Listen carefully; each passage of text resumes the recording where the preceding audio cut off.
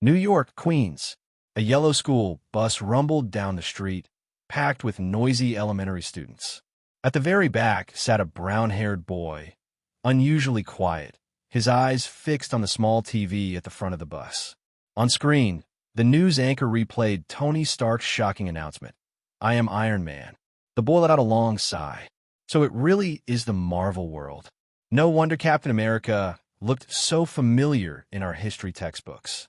11 years of peace almost made me think I crossed into the wrong universe. His name in this life was Jerry Carmen, 11 years old, just another kid on his way to junior high.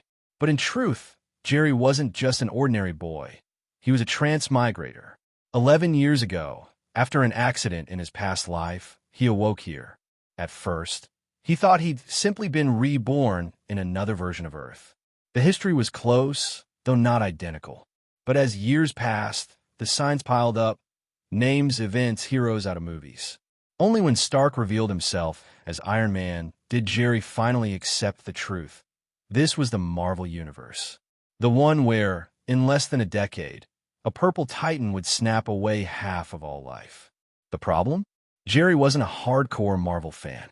His knowledge was spotty. Some Tobey Maguire Spider-Man movies, the first Avengers film he'd been dragged to by a lonely colleague, and scattered spoilers from fanboy coworkers. Still, he knew enough. This world was dangerous beyond imagination. Just as Jerry's thoughts spiraled, a childish but dramatic voice shouted beside him. "Frozen demon god of the far north, heed my call. Let everything turn to snow. Frozen formation." A stream of bubbles smacked Jerry right in the face. He turned, deadpan. "Aisha, how many times have I told you? No bubble wands on the bus. The teacher's going to scold you." The blonde girl next to him puffed her cheeks and brandished the bubble wand like a scepter. "Oomph. You dare oppose the Ice Queen Elsa? Prepare yourself. Abyssal Demon Jerry, frozen wave of ice."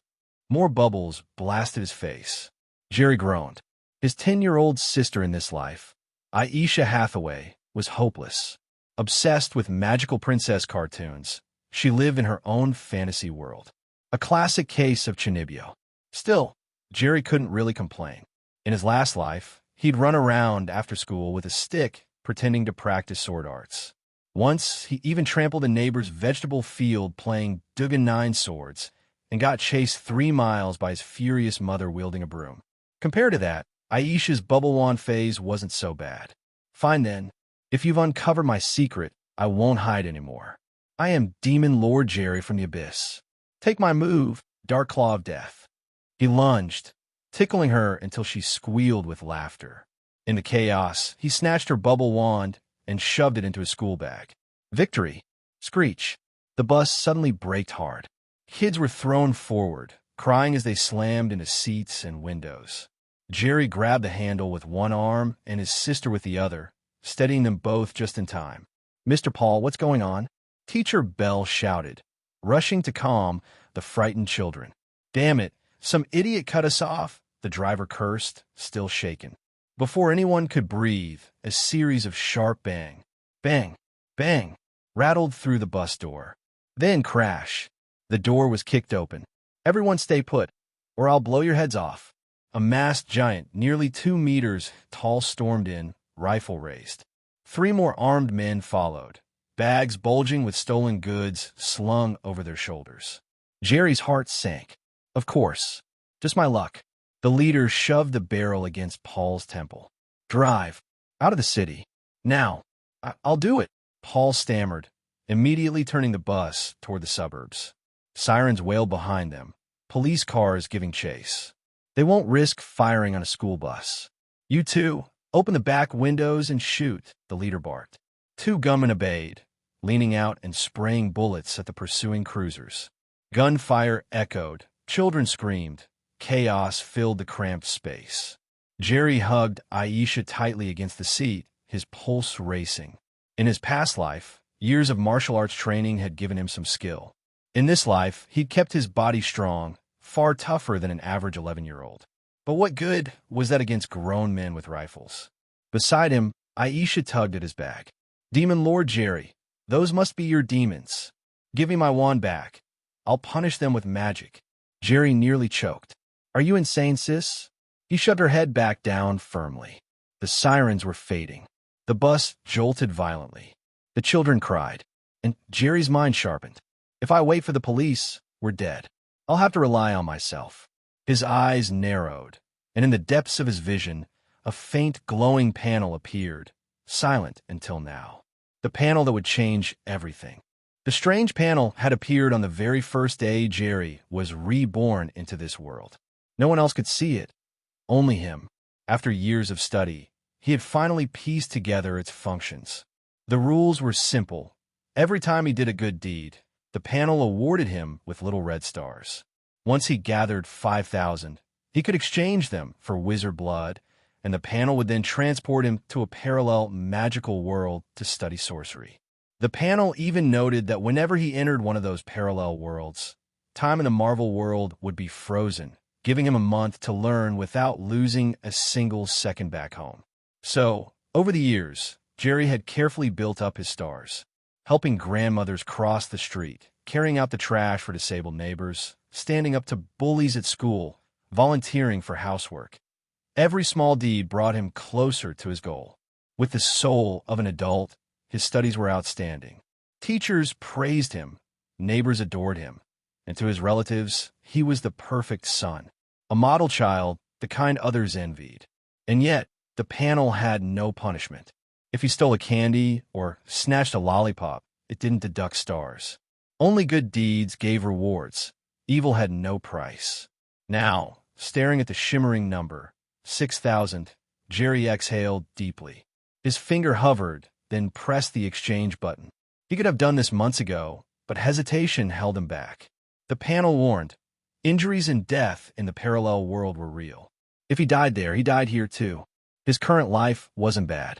His family wasn't rich, but they were comfortable.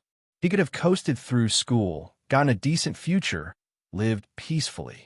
And Jerry, deep down, longed for a peaceful life. A house, a car, a warm wife waiting with hot food, children to take on holidays. A dream that had slipped through his fingers in his past life, where poverty and misfortune had robbed him of even a down payment before death came too soon. But this wasn't a safe world. This was Marvel, a universe where gods walked the streets and a single snap could erase half of existence. And right now, the staccato roar of submachine guns outside the bus window reminded him.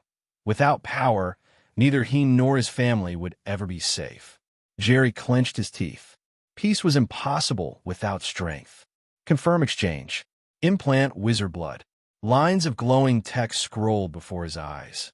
Implant successful. Extracting parallel small world. World selected. Harry Potter. Identity implanting.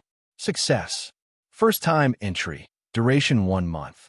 Additional time requires red star exchange. The world around him froze. His vision went dark. Consciousness slipped away. 1991, August 1st, Surrey, London. In a small orphanage in Winton, a brown-haired boy sat up abruptly in bed, rubbing his temples. So it's Harry Potter's world, thank God. At least I've seen all the movies. Relief flooded him. He'd feared some unknown magical realm, but here, he knew the basics. Details were fuzzy after so many years, but the broad strokes were clear.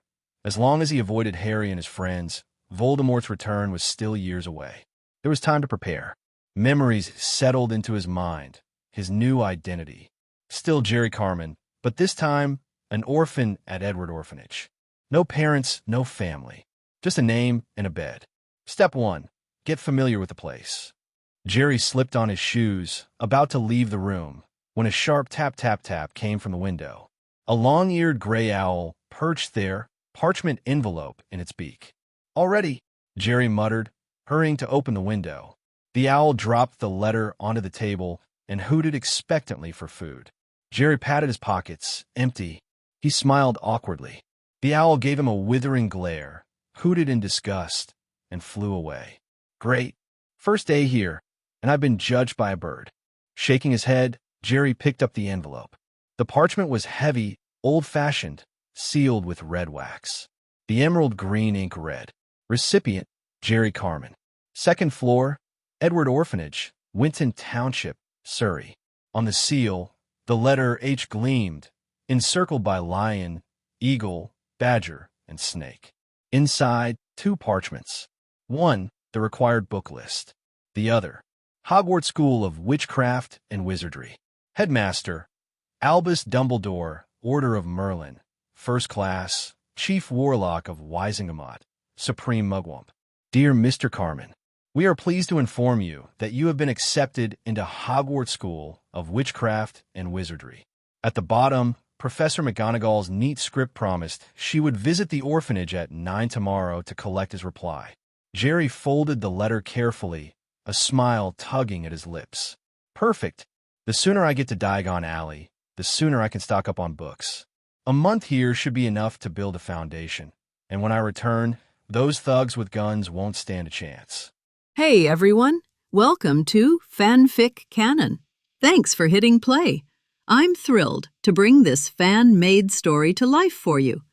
If you enjoy the ride and want more narrated fanfics, smash, subscribe, and tap the bell so you never miss an episode. And if you want audiobook of a novel of your choice, join my Patreon. Request any title that's freely available online, and I'll produce a full narration just for you. Now, let's dive into today's adventure. The next day, Jerry got up early when he knew that Professor McGonagall was coming to visit. After receiving the Hogwarts admission letter yesterday, he took a rough tour of the entire orphanage. According to the information provided in his mind, this orphanage named Edward was established by a businessman named Edward 20 years ago before his death. The original intention of the building was to rescue those poor orphans who were abandoned for various reasons. Unfortunately, after the old man died, things change a little. However, it's not particularly bad. It's just that the meals and treatment of the orphans have been reduced a lot, and the staff of the orphanage are not as friendly as before. Jerry felt that this was also human nature. In this day and age, there is no child abuse in places like orphanages, which is considered pretty good. After all, some orphanages are orphanages in name, but behind the scenes, they don't know what they are illegal institutions. There is a saying, the prosperity of the world is for profit, and the chaos of the world is for profit. No one is absolutely selfless except the great saints. He himself is not like this, except for those he cares about. If there is no certain benefit, he will not do some thankless things. Before, he had been working hard to do good deeds and actively help others. His original intention was only for Little Red Star. If there is no Little Red Star, presumably he will not take the initiative to help those strangers who do not know. When he was going to school, if he saw someone fall down on the road, he would step forward to help him. A few years after he came out to work, when he saw someone fall, he would only choose to take a detour. After all, the price of going forward may be his salary for a year of hard work. But to live this life again, to be honest, the many good people and good deeds he did because he wanted to earn a Little Red Star did have some impact on him. Because he found that when he was truly appreciated by others, it did make him feel some happiness inexplicably, although he didn't want to admit it. After queuing up for a simple breakfast, Jerry came to the large yard at the front door of the orphanage. He remembered that Professor McGonagall was Annie Magus, who liked to turn into a tabby cat when he went out to the Muggle world. So he guarded in the front yard. Maybe he could see the miraculous scene of a cat turning into a human in a while. Half an hour later, Jerry, who was hiding in a corner and watching for cats on the surrounding walls, frowned and looked towards the right side of the large yard. There, 3 teenagers around the age of 13 or 14 were laughing and pushing an 8 or 9-year-old boy to the ground, laughing at him nonstop. Through memory, Jerry knows that these 3 13-year-old boys are the 3 oldest children in this orphanage. Their favorite thing is to bully the younger orphans by relying on their physical strength. If there is any orphan who is unwilling to listen to them, then I am afraid that they will be bullied by them for a long time and even fight with each other. So the children in the orphanage were very afraid of these 3 boys. At this time, when they saw the little boy being pushed and laughed at, they didn't dare to stop them at all. In fact, there were also victims before who told the staff of the orphanage about this situation, but the staff did not take it seriously. They just warned the 3 of them verbally, but the victim who made a small report was retaliated by the 3 teenagers for a long time. for the staff of these orphanages. As long as the orphans did not suffer any serious injuries, they basically didn't care about anything. Fighting among children was not a big deal in their opinion. As for the little boy who was beaten now, he was transferred to the orphanage only recently, so he was targeted by these 3 teenagers. After thinking about it for a while, Jerry didn't step forward. He felt that even if he went to help the boy now, the little boy would still be bullied when he left the orphanage and went to Hogwarts. Besides, there is no benefit. When the time comes to fight, the visiting Professor McGonagall may have a bad impression after seeing it. However, when he heard the arrogant laughter of the 3 teenagers, and that the boy was surrounded because of his stubbornness, he might be about to suffer a meal, so he finally stood up with a sigh. I'm not soft-hearted, I just want to test it out. If you do good deeds in this world, you can also get Little Red Star. Yes, this is just a necessary experiment.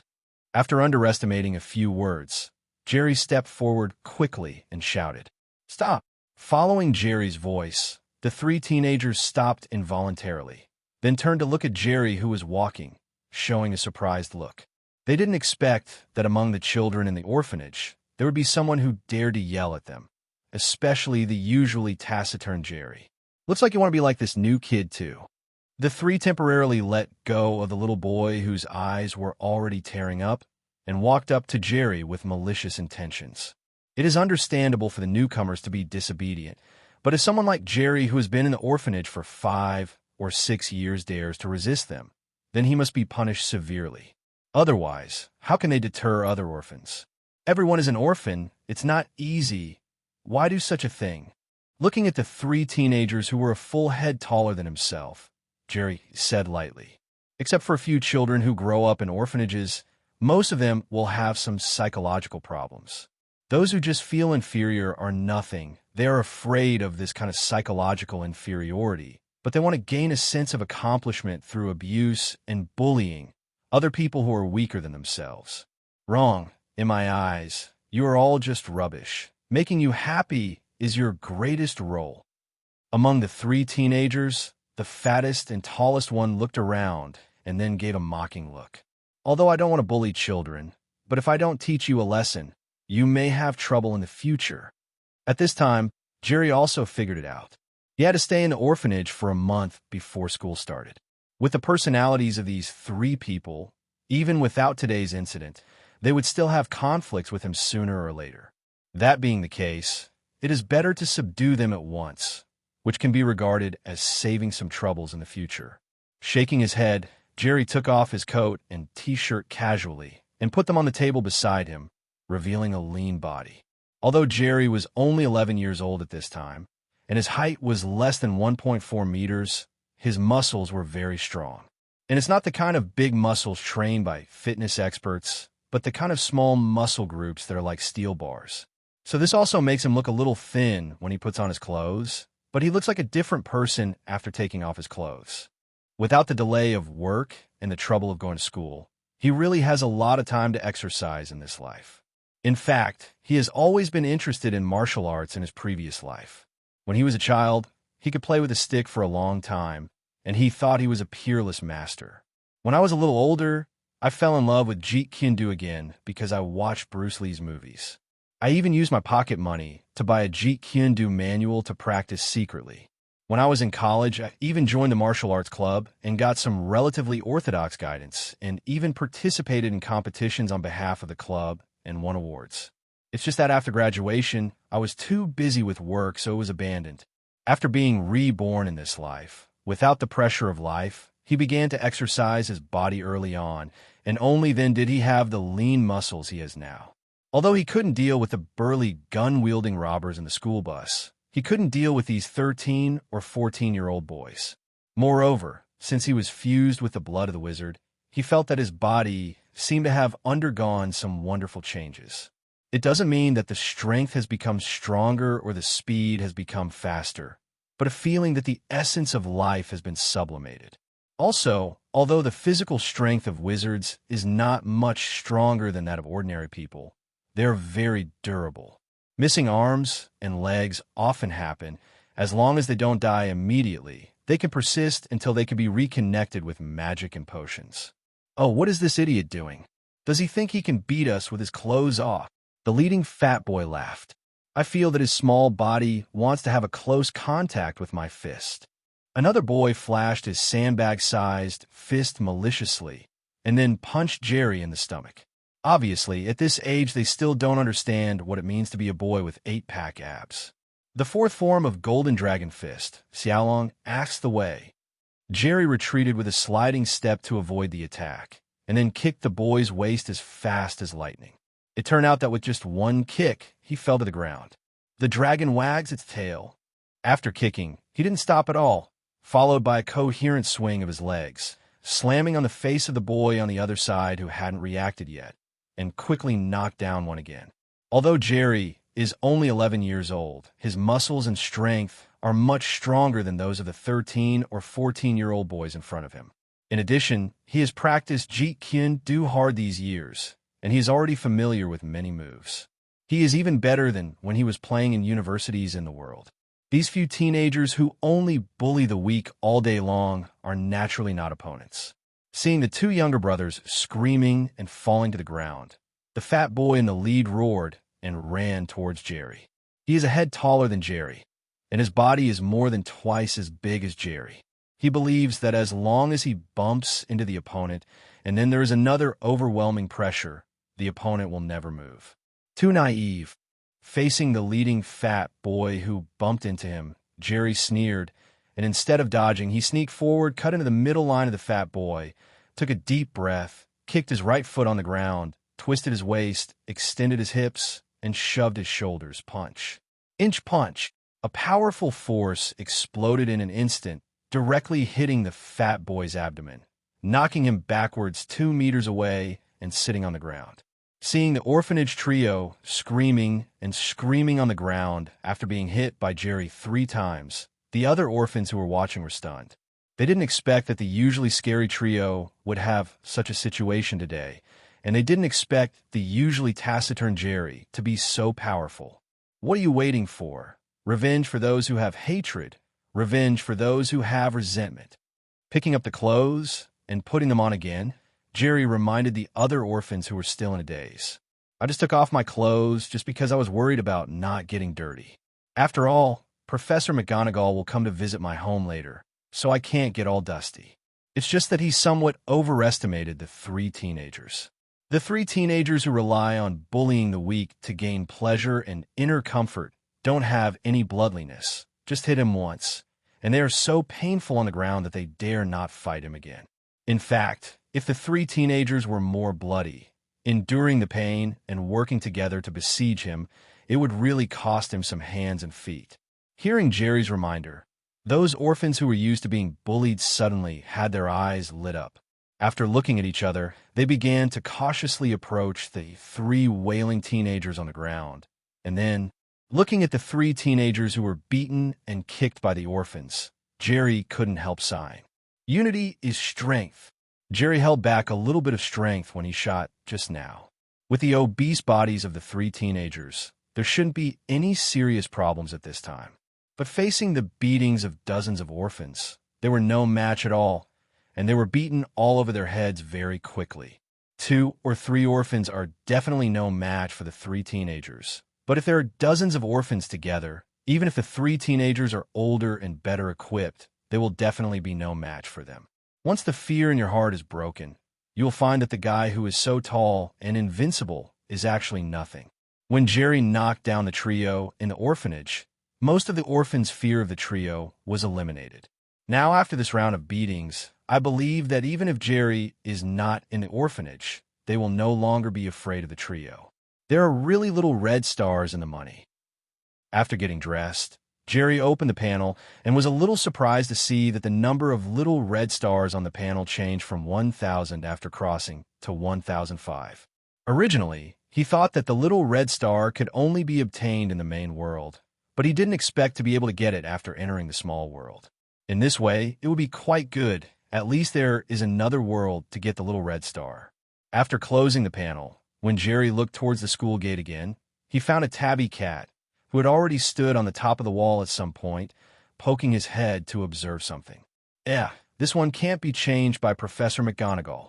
Jerry turned his head away, pretending to be calm, then rolled his eyes and shouted at the orphans. "Okay, you can stop." When the orphans heard the words, they immediately stopped beating the three teenagers. Facing Jerry, who had easily defeated the three teenagers just now, they were still very convinced. Ahem, I, Jerry Carmen, am a person who hates violence very much. I hope that we orphans who are suffering from the same disease can continue to strive for self-improvement, help each other in friendship, and work together. In the future, we will be useful talents to society, and we will shine a bright light on the future. 1,000 points of light. When the orphans heard the words, although they didn't quite understand, they still applauded very applaudingly. Jerry nodded, and then said to the three teenagers with bruised noses and swollen faces, "Before, you took advantage of your age to do evil in the orphanage and bully other younger orphans. Today is a lesson for you. We are all orphans. As long as you know your mistakes and correct them, everyone will accept you in the future. Don't you agree?" Seeing Jerry's dangerous eyes, the three teenagers with bruised noses and swollen faces didn't dare to neglect and hurriedly replied, "Oh, that's right." In the room of the orphanage, Jerry recalled the words he said in the yard before and felt that Professor McGonagall should not have a bad impression. Although he shot and beat up several teenagers, he also explained the reason just now, which can be regarded as an act of righteousness. Clang, clang, clang. Coming. Jerry's eyes lit up when he heard the knock on the door, and he got up and opened the door immediately. It was the current director of the Edward Orphanage who knocked on the door, and beside him stood a lady in her 50s or 60s wearing square glasses, a Scottish shirt, and a green robe. "Mrs. McGonagall, this is the Jerry Carmen you're looking for." The dean's tone revealed respect, but Jerry saw a trace of fear from his expression. Apparently, after Professor McGonagall came to the orphanage, he first explained the reason to the director of the orphanage and showed off his ability as a wizard. "Okay, Dean Brian, please lead the way. Next, I want to talk to Mr. Carmen alone." "No problem, then I'll go first." The dean nodded quickly and left the room in a hurry. "Hello, Mr. Carmen." Professor McGonagall closed the door and walked into the room, first greeting Jerry. Jerry looked at Professor McGonagall and asked politely, "Hi, may I ask who you are?" "I'm the vice principal of Hogwarts School of Witchcraft and your future transfiguration teacher. You can call me Professor McGonagall." Professor McGonagall explained. Jerry immediately pretended to be enlightened. "It turns out that you wrote the letter sent by the owl yesterday, but does magic really exist in this world? And where is Hogwarts School of Witchcraft and Wizardry?" Little wizards who grew up in a muggle environment will have similar doubts when they receive the admission notice. McGonagall was already used to this and knew how to quickly gain the little wizard's trust. "Flaviv." She drew out her wand, pointed at the cup on the table in the room, and a ray of magic light shot out, and the cup immediately turned into a fat, big orange cat. Magic has always existed. When you were growing up, you should have had some incredible experiences. Those are the powers that originate from the blood in your body. And Hogwarts School of Witchcraft and Wizardry is a school that teaches you how to learn and control magic. Watching Professor McGonagall's demonstration of magic, Jerry couldn't help but widen his eyes. Although he had watched movies on TV in his previous life, when he saw a person waving his hand and turning a cup into a cat, the effect was completely different, turning non-living substances into living substances in an instant. Jerry thinks, this is indeed very magical. 20 minutes later, "That's about it. Is there anything else you want to ask?" Seeing that Jerry believed her completely, McGonagall asked finally, "Professor, although I really want to go to Hogwarts to study magic, you should know that I don't have the ability to pay the tuition." Jerry thought for a while and asked his own question. He remembered that the little wizard born in a Muggle family in the movie could exchange Muggle coins to Gringotts for galleons, but he guessed that the orphanage he was in would not be willing to give him money to go to Hogwarts, go to school. Professor McGonagall showed a smile on his face. "You don't have to worry about this. The school will provide you with a bursary for your normal studies, and you can pay it off after you graduate and work." "Okay, then I have no problem." Jerry nodded. Professor McGonagall had already explained the general situation. He understood some key things because of his memory, so he understood them quickly. Very good, Mr. Carmen. It seems that you are not only very brave, but also have a strong understanding ability. Professor McGonagall looked at Jerry, who was very calm, with a look of satisfaction in his eyes. On the fence of the orphanage before, Professor McGonagall witnessed the whole process of the bullying incident in the yard. And Jerry's performance at that time also made her look a little different. She felt that the bravery and responsibility shown by the 11-year-old child at that time, as well as the positive spirit in his words, were not possessed by many adult wizards today. If you use one sentence to summarize Professor McGonagall's views on Jerry at this time, it is, "This son will become a great weapon in the future." Okay, since you already understand and are willing to study magic at Hogwarts, today I will take you to Diagon Alley and buy all the things you need to start school. Professor McGonagall took out his pocket watch, checked the time, and stood up from his seat. Diagon Alley? Jerry had a surprised look on his face. It's not that he doesn't know what Diagon Alley does. It's just that he didn't expect Professor McGonagall to take him to buy school supplies after his home visit. But after thinking about it for a while, he understood again. A young wizard from a normal wizarding family definitely does not need to be taken to Diagon Alley by a Hogwarts teacher. And little wizards and muggle families also have parents, so as long as they make it clear to their parents, there's naturally no problem. Every time Hermione went to Diagon Alley to buy school supplies, her parents accompanied her there. And he is now an orphan. If Professor McGonagall doesn't take him to Diagon Alley, who will take him? It would be unreliable to expect the director of the orphanage to be an employee. That's a street that sells wizard items. You need to go there to buy all the items you need to go to school. Professor McGonagall thought that Jerry didn't know what Diagon Alley was, so he explained it a little. Then how do we get there, by train? Jerry remembered that Diagon Alley seemed to be somewhere in the city of London, and the small town of Winton, where he was located, was not that close to the city of London. No, grab my arm. It may feel uncomfortable for a while. You need to be patient. McGonagall offered Jerry an arm without much explanation. Could it be? Jerry's heart skipped a beat, and he immediately thought of something. Sure enough, when Jerry grabbed Professor McGonagall's arm, he saw Professor McGonagall take out his wand again and whispered, "The follower appears."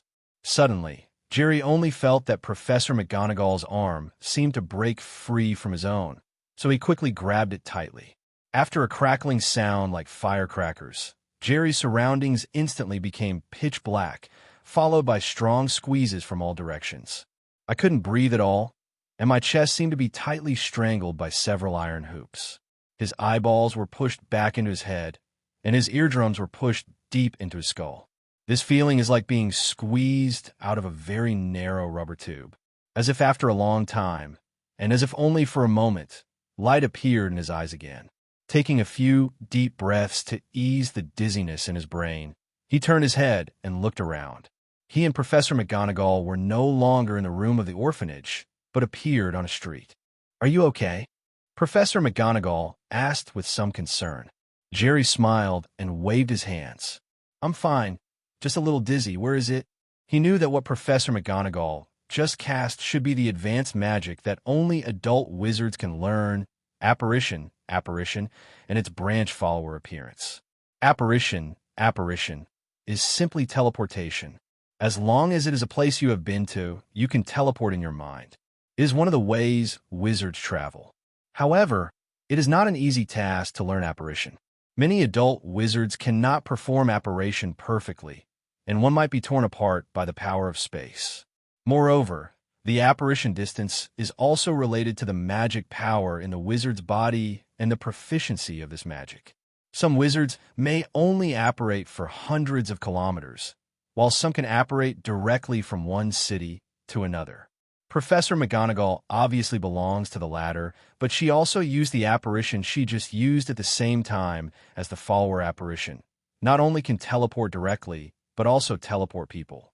It's just that Jerry thought that Professor McGonagall would take him directly to Diagon Alley, but now it seems that he appeared on a Muggle street. Charing Cross Street, London. This is an entrance from Muggle Street to Diagon Alley. You have to remember the name and location of this street, because next time you come to Diagon Alley, you need to come here by yourself. It turns out that in the eyes of Professor McGonagall, Jerry is a child who knows nothing about the wizarding world.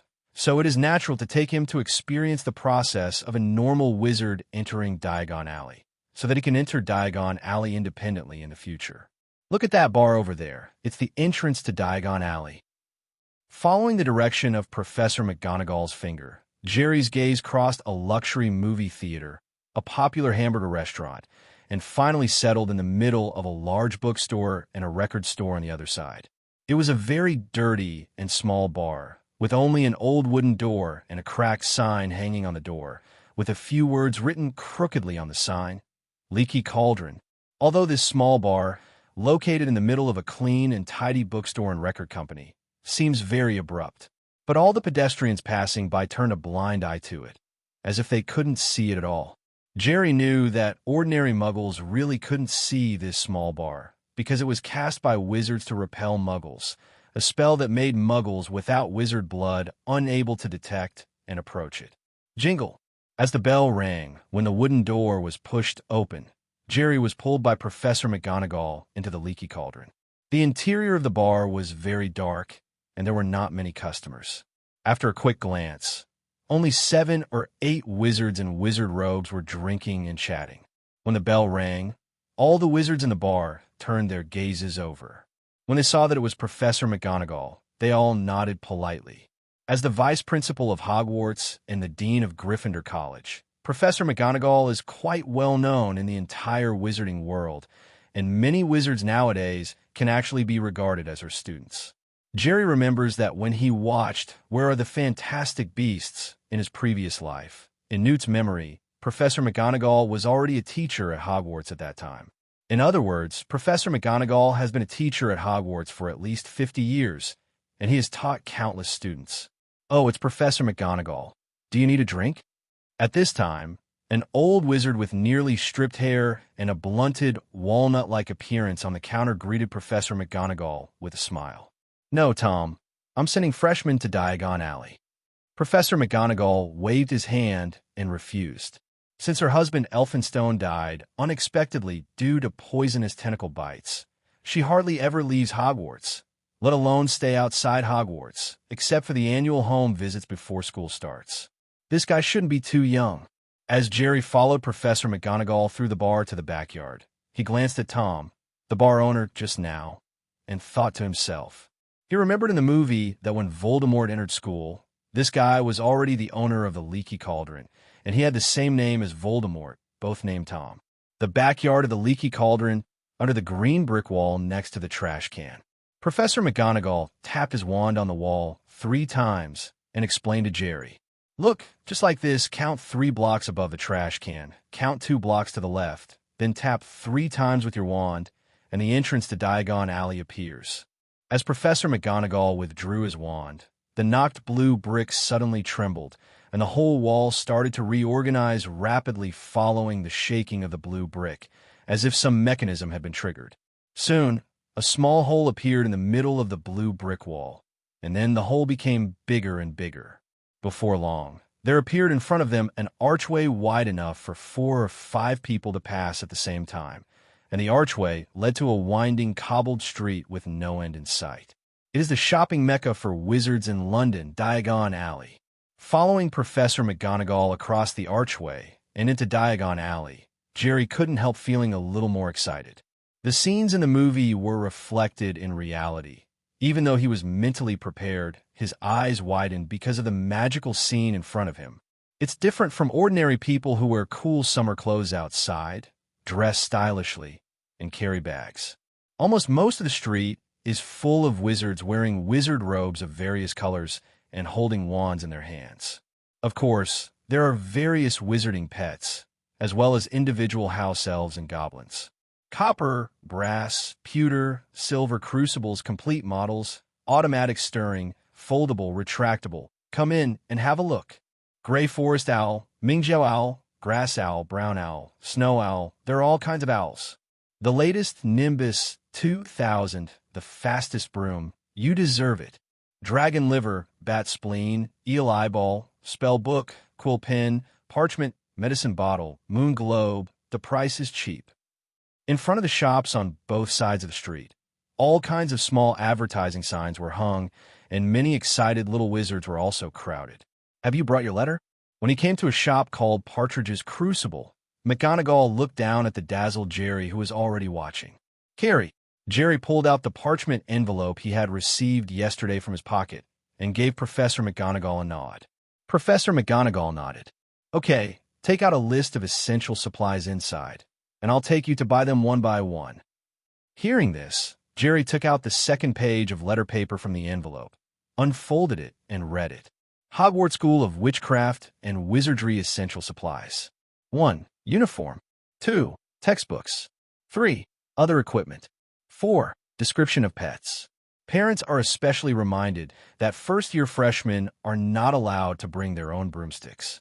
The Hogwarts stipend is 100 galleons per year, and there is no need to go to Gringotts to pick it up.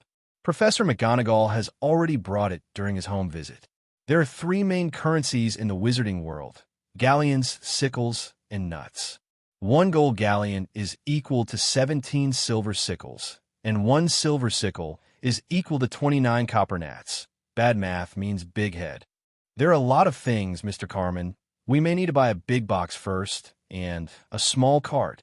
Professor McGonagall pulled Jerry, who was looking around, through the dense crowd, and soon came to a shop selling sundries. In this store, Jerry bought a super large suitcase, a small cart, a set of glass or crystal vials, a telescope, and a brass scale. Then they went to a crucible shop with a shiny partage sign and bought a crucible pewter standard size too. What pet do you want? An owl, a cat, or a toad? After coming out of the crucible store, Professor McGonagall looked at the Ella Owl store next to him and asked Jerry. Pet. Jerry had a thoughtful look on his face. In fact, Jerry really has no idea about keeping pets. After all, he didn't have the habit of keeping pets in his previous life. Little wizards now like owls because they can help deliver letters and gifts, and they are relatively more practical. Professor McGonagall thought that Jerry didn't know much about pets, so he recommended the most popular pets at Hogwarts. Owl? Forget it, it's still a cat. I like cats better. Owls are indeed very practical for little wizards. They can help deliver letters and gifts. Relatively speaking, cats and toads seem to have no role other than eating. But Jerry knew that in a pet treatment shop in Diagon Alley, there was a cat with the blood of a cat named Crookshanks. It is the smartest cat evaluated by Sirius. Not only can it quickly detect corrupt or suspicious people, but it can also distinguish Animagus who has turned into an animal form. Also, it is able to solve some problems on its own without help or guidance. As a person with secrets, Jerry felt that if he had to keep a pet, it would be nice to have such a cat. The point is, with Crookshanks present, Ron's mouse, Scabber, which was transformed for Peter Pettigrew, should not dare to approach him again. As for owls, there are public owls in the school that can be used. It doesn't cost money, so why raise one yourself? And there's also an owl post office outside. Cats? Few little wizards buy cats as pets now. Professor McGonagall was a little surprised when he heard Jerry's answer, but there was a smile on his face.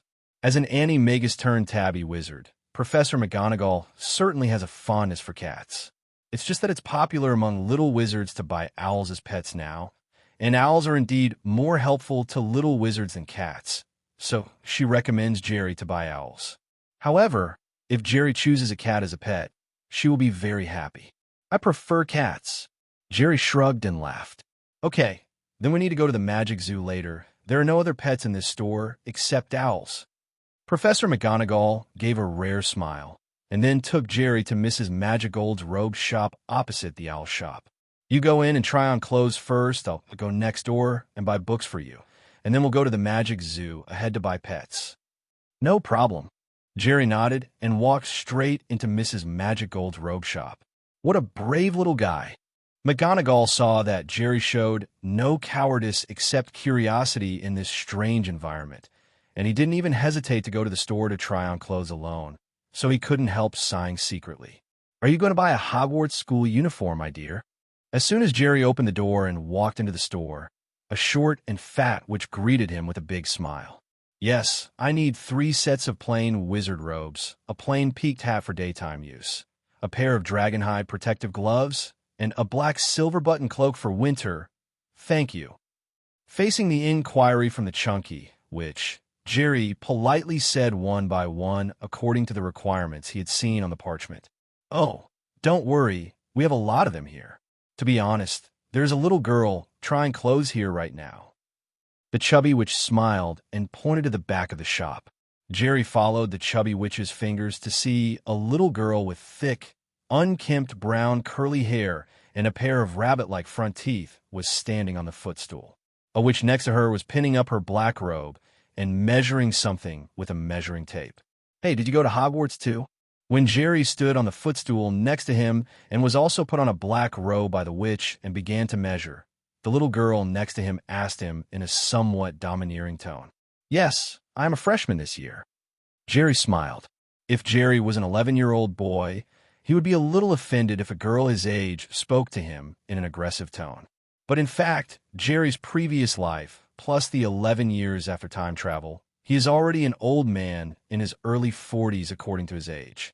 So when he saw a little girl talking to him in a domineering tone, he only felt that the little girl was quite cute. Me too. No one in my family knows magic, so when I got the offer I was utterly surprised, but also delighted because, it's the best school I know. Magic school. The little girl seemed a bit talkative, so she chatted with Jerry while she was standing on the footstool and couldn't move. It seems that you know quite a lot. Jerry complimented him very cooperatively. The little girl raised her chin proudly. Of course, when that Professor McGonagall came to my house yesterday, I asked a lot of questions, and I have decided to memorize all the textbooks before the school starts, and I will definitely become the wizard with the best grades by then. Oh, that's for sure. I can tell at a glance that you are not an ordinary person. You will definitely become an excellent wizard in the future. Come on. Jerry stretched out his hand from under the black robe, gave Xiao Gunnian a thumbs up, and said with a smile in his heart, "What a funny little girl. Hermione, is your place all right? We've got everything except the textbooks now." At this moment, the store door was pushed open, and a middle-aged couple walked into the house with a trolley, shouting to the little girl who was chatting with Jerry. "Make friends. My name is Hermione Granger." Hermione took the initiative to extend her right hand to Jerry. She felt that the little boy in front of her was different from the other classmates she had met before and seemed to fit her very well. Jerry Carmen. Hearing Hermione's introduction, Jerry froze for a moment, then smiled and reached out to shake her hand. "Jerry, I'm going to buy textbooks. See you when school starts." Hermione returned to her parents, waved to Jerry, and left Madame Malkin's robe shop. "See you at the beginning of school." When Hermione's family left completely, Jerry's face showed a puzzled expression. Does Hermione have big front teeth and thick, curly brown hair? This seemed a bit different from the image in the movies he had seen. He remembered that Hermione in the movie had no front teeth and was very beautiful. But speaking of it, if the little girl he met just now had her hair done and her front teeth straightened, she should be pretty too. After all, the little girl has big eyes, and her facial features are actually Zhou Zheng, but she doesn't know how to dress up, and her image is ruined by her front teeth. "It's ready, dear." 10 minutes later, the chunky Mrs. Malkin also came to Jerry with a bag containing Hogwarts uniforms. "Okay, thank you." Jerry paid the fee, put the clothes into the suitcase, pulled the trolley, and opened the door and walked out of Mrs. Malkin's robe store. Professor McGonagall. As soon as he went out, Jerry saw Professor McGonagall walking towards him carrying a bag of magic books, and waved quickly. "Okay, now only pets and wands are left. Ollivander's wand shop is at the end of Diagon Alley, so let's go to the magic zoo first." Putting the magic book into the suitcase, Professor McGonagall took Jerry in the trolley and continued to walk along the streets of Diagon Alley. When passing by Florence Cold Drinks, I also bought Jerry a barley ice cream, an ice cream that can taste 100 different flavors. That's Gringotts Bank, a wizarding bank run by goblins. If you need to store valuables in the future, you can also come to this bank. It's still very safe, probably. Professor McGonagall watched Jerry set his eyes on the tall, white building on the right and patiently explained to him. But halfway through the explanation, she suddenly remembered the theft of Gringotts yesterday, and her tone was no longer so sure. Jerry nodded in understanding. In fact, he wasn't looking at the bank just now, but just looking at the two goblins standing guard at the door of the bank and lamenting how ugly the goblins in this world are. By the way, Mr. Carmen, I want to warn you seriously, if you come to Diagon Alley alone in the future, please remember not to go to that alley. At this moment, Professor McGonagall suddenly looked serious and pointed to a narrow and dark alley opposite Gringotts. That is, Jerry's heart moved, and he already had a guess. Professor McGonagall replied with a straight face. That's Noctur Alley. You just need to know that it's a dangerous alley for you. Okay, I remembered. Jerry nodded seriously. In his opinion, Professor McGonagall may be the kind of person with a knife mouth and a bean-curd heart. Although he looks serious most of the time, he is not inferior to anyone in Hogwarts in terms of caring for little wizards. A professor. Seeing that Jerry was so sensible, Professor McGonagall looked relaxed and led him to continue walking in the direction of the Magic Zoo. The Magic Zoo is located between the bouncing and frolicking magic joke shop in Gringotts. The store is not big, but there are many kinds of pets in it. As soon as Jerry stepped into the shop, he saw densely packed iron cages hanging on the entire wall. There's a big purple toad gorging on dead blowflies, a frighteningly big turtle with a shell on its back that glistens like a jewel, a white rabbit that can turn into a satin top hat at any time, and all kinds of stuff. Color cats, mice and ravens, and more. Professor McGonagall, you are here. What do you need? A young witch with thick black glasses saw Professor McGonagall at the door and immediately greeted her with a respectful tone. Pavla, I'm bringing the first graders over to buy a school pet. A small smile appeared on Professor McGonagall's face. How is it? Is the work going well? Very good. The boss treats me well. What kind of pet does the little guy like? I can give you a 20% discount. The young witch helped her eyes, lowered her head, and smiled, and asked Jerry. Ma'am, I want a cat. Jerry scanned the entire store with his eyes, and soon found his target. Look at this gray short-haired cat. It's very docile and very suitable as a pet. Hearing this, the young witch immediately picked out the best-looking British shorts and placed them in front of Jerry. Jerry glanced at it and shook his head, then pointed at the big-faced yellow cat lying on the cage at the top of the wall and said, I like that type of cat. The cat he remembered from Hermione seemed to be a long-haired yellow cat, and the one in the entire shop that qualified now was the one he was referring to now. Crookshanks. A look of surprise appeared on the young witch's face. Because of his appearance, Crookshanks has been in the store for several years, and no one wants it. She didn't expect Jerry to fall in love with him at a glance. Yes, I think it's ugly and cute, very cute. Jerry opened his eyes and replied, nonsense. That's really great. I've been worrying that it won't find a good owner. I hope you can take good care of it in the future. Pavla used to be a student of Hufflepuff at Hogwarts. Because she liked magical animals, she worked as a clerk in the magical animal store in Diagon Alley after graduation. She was happy that Crookshanks was bought by Jerry not because another business was done, but because Crookshanks had found an owner who liked it. I will try my best to take good care of it, although it is my first time to keep a pet. There was a hint of sincerity in Jerry's tone. After leaving Magic Zoo, Jerry hugged Crookshanks, who was snoring in his arms, and followed Professor McGonagall to the last shop at the end of Diagon Alley. That is Ollivander's wand shop, which has been making professional wands for thousands of years. The process of choosing a wand is the same as in the movie. That is, the boss takes a measuring tape and measures it at him, and then starts to try the wand. During the process, there was nothing different from ordinary people, just like ordinary little wizards. After all, what he exchanged was normal wizard blood. After trying 2 or 3 wands, Jerry quickly found one that worked better. Alder, Dragon's Heart Nerve, 11 inches long. You must be a helpful little wizard. Looking at the wand waving in Jerry's hand, Ollivander explained with a smile. Alder is an inflexible wood, but I've found that its ideal owner is neither obstinate nor obstinate, but rather helpful, caring, and lovable wizards. Helpful. Hearing Ollivander's explanation, Jerry looked at the wand in his hand with a strange expression on his expression. After leaving Ollivander's wand shop, it was already noon. Professor McGonagall paid to take Jerry and Crookshanks to lunch at the Leaky Cauldron, and then they went to the streets of Diagon Alley again. Get smaller quickly.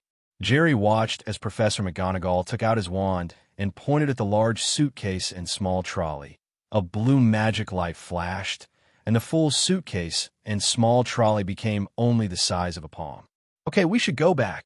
Professor McGonagall picked up the large suitcase and small trolley, pocketed it, and stretched out his arm. Good. Jerry froze for a moment, then understood immediately, grabbing Professor McGonagall's outstretched arm. The follower appears. With a wave of the wand, Professor McGonagall and Jerry disappeared from the streets of Diagon Alley. Magic, what a magical power! Looking at the familiar orphanage room, Jerry couldn't help but sigh with emotion. Don't be envious. After you graduate from Hogwarts, you can easily cast these spells. Of course, the premise is that you study hard. Professor McGonagall took the large suitcase and small trolley out of his pocket and said to Jerry after lifting the spell of reducing size, "I will." Jerry put Crookshanks down and nodded with a serious expression. Of course he will study magic well, because the world he lives in is not a very safe world, and magic is the only power he can master now that can protect himself. In order to survive, he had to devote 200% of his energy to learning magic no matter what. This is your ticket to Hogwarts. On September 1st, at King's Cross Station, it's on the ticket. Your dean will drive you there by then. I've already agreed with him in advance. When the time comes, you will pay attention. Compared to Hagrid, who threw a ticket to Harry and rushed away, Professor McGonagall was much more careful. He not only told the director of the orphanage to send Jerry, but also told him that when he took the Hogwarts Express, that might be I talked to him about some of the problems. After a while, Jerry smiled and assured Professor McGonagall, "Professor, I have already remembered, don't worry. I will take the Hogwarts Express train to school on time." Professor McGonagall nodded. "Then see you at the beginning of school, and Mr. Carmen, I think you are very suitable for Gryffindor." After leaving the last sentence, Professor McGonagall waved his wand, apparat, and disappeared in place. The reckless college? Seeing Professor McGonagall disappear, Jerry couldn't help showing an embarrassed look on his face. In fact, when he first knew that this was the world of Harry Potter, Gryffindor and Slytherin were the first to be ruled out, and when Claw was the first choice, followed by Hufflepuff. After all, his original purpose was to learn magic and improve himself in this world with peace of mind. And Gryffindor is a group of reckless people who are good at things, and they're the first to cause trouble. Slytherin has serious class conflicts, and he was born as an orphan, and he is not easy to mix. Neither of the two colleges could allow him to study with peace of mind. In terms of the learning atmosphere, Ravenclaw, who uses intelligence and intelligence as the selection criteria for students, is definitely the best. They are all academic masters. If you can't get Ravenclaw, it's good to get Hufflepuff. The little wizards of Hufflepuff are generally honest and kind. At least they won't interfere with his study. However, now Professor McGonagall seems to appreciate him and wants him to go to Gryffindor, and he can earn a little star in this world, so Gryffindor seems to be considered.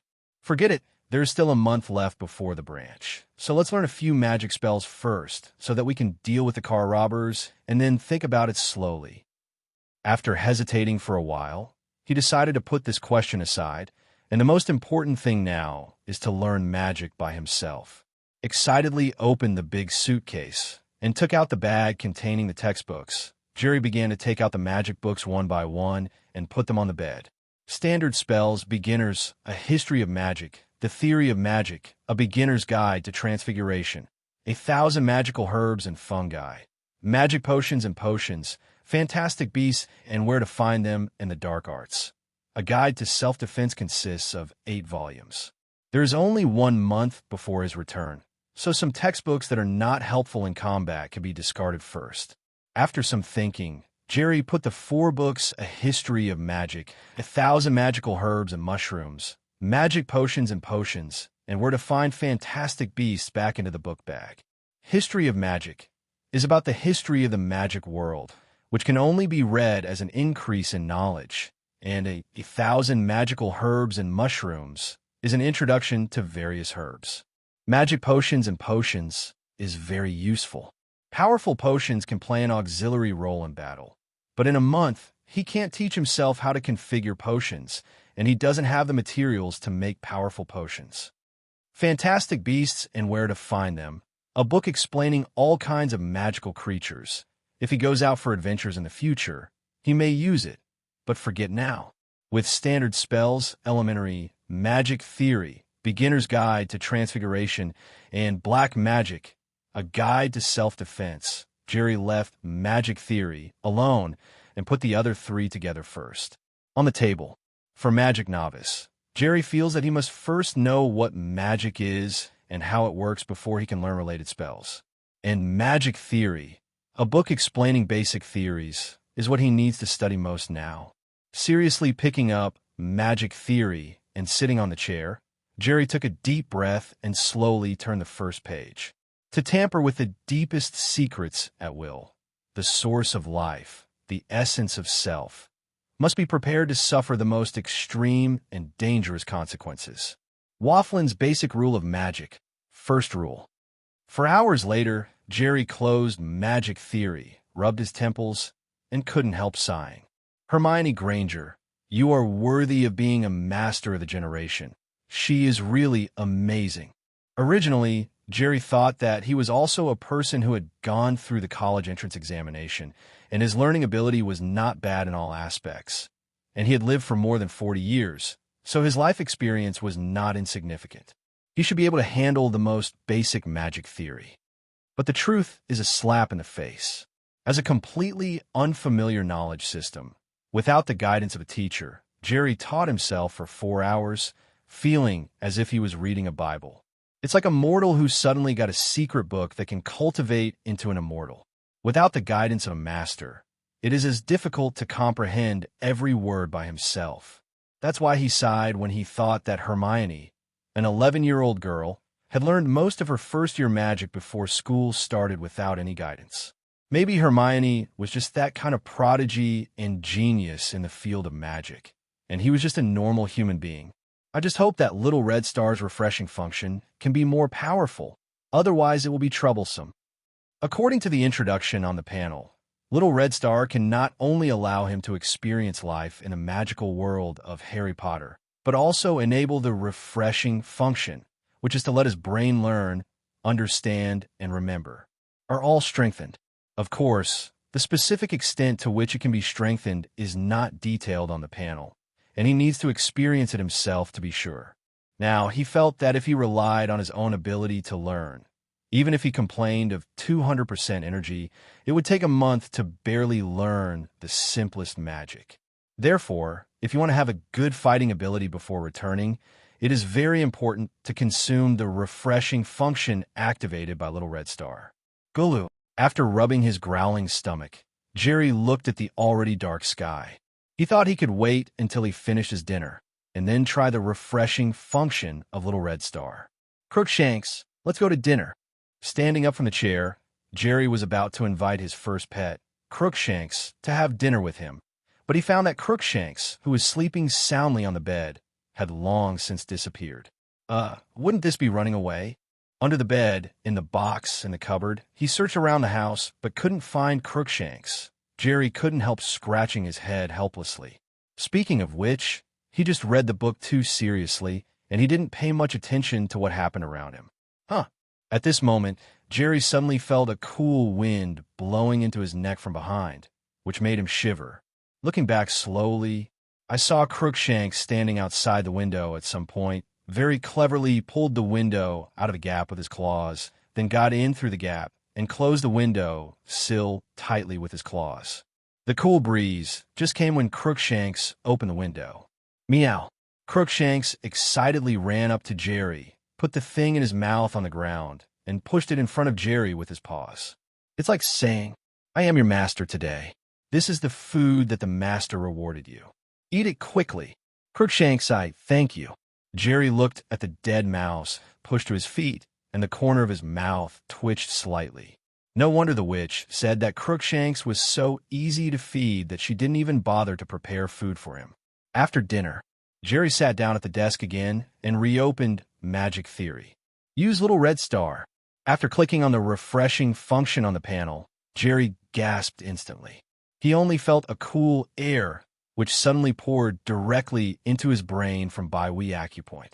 The brain, which had become more and more sluggish due to a busy day, immediately returned to its best state after the infusion of this cool air. He now feels like he sleeps deeply for 8 or 9 hours at night and wakes up in the morning with a cold drink. The mind is very clear and the brain is abnormally active. Lowering his head and starting to study magic theory again, Jerry only felt that the obscure knowledge of magic theory in the afternoon suddenly became easier. It seems that the original high-number calculus, after using the refreshing function of Little Red Star, becomes a linear equation in one variable, and the difficulty is instantly reduced by several levels. Or, to be more precise, his brain comprehension ability and learning and memory ability have improved several levels. So the difficult calculus has become as simple as a one-dimensional equation in his eyes. With the refreshing blessing, Jerry's speed of reading magic theory was much faster. Originally, it took more than 4 hours in the afternoon, and he barely managed to read 4 or 5 pages, and he still couldn't fully understand it. But now, under the blessing of refreshing the mind, he has read a quarter of the book Magic Theory in just 1 hour, and he has almost completely understood it. Stop. For hours later, when Jerry finished reading the entire Magic Theory and remembered his understanding, he temporarily turned off the refreshing function on the panel. Without the blessing of refreshing the mind, his brain returned to a normal state again, and at the same time, a strong sense of fatigue also hit him. It seems that using the refreshing function not only consumes the Little Red Star, but also overdraws the brain power. It seems that I will buy a few boxes of 6 walnuts in the future. At this time, Jerry realized that although the refreshing function is powerful, it is not a small burden on his body. He hurriedly closed the book, got up, and lay down on the bed, and within 2 seconds he fell into the deepest sleep. Next morning, when the first ray of sunlight hit Jerry's face through the window, he slowly opened his eyes. After a night of deep sleep, the brain returned to its normal state again. Next time I can't use it for so long at once. I used it for the first time yesterday because the refreshing state was so wonderful that he couldn't help but turn on for 4 hours. Although he read and understood the entire magic theory in one go, it also overwhelmed his brain, and he fell into a deep sleep mode after barely persisting for a long time. Therefore, it is obviously unwise to turn on the refreshing function for a long time. The overuse of the brain will make his body instinctively enter deep sleep, because deep sleep can better restore his brain. But in deep sleep, even if there is thunder outside, he will not have any reaction, which means that he will have no vigilance at all in that situation. In case of danger, it is a lamb waiting to be slaughtered. Opening the panel, Jerry checked the number of little red stars he had consumed after turning on refreshing. 240? In other words, 1 little red star is consumed every minute. Last night, the refreshing function was turned on for a total of 4 hours, consuming 240 little red stars, which is equivalent to consuming 1 little red star every minute. On the whole, it's okay, but it didn't surprise him too much. There were a total of 1,005 little red stars on his panel before, but 240 were consumed yesterday, and there are 765 left. In conversion, the refreshing function can be turned on for nearly 13 hours. According to the previous magic theory, which took about 4 hours to master, the remaining 3 books are Standard Spells Elementary, Beginner's Guide to Transfiguration, and Dark Magic, a Guide to Self-Defense. It can be read quickly in about 13 hours. That is to say, his current number of little red stars should barely allow him to complete his original 1-month study plan ahead of schedule in the next 2 or 3 days by indirectly relying on the acceleration function of improving the brain. 5 days later, Jerry held the wand in his hand, pointed at the wooden door of the room a little nervously, and whispered a spell. Allaho hole is open. A weak magical power slowly flowed out of Jerry's body along with Jerry's spell and spiritual power, and then entered the wand along his arm. After being magnified by the wand, it turned into a blue magic ray and shot out, precisely hitting the wooden door. The door is locked. Ka. The wooden door, which was originally locked, opened automatically after a mechanical vibration under the action of Jerry's unlocking spell. It's finally a success. Seeing the successful casting of the unlocking charm, Jerry heaved a long sigh of relief. In fact, 2 days ago, he indirectly activated the function of boosting the brain and slowly read all the magic knowledge and spells in the 4 magic books and memorized them in his mind. But just reading and understanding the theoretical knowledge in the magic book does not mean that you can successfully cast the corresponding magic. Although the spells that appear in these books are the most basic and simplest spells. According to Jerry's understanding of combining the contents of the 4 books, the reason why wizards can cast magic is because they have the special blood of wizards in their bodies, and they are born with a magical power called magic power. And magic is based on this power, transforming it through spells and spiritual power, and producing various magical effects. If you want to cast a spell successfully, you must first have magic in your body, which is why muggles and squibs cannot cast magic even if they know the spell. In addition to magic, you'll need a wand. The wand is like an amplifier and stabilizer. It can amplify and stabilize the magic power you output so that you can cast magic better. If there is no magic wand, it is not impossible to cast magic, but it requires the wizard himself to have strong enough magic power and a strong ability to control magic. And different wands have different magnification and stabilization effects. The more suitable your wand is, the easier it is to reduce the difficulty and increase the power when casting magic. A wand that is not suitable for you will not only make it more difficult to cast spells, but may even be impossible to use at all. In addition to the wand, in order to successfully release a magic, you must have a certain theoretical basis for magic and have a clear understanding of the magic you want to release. Every word of the mantra must be pronounced clearly and accurately, and the rhythm of chanting the mantra must also fully meet the requirements. Standard spells, elementary, mention that a wizard named Barufio, because of inaccurate pronunciation when chanting the spell, said F instead of S, and found himself lying on the floor on the chest stand a bison. Therefore, if you want to cast the spell correctly, you must practice and keep practicing. The more you practice, the more you will naturally be able to accurately cast the corresponding spell. Of course, some spells are more difficult. If you want to cast them successfully, you will need some more complicated skills. These skills books may not be mentioned in the book. You need a professional teacher to guide you to learn them slowly. After 2 days of practice, Jerry finally found some skills today and successfully cast the first spell unlocking spell. With the first success, his practice will become more and more smooth in the future. I believe that it will not be long before he can master all the spells in the first grade textbook. 10 days later, Jerry kept practicing various spells in the room with a wand in his hand.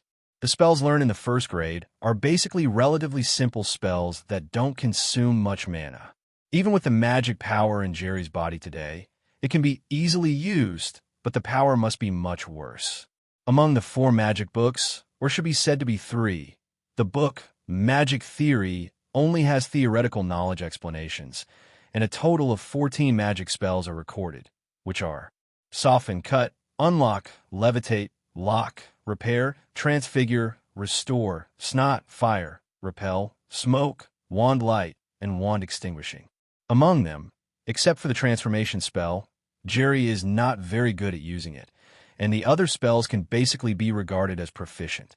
However, among the 14 spells, except for the Cutting Curse and the Fire Curse, which are considered a little offensive, the other spells do not have much offensive effect. And the most important thing is that with his current magic power, the Cutting Curse cast can't even cut the clothes completely, and the Flame Curse can emit a small flame at most, which is similar to a lighter. Originally, Jerry thought that in those few magic books, there would be the kind of body-binding spell recorded, which was the kind of spell that Hermione immobilized Neville in the movie.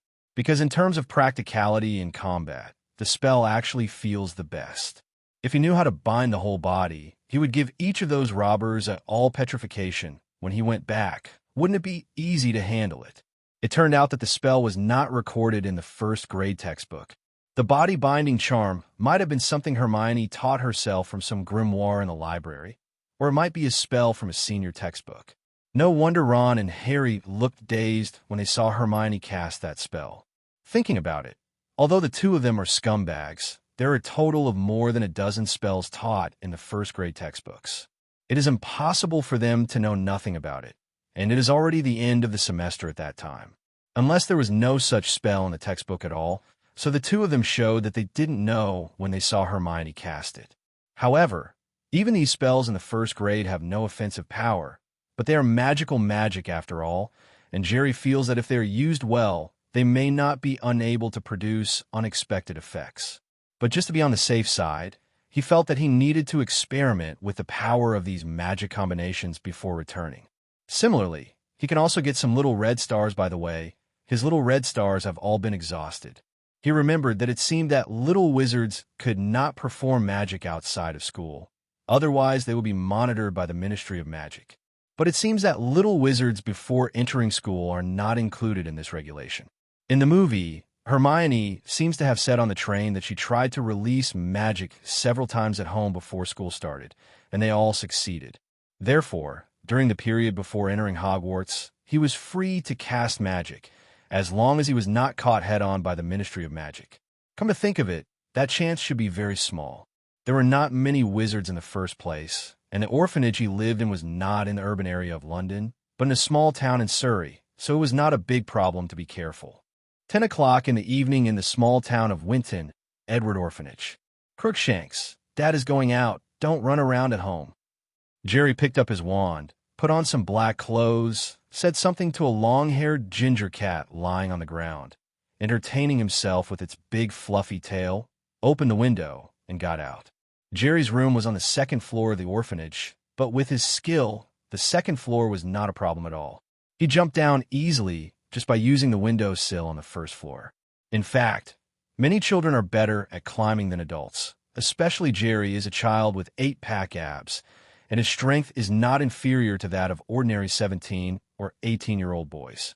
The orphanage was already pitch black at 10 o'clock.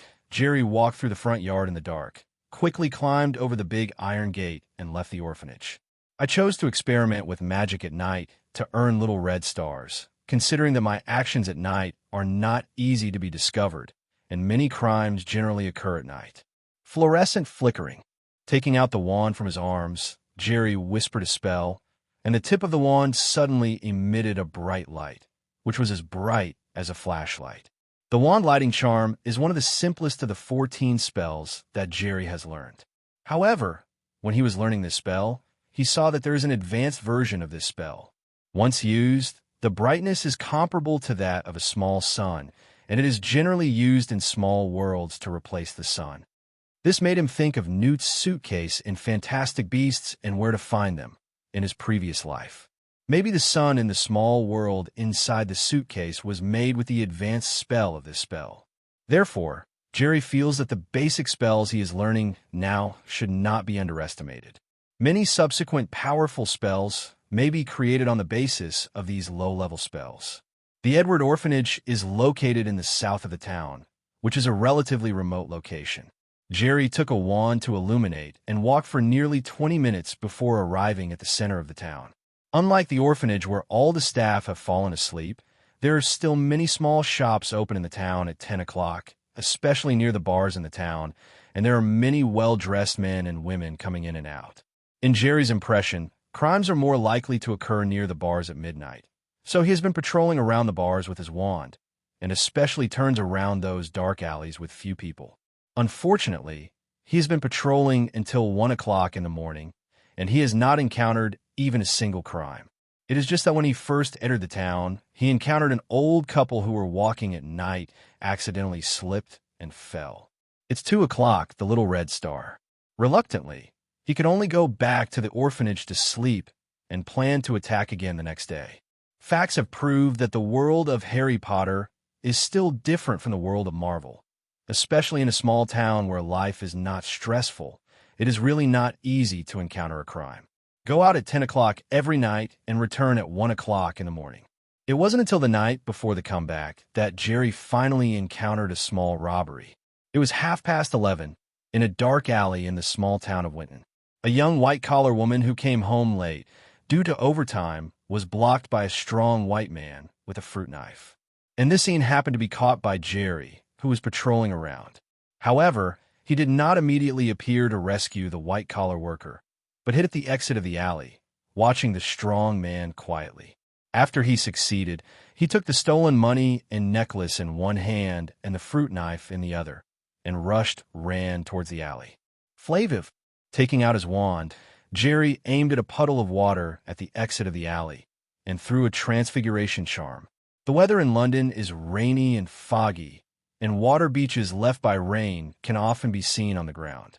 Hit by the magical light of the transfiguration curse, the large puddle of water instantly turned into super lubricating oil, and the strong man who fled in a hurry stepped on the puddle of lubricating oil as soon as he left the alley.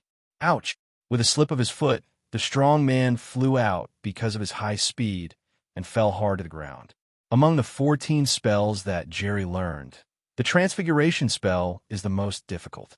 Other magics generally add certain properties to a certain substance, while the transfiguration spell completely changes one substance into another. Also, it can be distinguished from all spells and listed as a discipline, and its esoteric level can be imagined. However, not all transformations are so difficult in the beginner transfiguration charm. It is mentioned in the book that if you want to increase the success rate of the transformation spell, you should pay attention to a few points during the transformation. First of all, it is easier to transform the same substance, such as turning water into wine and water into oil, which can be easily mastered by young wizards who have just entered the first grade. As a counterexample, if water is turned into stone and steel, it will be extremely difficult. However, converting non-living things into living things and converting living things into non-living things is not too difficult a problem, but that requires some learning about conversion spells.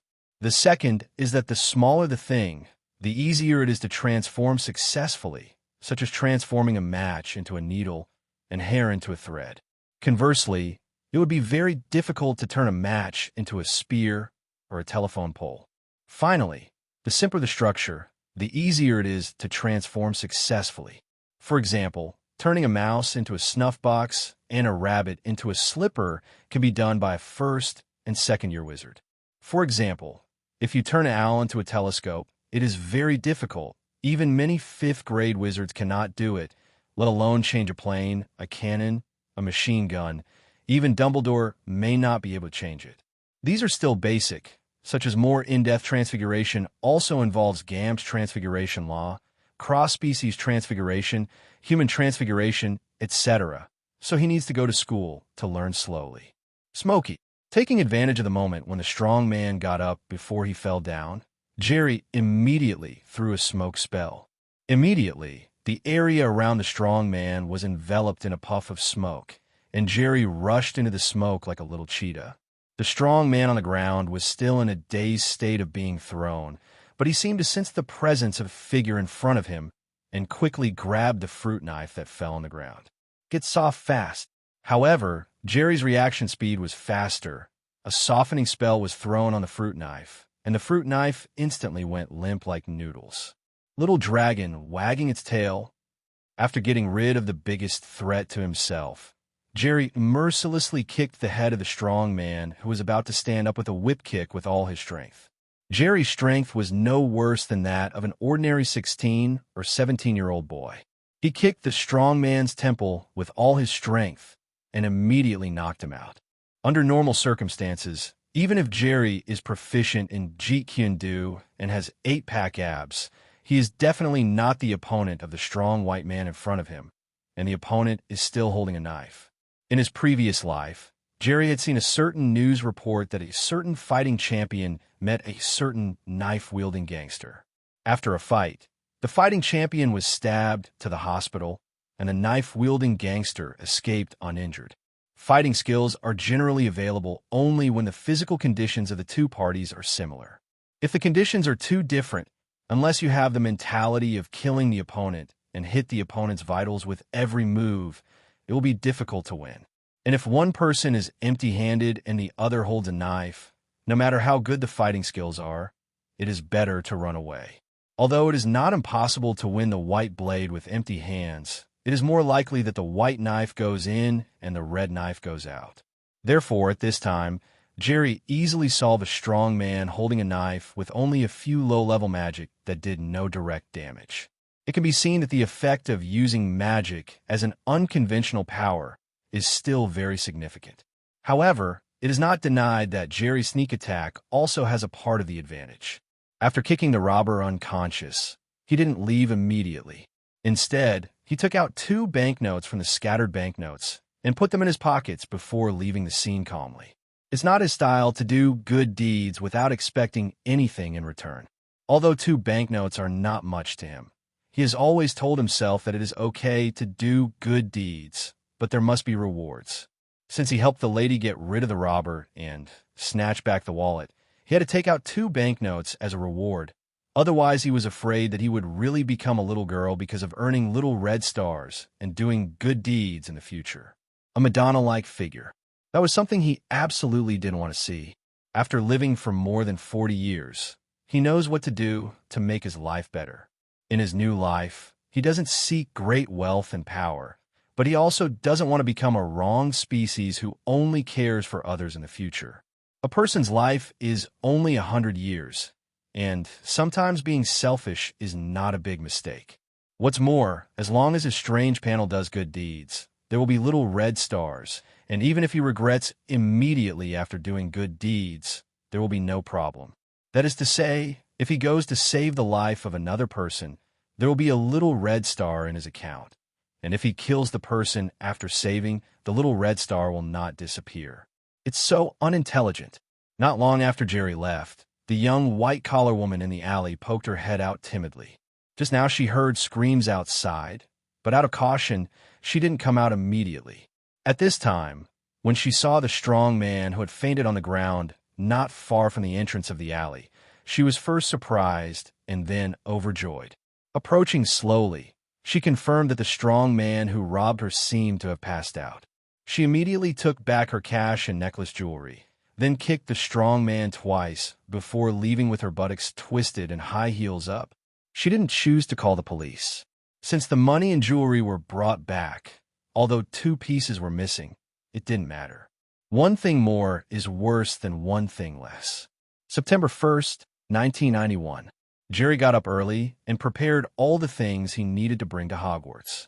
Today was the first day he went to Hogwarts to start learning magic, and it was also the last day of his 1-month experience period. Countdown to homecoming begins. 10, 9, 8, 7. Watching the countdown to return on the panel, Jerry took a long breath and then tightly held the wand in his hand. 3, 2, 1, start returning. As the countdown ended, he once again felt the state where the whole world was frozen, and then his eyes went dark and he lost all consciousness. When he opened his eyes again, he had already returned to the hijacked school bus. At the same time, the arrogant laughter of the 2 robbers and the continuous shooting of bang bang sounded in the ears. Fortunately, the wand followed. Jerry didn't care about the 2 robbers next to him, but immediately looked down at the wand in his right hand. What he was most worried about before was that he would not be able to bring the wand back after returning. Without the assistance of Magic Wand, it would be basically impossible for him to cast magic, with a failure rate as high as 99%. Now it's time to see how to deal with these 4 gangsters safely. Gripping his wand tightly, Jerry squinted and scanned the entire interior of the school bus. In fact, before returning, he was already thinking about how to deal with these 4 armed robbers safely. With the help of magic, it is not too difficult to solve the problem of these robbers. He had already experimented last night. But how to ensure that the robbers do not accidentally injure other children in the school bus is the most difficult. Therefore, his plan is to wait and see what happens and see if there is any turning point. If there is no turning point, he will forcefully act. Although it is possible to accidentally injure some people, the first thing to ensure is the safety of myself and my sister. For the rest, he can only say sorry. It would be best if the robbers left the school bus with the stolen money after getting rid of the police car, so he wouldn't have to take any more risks. As for Little Red Star, as long as he does good deeds, he can get it. In the future, when he learns magic well, there will be more opportunities, so there's no need to take risks. Smith, we're out of the way of the cops. The two robbers next to Jerry saw that the last police car was also forced to stop under their crazy shooting, and they laughed and reported to the robber who was pointing a pistol at Teacher Bailey in the middle of the school bus. The robber who pointed the gun at Mrs. Bell should be the leader of the four robbers. Hearing the reports from the two robbers behind him, he turned his head and asked the robber who was controlling the driver, Paul, "Are you there yet?" "Smith, soon." The robber in front looked at the road sign in front of the car and replied with a smile. About 20 minutes later, under the command of the robbers in front, the school bus was parked on the side of a secluded road. "What do we do now? Do we want to kill them all?" The two robbers at the rear of the car walked towards the leader of the robbers named Smith. Jerry raised the wand in his hand immediately upon hearing this. If the robber intends to kill everyone in the car, then he can only risk it. "Idiot, why kill them all? Do you think we didn't die fast enough?" The robber named Smith kicked the proposing robber in the ***. He knew very well that if he just robbed a small bank, it would cause a sensation, but it wasn't too serious. After all, it was only the bank that lost. And the money they robbed was nothing more than a drop in the bucket in the bank. But if a carload of elementary school students are killed, it will definitely cause a sensation in this society. They will become the targets of everyone shouting and beating them. And it is even possible that the country will dispatch troops to deal with them. That's why he scolded his subordinate as a brainless idiot. "Smith, I think it's fine to take one as a hostage, just in case. Let the others go. It's a burden to carry." The robber in front obviously understood what the boss was thinking and made a more pertinent suggestion. Smith thought for a moment, then nodded, and then chose from a carload of children. Seeing this, Teacher Bailey, who was pointed at by Smith, raised her hand tremblingly. "Use me as a hostage. They are still children. Once they start crying with you, it's hard to coax them." Teacher Bailey was stuttering. Obviously, she was also very scared at this time. The driver over there, Paul, sat on the seat and lowered his head a little bit. He still has children, a wife and parents to support. Even though he felt guilty, he was unwilling to make such a move. Well, it makes sense. Obviously, Smith was persuaded by Mrs. Bell's words. If you bring a child, you don't have to worry about the other party's resistance. But if they start crying, it will be very troublesome. After all, they're used as hostages to prevent them from being targeted by the police. It is not good to kill them directly. "Smith, I think that's a great offer." The two robbers at the back looked at Teacher Bailey's fairly regular facial features and uneven figure, and suddenly showed a malicious smile. Teacher Bell trembled when she saw this, but she didn't say anything in the end and stood up beside Smith honestly. "Hey," Jerry, who had been sitting in the back observing the situation, couldn't help but sighed and then slowly stood up from his seat. "I think it's most suitable for you to use me as a hostage. My father is the Sheriff of Queens, and he may have directed the follow-up pursuit. Moreover, I am just a child without the slightest ability to resist, and I am very obedient." Teacher Bailey is a very responsible and caring teacher. Jerry doesn't want her to fall into the hands of a few robbers. The point is, he followed the robbers away, so he didn't have to worry about the future, and he could do whatever he wanted, so at this moment, he stood up proactively. "Jerry, what are you talking about? Sit down and let Mr. Paul take you home later." Belle's expression changed immediately when she saw Jerry get up. Jerry is a well-known good student in the school.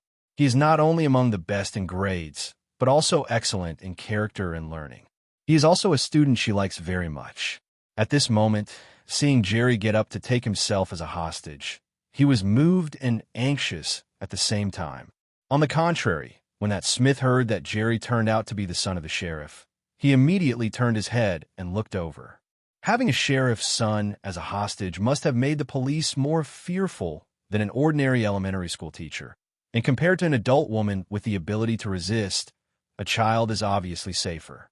"Bring him here." Smith gave instructions to the robbers on the side. "Smith, I think this woman is more suitable." The robber bulged his mouth. Apparently he had other ideas. Smith knows his subordinates very well, and he just kicked them up.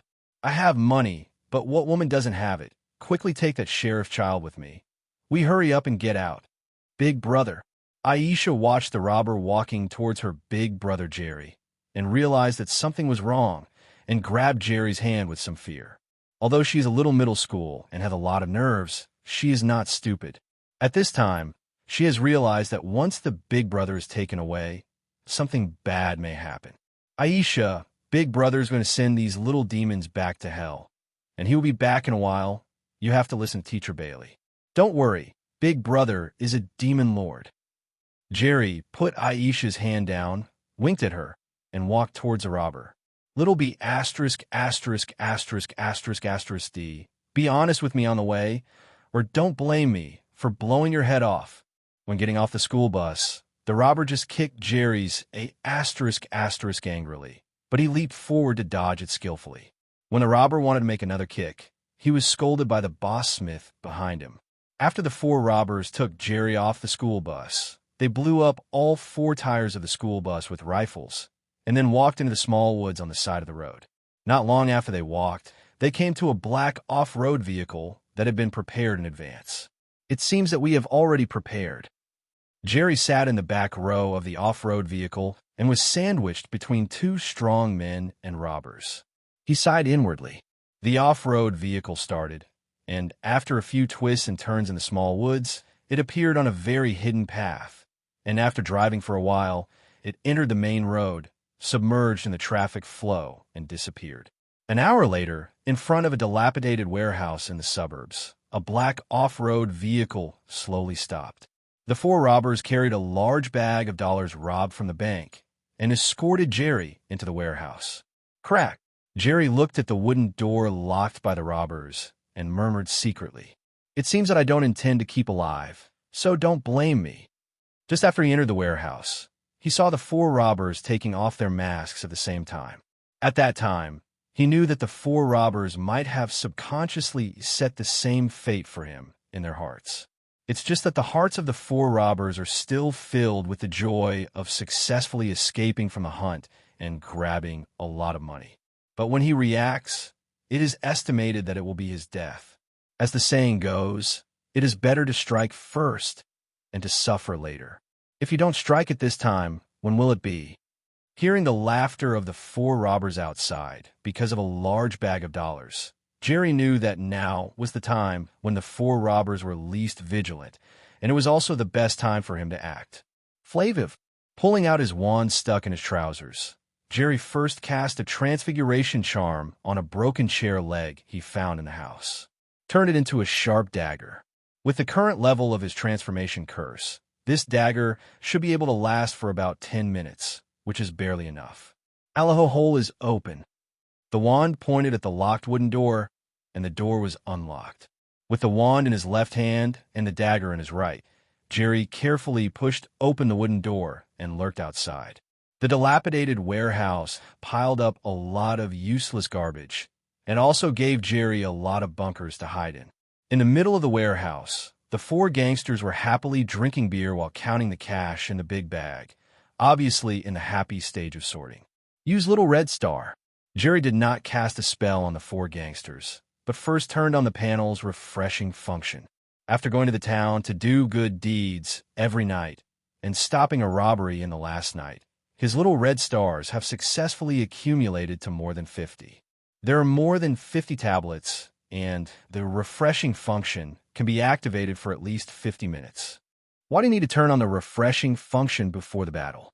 That's because after many experiments, Jerry discovered that this refreshing function is actually to stimulate the potential of his brain in a short period of time and keep his brain in a highly active state. In this state, since it can be used to speed up the learning of magic knowledge, of course it can also be used in battle. When used in studies, one can greatly improve one's comprehension, memory, and analysis abilities, and when used in combat, the highly strengthened brain can be used to open the shackles of the body and liberate the body. This state of using the brain to liberate the body, Jerry calls it Superman form. He had seen a movie called Super Body, in his previous life, in which the heroine's body and brain were developed beyond the limit because of a drug. In the end, it became an omniscient and omnipotent existence like a god. Of course, Jerry's superhuman state is not that exaggerated, but can also allow his body to be nearly 100% liberated under the control of the brain. We all know that it is difficult for ordinary people who have not been trained to coordinate their muscles and exert their body strength to the extreme. But those martial artists who have undergone long-term training can use the same body to erupt with greater strength through subtle control of muscles. Jerry's current superhuman state is like transforming from an amateur martial arts enthusiast to a master-level martial artist in an instant. The body is still this body, but at this time the Superman state, both his strength and speed are much stronger than normal. Coupled with a high-end brain, his 5 senses have also been improved. With the cooperation, his combat effectiveness can even soar several levels. However, this state is not without side effects, and the longer it is turned on, the greater the side effects. The first is the brain. After stopping the function of boosting the brain, his brain will become very sluggish due to the overdraft potential, and he especially wants to sleep. If it is used for too long, the overdraft is serious, and it will even go directly into a deep sleep state, just like the last time he read for 4 hours continuously. And if the body uses the enhanced brain to release the superhuman state after turning on the boosting and refreshing function and performs body movements beyond the routine, then the body muscles will become abnormally sore afterwards, and it will take a period of rest to relieve it. Excessive use. He guessed that there may be a large area of muscle strain after the event.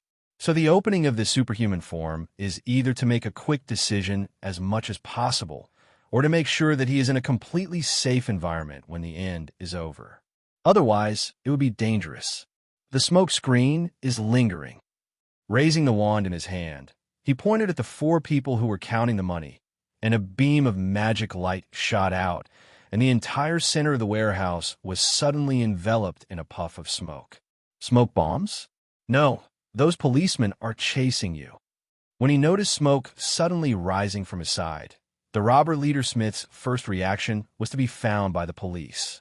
So in a hurry, he asked his subordinates to pick up the rifles placed beside them and started shooting towards the warehouse door and windows while retreating towards the interior of the warehouse. At this time, Jerry also kicked his legs and rushed towards the 4 robbers shrouded in smoke like a cheetah. In a Superman state, Jerry's speed was very fast, comparable to those of world-class sprinters. In less than 3 seconds, he crossed a distance of nearly 20 meters and came to the first gangster in the smoke screen. The gangster was none other than the brawny guy who got off the school bus and tried to kick his asterisk. It's not too late for a gentleman to take revenge for 10 years, but it's never too late for a villain to take revenge. Obviously, Jerry is not a gentleman. Jumping up, the dagger in his hand slashed across the strong man's neck. Stab! Blood gushed out, and the strong man subconsciously covered his neck, wanting to exhale, but found that his originally strong body had become weak due to blood loss. Perhaps aware of the situation behind, the other 3 robbers held guns at the same time and turned around. Get soft fast. Raising his wand in his left hand, Jerry cast a softening spell on the rifle of the robber furthest from him. Actually, it's better time to throw a transformation spell at this time. But with his current level of magic, it's okay to transform a small dagger, but there is a high probability that he will not succeed in transforming the entire rifle. And the softening spell can make the rifle unable to shoot normally as long as it softens the barrel of the rifle. Go you! While throwing the softening spell, his right hand was not idle, and he threw the dagger directly in the direction of another gangster who was closest to him. Because he was in a Superman state, the dagger he threw was fast and accurate, comparable to those masters of hidden weapons in movies. What?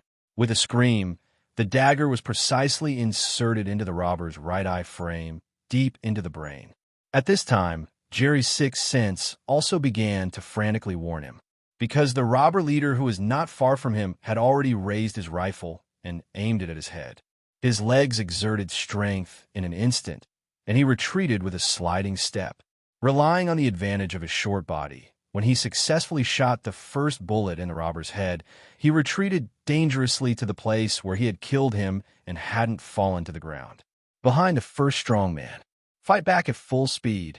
Jerry pointed the wand in his left hand at the back of the first strongman. With years of experience in playing Angry Birds in his previous life, coupled with the calibration of his superbrain at this time, he burst out all his magic power and cast a repelling spell. The magic light shot down the magic wand on the back of the first strongman, with a string of blood gushing from his neck. The first strongman immediately turned into a big red bird, smashed hard on the body of the robber leader. It was the first time for Smith to experience what it was like to be hit by a volley from a strong man who weighed nearly 200 pounds. As a result, he was directly knocked to the ground, then knocked his head on the ground and passed out from serious injuries. Putting away his wand, Jerry rushed towards the robber who was furthest away from him at full speed without saying a word. The repelling curse just now almost exhausted all his few magic powers, and the last robber could only get close to him. At this time, the last robber was still in a state of bewilderment. What's the situation? First, there was a smoke bomb, and after a burst of shooting, the police were not found, but the brother behind him was wiped on the neck by a small man first. Just as he was about to shoot at the blurry figure in the smoke, his rifle actually softened like noodles. What the hell? When he came back to his senses, another brother was stabbed in the eye by a dagger. The eldest brother was knocked down to the ground, and the little man in the smoke screen rushed towards him. When he got closer and took a closer look, it turned out to be the little brown-haired boy who was taken off the school bus by them. The robbers were in a daze, but Jerry wasn't in a daze. Relying on his Superman status bonus, he quickly rushed to the last robber. And the last robber also reacted at this time. If he didn't fight back, he might follow in the footsteps of the other three. So the robber immediately threw away the useless rifle in his hand and raised his hand to reach for the pistol in his waist. Jerry couldn't let the other party draw a gun, so he jumped up and pushed a strong knee between the legs of the last robber. Seeing this, the robber stared at him immediately. He didn't dare to draw his gun and hurriedly shielded his little brother with both hands. But he somewhat misjudged Jerry's strength. At this time, Jerry in the Superman state is weaker than the robber in terms of strength. In addition, the knee was hit with all his strength. Although the robber returned his hands in time to block it, he was still hit by the powerful force. On the balls, he bowed his body like a prawn, and at the same time he took a deep breath, obviously not feeling well. But Jerry didn't stop at the knee after he succeeded. Under the command of the super-powerful brain, his arms actually supported the robber's shoulders, and his whole body flew into the air, appearing above the robber's head. The legs wrapped around the robber's neck like a python, and the muscles of the whole body exerted force at the same time, just like twisting a bottle cap, so hard. Crack! The head of the last robber suddenly turned 180 degrees, and he couldn't die anymore. Turning over and jumping down, after looking around to make sure there was no danger, Jerry immediately released the Superman state and turned off the refreshing function. This is sour. In just 2 or 3 minutes of fighting, the burden on the brain was okay, but I just felt dizzy for a while and then returned to normal. But maybe the exercise intensity in these 2 or 3 minutes was too high, causing his muscles to relax for a moment, as if he hadn't run for many years and suddenly ran 5 kilometers. It still feels like waking up the next morning after running. But to be honest, the experience in the Superman state is still very good. If it was said that his fighting skills were probably at an amateur level before he opened it, then his fighting skills rose to the top level in an instant after he opened it. After resting for a while to recover his body, Jerry came to the robber who had been stabbed to death with a dagger, pulled out his transformed dagger, and then walked to the leader of the robber named Smith, who was knocked out. Without the slightest hesitation, he picked up the dagger and stabbed it into the chest of the robber leader. Cutting the weeds without eradicating the roots, the spring breeze blows and regenerates. He is not so soft-hearted when facing these robbers who obviously have more than one life under their hands. Besides, the leader of the robbers probably saw him in the smoke screen just now, so he must not be allowed to stay. Although it was the first time to kill someone, Jerry didn't feel too uncomfortable other than feeling a little disgusted. Maybe it was because he had already died once before, and he was hit by a large truck. So for death, he is not as afraid as he imagined. Sure enough, it's not the same level. This one is worth it. Opening the strange panel, Jerry found that the number of his little red stars had suddenly increased to 2,000, and a look of surprise appeared on his face. 2,000 little red stars. That's enough for the amount he accumulated from being a good person and doing good deeds in the past 2 or 3 years. But this time he earned in one go. It seems that the unskilled good deeds of helping take out the garbage and helping the old lady cross the road are not the slightest difference from killing 4 robbers who rob banks with guns and hijack school buses. Although he earned 2,000 little red star points, Jerry didn't immediately enter the small world of Harry Potter. Because every time you come out of the small world, there will be a cooling period. Even if there are enough small red stars during the cooling period, you cannot enter again. And after the first experience period, if he wanted to enter the small world, he would need to consume 100 little red stars every day. 2,000 little red stars seemed like a lot, but in fact it was only 20 days. Besides, when he was studying magic at Hogwarts, the acceleration function of little red star must also be indispensable. Therefore, what he considered later was how to earn more little red stars, so that he could use them later. After closing the strange panel, Jerry slowly came to the center of the warehouse. At this time, on the table in the middle of the warehouse, apart from bottles of beer, there was a large bag of cash banknotes estimated to be worth $1 million. Because of the battle just now, many banknotes in the bag were scattered on the ground. Jerry picked up 8 or 9 of them and stuffed them into his pocket, muttering, "Help you get back millions of dollars. 700 or 800 is not too much. Just in time to buy Elsa her favorite ice and snow princess doll." You know, Jerry is only an 11-year-old kid in this world, and his father doesn't give him much pocket money. Usually he just gets a little from some classmates who like to make things happen. He is very good at controlling violence with violence, but he is only a primary school student, and he doesn't have much in his hands. $700 or $800 is not much, and the bank will not go to war for these few $100s. Okay, now we are waiting for the rescue of the police. Feeling that the mana had recovered a bit, he used the restoration curse to turn the dagger back into a bench leg, and then returned to the room where he was imprisoned before, locked the wooden door again with a locking spell, and began to lie on the bed in the room with his eyes closed. Stand up. By the way, those policemen can't find this place, right? Probably not. After all, the burst of gunfire just now was quite loud. In fact, not long after Jerry was lying on the bed, a man wearing a gold and red mechanical armor appeared above the warehouse. The time went back to more than an hour ago. Inside Tony Stark's oversized mansion.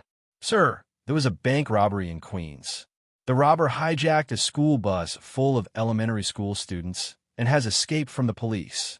Tony, who was studying the Mark V suitcase-style convenient armor, heard Jarvis report, put down the blueprint in his hand, and slowly walked towards the armor-wearing platform. Just go out to relax and inspire some inspiration. Since he took the initiative to expose his identity a few days ago, in order to deal with emergencies, he's trying to create a more portable armor, but it is not an easy task to reduce such a large armor to the size of a suitcase. Standing on the armor platform, under the control of the artificial intelligence Jarvis, the Mark IV armor quickly covered Tony's body. The Mark III was severely damaged in the previous battle against the Iron King and was temporarily unusable, so Tony created the Mark IV as a replacement. The functions of Mark IV and Mark III are basically the same, but the appearance has been slightly adjusted. After activating the thrusters on the armor, Tony drove the Mark IV armor at a speed not lower than that of a fighter jet and chased after the robbers in the direction where they fled. Jarvis, call all the surveillance cameras and analyze the possible escape routes of the robbers. In the Mark IV armor, Tony gave instructions to the artificial intelligence Jarvis. "Yes, sir." As an artificial intelligence, Jarvis was quite efficient and quickly analyzed and locked the approximate route of the school bus after it escaped from the police car through various monitoring data.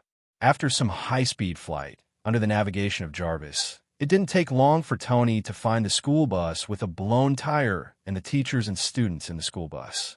After learning that the 4 robbers took a young boy as a hostage into the grove, he used tire marks in the grove and various monitoring on the road to confirm the robbers' vehicle and route again, and successfully found the warehouse where the robbers were hiding. Compared with the police system relying on manpower to monitor and arrest bit by bit, the speed of artificial intelligence Jarvis is obviously much faster. Scan the structure of the warehouse and determine the number of humans inside. Because the robbers were hostages, Tony didn't immediately rush in wearing the armor and shoot them out with a few palm shots. Instead, he used the advanced scanning system in the armor to scan the entire warehouse. Sir, there are 5 people in the warehouse, 4 adult human males and 1 human child. However, now the 4 adult human males have no signs of life. What? Hearing Jarvis report, Tony had a look of surprise on his face. Boom! A palm cannon opened the door, and Tony walked into the warehouse wearing a battle armor. Who did this? Blood, corpses, and US dollars were scattered all over the place, and needles could be heard quietly in the warehouse. It was obvious that someone had found these robbers before him and killed them all. Oh, the police came here so quickly, which is a bit efficient. Lying on the bed, closing his eyes and resting his mind, Jerry immediately turned over when he heard the loud noise coming from outside. Does this seem unusual? An 11-year-old boy was hijacked here by 4 ferocious robbers, but he was not afraid at all and had a calm expression on his face, which seemed too unreasonable. After thinking for a while, Jerry took out his wand and said to himself, "The flow is endless." A faint magical light shot on his face, and immediately 2 lines of snot flowed down. This is the snot curse, a spell that can make the snot of the caster flow continuously. Because Jerry specially reduced the amount of magic power when casting the spell, the effect is much weaker. Withdrawing his wand, he rubbed his eyes vigorously again, making the eye sockets turn red, as if he had cried, and his expression was filled with fear and terror. Perfect, a normally hijacked and terrified little boy makes his debut. After a while, the wooden door was violently knocked open, and a tall figure in battle armor walked into the room. Iron Man. At this time, Jerry, who was full of snot, looked at the person and couldn't help but exclaimed. He thought it was the police who found here, but he didn't expect Iron Man to come. "Oh, yes, it's me, the Super Iron Man, so don't worry, you're safe. Come here, I'll take you home." Hearing the comforting voice from the battle armor, Jerry froze for a moment, then wiped his nose, pretending to be naive, and said, "Iron Man, that's so cool." "Yes, very cool. As long as you are obedient, I can consider giving you a small model." Tony didn't take Jerry through the main entrance of the warehouse, full of corpses and blood, but raised his hand, directly shot through the wall of the room with the palm cannon, and walked out of the warehouse. "Jarvis, contact the police who are still looking for the robbers, and send them the address here and all the records from when we entered to when we left."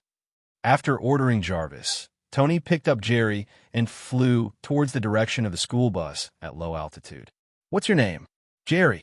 Did you hear any strange noises in the room just now?" "Just some gunshots and shouting." "Screaming." "Yes, idiot, B asterisk asterisk asterisk asterisk asterisk D. B asterisk asterisk CH. Okay, needless to say, forget those bad words. Are you really Iron Man?" "Replacement as fake. Is it true that you said you would give me a set of models?" "Of course. It will be delivered to your door tomorrow morning." In this way, Jerry may play a normal kid, chatting with Tony without saying a word. "Looks like I have to find time to get a broomstick and bring it here." Seeing Tony flying freely in the air in his battle armor, Jerry couldn't help showing envy on his face. People with a free heart all have a dream of flying, especially the kind of flying that is controlled by themselves and freely in the air, and Jerry is no exception. Fortunately, wizards also have their own unique ways of flying. The easiest and most convenient way to fly is a broomstick. An ordinary broomstick, such as the Nimbus 1000, has a speed of about 100 miles per hour, which is equivalent to about 160 kilometers per hour. Better flying broomsticks can reach more than 200 kilometers per hour, such as the Nimbus 2000 and the faster firebolt behind it. When the strength is strong, you can even learn the flying spell and fly as a white light without borrowing any other magical tools. Of course, whether it is a broomstick or a flying spell, its flying speed is definitely not as fast as Tony's steel suit.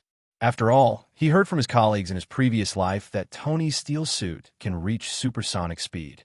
However, wizards only use broomsticks for short-distance flying. For long-distance flying, they can use apparition, port keys, and flue powder to reach their destination in an instant. In order to take care of Jerry's safety, Tony didn't fly very fast. It took about an hour to fly to the place where the school bus stopped before. At this time, the location of the school bus has been surrounded by a large number of police officers. When Tony found the school bus, he sent the location of the school bus to the local police station. Jerry, oh, I'm glad you're okay. Almost all the students were sent home under the organization of the police. Only Teacher Bailey insisted on staying and waiting for the result of the rescue, because she was worried about Jerry's safety. Although Belle is young, only in her 20s, she is a very responsible teacher. On the school bus at that time, she stood up to protect the students and voluntarily became a hostage, which could be seen. And Jerry, as her student, replaced her as a hostage. If she can't confirm Jerry's safety, she will really feel guilty for the rest of her life. Miss Bailey, I'm fine. I'm fine. As soon as Jerry landed, he was hugged and kissed tightly by the excited Mrs. Bell, and he was stunned for a moment, especially Mrs. Bell's heart is still very broad, which made him feel a little bit I'm sorry. Sure enough, children's bodies can always enjoy some special benefits sometimes. Jerry. At this time, a familiar voice came from the front. Jerry looked up and saw that it was Aisha, who jumped out of a police car with her magic bubble gun, screaming and running towards him. Okay, I'll leave this child to you. I'll go first. Seeing that there were already policemen coming towards him, Tony said hello and immediately turned on the armor and took off. He didn't want to waste his precious time chatting with the police. He happened to come out this trip, and he also had a new inspiration, so he needed to go back quickly to verify it. Thank you. Don't forget the model you said. Jerry waved goodbye to Iron Man, who flew into the air and reminded him of the model he had promised. Jarvis, I'm a dignified Tony Stark. In the eyes of children outside, is my image that bad? Tony was repeatedly reminded by Jerry that he didn't trust him very much, which hurt his self-esteem. Sir, you just sometimes have a bad memory for such things. Jarvis replied tactfully. That's right. Then now you control the robotic arm in the laboratory. Make a model armor of the same proportion for the boy, just now, according to his height, and then ask Miss Potts to send it to him tomorrow morning. Yes, sir. Seeing Tony Stark disappear completely while driving the armor, Jerry returned to his normal state. Jerry, did you send those demons back to hell?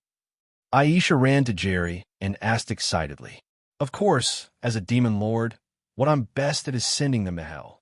Jerry smiled and patted Aisha's head when he heard this. Aisha, why are you here alone, Dad? Sheriff Haas just received the news, thought you were still at the warehouse, and led the team to the warehouse himself. At this time, Mrs. Bailey, who had already let go of Jerry, explained. It seems that when Iron Man was saving himself just now, he had sent the location of the warehouse to the police station. But it doesn't matter. He paid special attention during the battle just now, and there shouldn't be any traces of him killing a few gangsters. 3 of the gangsters died under the dagger, and the dagger, the murder weapon, had already been restored to a bench leg by him, and the last gangster died under his legs without leaving any fingerprints. He also paid special attention during the fight, not getting blood on his body.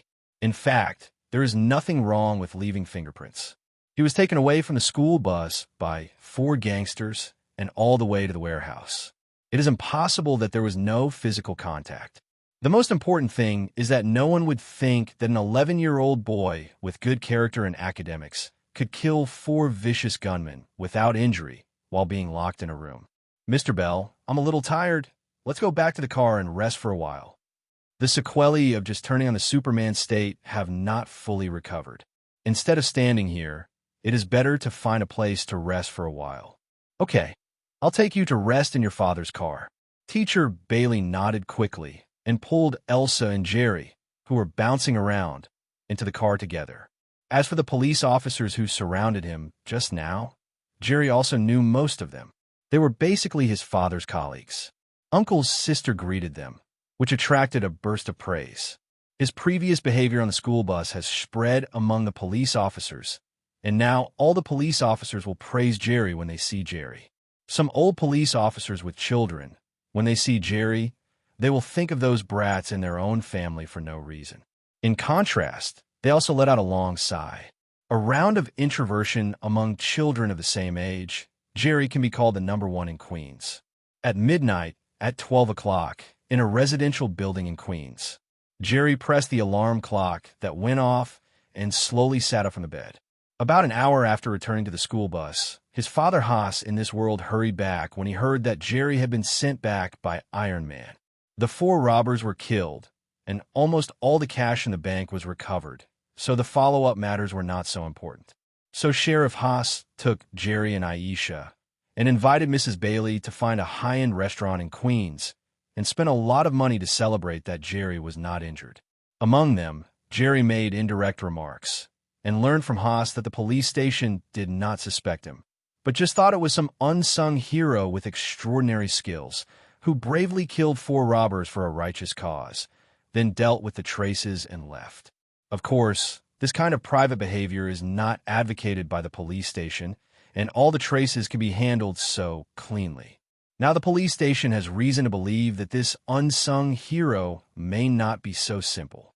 Getting up and getting dressed, wearing a baseball cap, Jerry opened the door carefully, then walked through the living room, quickly left the room with his wand, and came to the elevator of the building.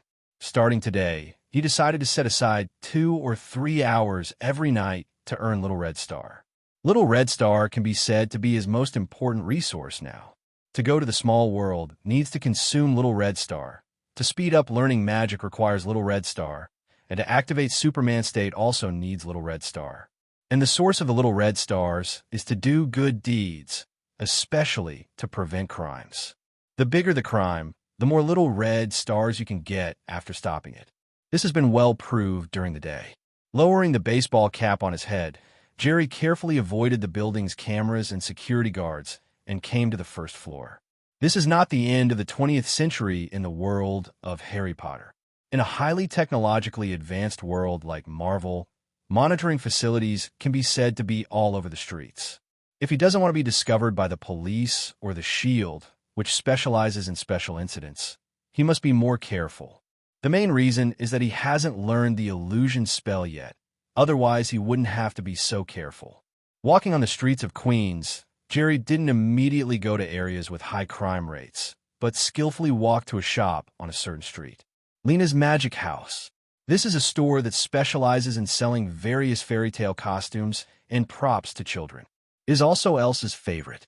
Elsa bought several sets of Ice Queen suits and various magic wands from this store. Why is Jerry coming to this store so late? Of course, it was because he needed a suit of his own shirt. In reality, there will be no weird phenomena like Superman. Only a pair of glasses can make others unrecognizable. In order not to be recognized by others in the process of earning a Little Red Star, he needs to have a distinctive battle robe that can hide his appearance like all superheroes. What better attire for a serious wizard than wizard robes? Coincidentally, as far as Jerry knows, there are several wizard robes of different colors and styles for sale in this Lena's Magic House. Hole is open. With a finger of the wand, the locked door of the store was instantly opened by the mysterious magical power contained in the unlocking curse. To be honest, if it was only in the ordinary world, Jerry could become the world's top thief with just this unlocking spell and live a chic life without worrying about food and clothing. It's a pity this is Marvel. The unlocking spell can't stop the purple sweet potato essence. He opened the door and walked into the store. After searching, Jerry appeared in front of the cash register wearing a black wizard hat, a black mask with only eyes exposed, and a dark loose wizard robe. He took out $200 bills from his pocket, put them on the table, turned around, and left. He did not choose to spend money to buy it openly, but chose this way, mainly because he was afraid that his purchase record would be found through the style of the clothes. Although he is a wizard, He is not a backward-minded wizard born and raised in the wizarding world, so he never underestimates the power of technology in this world. In particular, this is the Marvel universe where some technologies are far beyond modern times. In fact, his Hogwarts school uniform was the best battle robe, but when he returned, he was afraid that the robbers would find something strange, so he only brought back a necessary wand. Closing the door of the shop, Jerry walked in the darkness in a dark wizard robe, heading towards areas with high crime rates. Jerry's father, whose full name is Hoswit, is a sheriff of the Queen's police department, and his daily task is to maintain law and order in Queens. So, as the son of a sheriff, as long as he is a little careful, he still has some impressions of where crime often occurs in Queens. In fact, the security situation in Queens is relatively good, and there have been no major problems. There are only a few major cases like this bank robbery. Once he heard his father Haas chatting with his colleagues about the security situation in New York. It has been said that the current highest crime rate is a slum in Manhattan called Hell's Kitchen. Although there are only 8 streets there, more crimes occur every day than in the entire New York City combined. However, Jerry does not plan to go there to earn a little red star yet. First of all, it belongs to the Manhattan area, and it is a bit far away from him. There is no suitable means of transportation, and it is quite inconvenient to go back and forth. Secondly, he has only been exposed to magic for a short time now, and the spells he knows are all auxiliary. Although he can use it in a superhuman state, there are also not small side effects. To be honest, going to a place like Hell's Kitchen is quite dangerous. There is no need to take risks at this stage, and it will not be too late to go when the strength is strong in the future. Hey, this is a good start. Jerry hadn't walked far from Lena's magic house when he found something unusual in a small 24-hour supermarket on the street. In fact, it is a small supermarket, but Jerry thinks it would be more appropriate to call a small shop. At this time, in the small supermarket, a black young man dressed in hip-hop was pointing a pistol at the owner of the small supermarket, an old Fuchsia woman who is estimated to be close to 60 years old. "Hurry up, you yellow-skinned ghost." The old woman was full of anger, but she didn't dare to resist. She put all the turnover of today's cashier in the small supermarket into a small bag and put on the desk of the cashier. The black young man was obviously a habitual offender, and he didn't even wear a hood on his face because he knew that as long as the object of robbery was not a white person, generally the problem would not be too big. In particular, the number of robberies he robs each time is not high. These Fuchsia bosses may not necessarily call the police, and even if the police report the amount involved is not high, most of the police will deal with it, and they will not try too hard. Some people are like this. They dare not resist those who have hurt them, but they dare to bully those who have been hurt the same as themselves, and they still feel that it is right. However, just as the black youth picked up the bag on the table, which contained scattered bags worth thousands of dollars, and was about to leave, a short figure blocked the door of the small supermarket. "Get out of the way, little b asterisk asterisk asterisk asterisk asterisk d, or I'll stick your head in your a asterisk asterisk." Facing a child who was obviously wearing a strange black wizard robe and playing house with a mask, the black youth was not polite and immediately threatened loudly. Unfortunately, the child in the black wizard robe didn't seem to be frightened, but replied coldly without any panic. "Please put down the bag in your hand. I think you want to court death." Although the black youth didn't dare to shoot and kill people, it is of course no problem to teach the other party a lesson. So he put the money bag in his left hand into his pocket, then raised his hand and pushed it forward vigorously. He wanted to push the little guy who blocked the door to the ground, and then kicked him hard a few times to let him know the dangers of society, and let him know that the guy who hasn't even grown his hair should stop meddling in his own business. "Don't hurt the child," the old woman at the counter exclaimed when she saw this. Jerry watched the black young man push his hand, and without dodging, he quickly raised his hand and accurately grasped the other's middle finger, and then broke it hard. "What?" The black young man let out a scream, and immediately raised the pistol he had been holding in his right hand, and was about to shoot in Jerry's direction. "Get soft fast." Jerry had expected it, and raised his wand first and threw a softening spell. "Walter, The black youth looked at the pistol in his right hand that was as soft as dough and made an unbelievable sound. F*** K your feet. Without the Superman state, Jerry's strength is not as strong as the opponent's, so naturally he has to attack the opponent's vital points. The black youth, who didn't have time to react because the pistol became soft, immediately threw away the pistol and knelt down on the ground, covering his balls. Let go of the young man's fingers, and Jerry skillfully struck the neck of the black young man, kneeling on the ground with a very silky hand knife, knocking him unconscious. The Superman state consumes the little red star, and there will be side effects afterwards, so he thinks it is better not to open it if it is not necessary. Oh my God! Seeing that Jerry knocked down the robbing black youth to the ground, the old woman couldn't help but exclaimed in Fuchsia, "Grandma, this is your money." Jerry took out the money bag from the black young man's arms and threw it on the counter, then searched through the black young man's pockets, found about dozens of dollars, and put them in his own pocket. "These are my rewards, Grandma. You can call the police and arrest this robber." Okay, kid, thank you." Seeing the strange child in wizard robes turn away, the old woman was taken aback for a moment and immediately thanked him loudly. But when she came back to her senses, she realized that when the little boy in wizard robes talked to her just now, he used very fluent and natural Fuchsia. Could it be that this little boy is from Daxia like her? Leaving that street, Jerry wore a pitch-black wizard robe and walked along some deserted paths to areas with relatively high crime rates nearby. He just spoke Fuchsia with that Fuchsia grandma, but he did it on purpose. He needs to earn a little red star to improve his strength, and he will definitely participate in more and more incidents to prevent crimes and disasters in the future. And as his strength improves, these incidents will definitely become bigger and bigger. Sooner or later, he will enter the public, the police, the government, and even the S.H.I.E.L.D.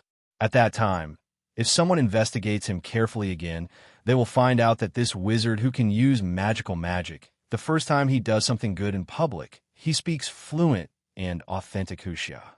People will always believe the answers they have worked so hard to find. The guy who has been speaking in English, wearing a wizard robe, a wizard hat, holding a magic wand, and hiding under the mask, exposed his true identity because of his language when he had no experience in the first operation. Therefore, his real identity is very likely to be a Fuchsia kid living in New York. You see, this is a perfect way to distract some guys who want to know his true identity. Jerry thinks it is very important to hide his identity because he is not alone. He has a father who loves him and a lovely sister. He will be very powerful in the future, but his family cannot be as powerful as him. Although the two of them had no blood relationship with his body. After all, they had lived together for 11 years, so they could be regarded as his only two real relatives in this world. Speaking of which, their family of three is kind of weird. 3 people with 3 surnames. His name is Jerry Carmen. His sister's name is Aisha Hathaway, and his father's name is Haswit. However, although Jerry has no real blood relationship with the two, Elsa and Haas are serious father and daughter. It's just that Aisha's mother passed away due to physical reasons not long after Aisha was born. In order to commemorate his deceased wife, Haas gave his daughter his mother's surname. As for Jerry, his situation is even worse. His parents disappeared when he was born, before the full moon, and no news has been found until now. Haas and his father had a very close relationship. After Jerry's parents disappeared, he took the initiative to take him over and raise him as his own son. This raising is 11 years. So Jerry is still very grateful to Haas. You must know that although he was reborn with memories, he had no ability to protect himself when he was a baby. On the streets of New York at midnight, apart from the homeless, the office workers who work overtime and return late, and the young people who like nightlife, it is rare to see other people. Oh, and of course, there are criminals who love to do their crimes in the dark, of course. And, lurking in the night to fight criminals, superheroes. Thief! Catch the thief! In the silent night, suddenly there was a woman's anxious cry for help. Lucy, a tabloid reporter, had to work a few extra hours tonight because she had to organize material for tomorrow. Unexpectedly, as soon as I got out of the subway, I was accidentally hit by someone. With rich experience, she immediately checked her satchel and found that the satchel had been scratched and the wallet inside had disappeared. So there is this next scene. Although it was discovered in time, how could a professional woman in a suit and high heels run away from a thief who was known for his escape speed?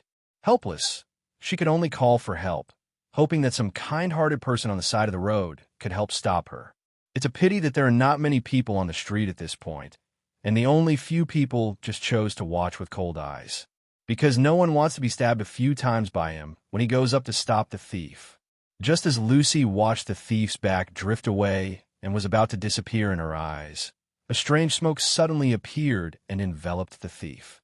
A moment later, when she arrived panting, the smoke suddenly disappeared, leaving only the unconscious thief who stole her wallet and the pink wallet in his hand. It's almost 3 o'clock. We're almost going back. After taking down a street thief again, Jerry checks the time and decides to wrap up his first hunt for the night. Not bad. He cracked down on 4 crimes in one night. Although they were not big, they earned him close to 200 little red stars.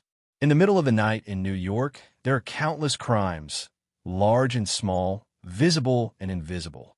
It's just that because Jerry doesn't have a good means of transportation, the current range of activities can only be near the community where he lives. In addition, he lacks a method to quickly find criminal incidents, so the efficiency is not too high. He thinks he is lucky to find 4 in one night. It's a pity that he doesn't have Superman's ears, and he can hear nearby crimes anytime, anywhere. At 7 o'clock the next morning, Jerry woke up instinctively from sleep. Since he has a certain ability to take care of himself, if there is no accident, Jerry will get up on time at 7 o'clock every day. Over the years, it has become his instinct. Turning over, putting on his clothes and shoes, he opened the door and left the house. Of course, going out early in the morning is not to go to fight for righteousness and earn a little red star, but to run and exercise every morning. The muscles in his body didn't grow out of thin air. They were slowly practiced through various exercises every day, accumulating countless sweats. Good morning, Jerry, back to running. Good morning, Grandpa George. Still in the elevator, Jerry ran into an elderly neighbor who lived next door and liked to take a walk in the morning. For a child who gets up early and goes out for a run at the age of 4 or 5, it's hard not to be impressed. Besides, he will be very polite and help you throw away the trash and pick up things. Kindness, positivity, optimism, politeness, helpfulness, outstanding achievements, love of sports, these labels are the impression Jerry has brought to all the neighbors around these years. It was also a source of distress for many children in the neighborhood, including other children throughout the building. 40 minutes later, Jerry returned home covered in sweat. 10 kilometers in the morning is what he has to do every day now, but because he is not yet an adult, his legs are not long enough, and he often earns a little red star on the road, so it will take a little more time. Otherwise, with his current physical fitness, he can run 10 kilometers for nearly 30 minutes. Throwing all the changed clothes into the washing machine, turning on the automatic laundry button, Jerry started his daily morning brushing and taking a shower. 10 minutes later, he changed into his home clothes again, tied on a scarf, and walked into the kitchen. As a child from the countryside, Jerry was proficient in various housework and farm work in his previous life. After graduating from university and staying in the city to work, most of the time I cook for myself. It's not because the food outside is not clean or hygienic. Children from the countryside don't care about that. It's just because cooking by yourself can save nearly half of the cost compared to eating outside. With the rise of prices, if you rely on spending money to eat outside in the city, you will need at least 30 more meals for 3 meals a day, which is still average. If you want to eat more meat oil, it is estimated that you need to start at 40. And when he buys vegetables and cooks by himself, especially when he goes to the market to buy vegetables, he will bargain again. Generally, more than 30 yuan can be enough for him to eat for 2 days, and the food is still very good. The children of the poor will be in charge of the family early. This sentence was originally intended to praise the children of the poor for being more sensible and able to endure hardships than the children of the rich. But actually, that's not something to be praised for. Because the child is too obedient and sensible, Most of the time, it is just because of the cruel life that he has to be obedient and sensible. Which child doesn't want someone to love or act like a baby? The life of the poor has been very hard. Going to school has the pressure of studying, going to work has the pressure of work, getting married has the pressure of life, and after getting old, there's the pressure of the body. The only free and happy childhood without pressure, but you must learn to be in charge early. This is a very real portrayal of Jerry's previous life. So although he can't be called a chef, he is quite good at some home-cooked dishes. As a person with an adult soul, he is of course unwilling to accept Haas's upbringing and care for him, and he will take the initiative to undertake some things within his ability, such as cooking, housework, and taking Aisha. Of course, part of the reason is that this guy Haas is a typical big boss. If Jerry didn't clean up the house, the whole house would be messed up by Haas and Aisha within 2 days, making his scalp numb just looking at it. As for cooking, the food that Haas cooks is really dumped in the community, the kind that stray cats would not eat. It is conceivable that in the days when Jerry couldn't cook, the food they ate was indescribable. Aisha likes to eat noodles. Let's make a bowl of noodles and clear soup in the morning. Jerry is not used to eating certain Western-style foods, so in order to save time during school, he would cook some Western-style breakfasts. Generally, during weekends or summer vacations like now, he would cook Fuchsia-style breakfasts most of the time. As for whether Haas and Aisha will not get used to it, it's actually okay.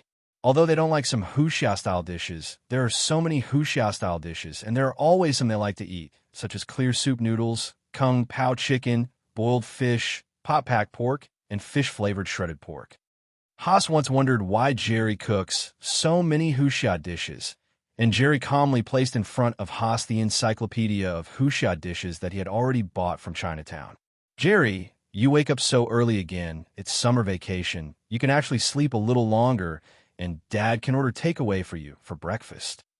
Just as he took out the ingredients he needed from the refrigerator, Haas, who was sleepy, also started to get up to tidy himself up. As a police chief, Haas doesn't have winter and summer vacations, and he still needs to go to work, as usual, to deal with the follow-up work of yesterday's bank robbery. While turning on a gas stove, Jerry replied, "It's okay. I'm used to it. You can go wake Aisha up when you're done. Eat noodles this morning. It won't taste good if it's late." Noodles? Oh, that would be great. I love noodles. Haas tidied himself up and went to Aisha's room. It is not an easy task to get the little guy Aisha up to eat, and it is estimated that Haas will have to spend a lot of effort. "Aisha, get dressed and get up to eat. Has the god of death, don't even think about taking my ice queen away from the castle. Accept the move, ice spear of freezing the void." Ouch! Hearing the sound of the father and daughter fighting fiercely coming from the room, Jerry also shook his head with a smile. Heat up a wok with cold oil, and then crack 3 eggs. After the eggs are formed, turn them over and fry until both sides are burnt. Add hot water that has been boiled in advance. Soup base.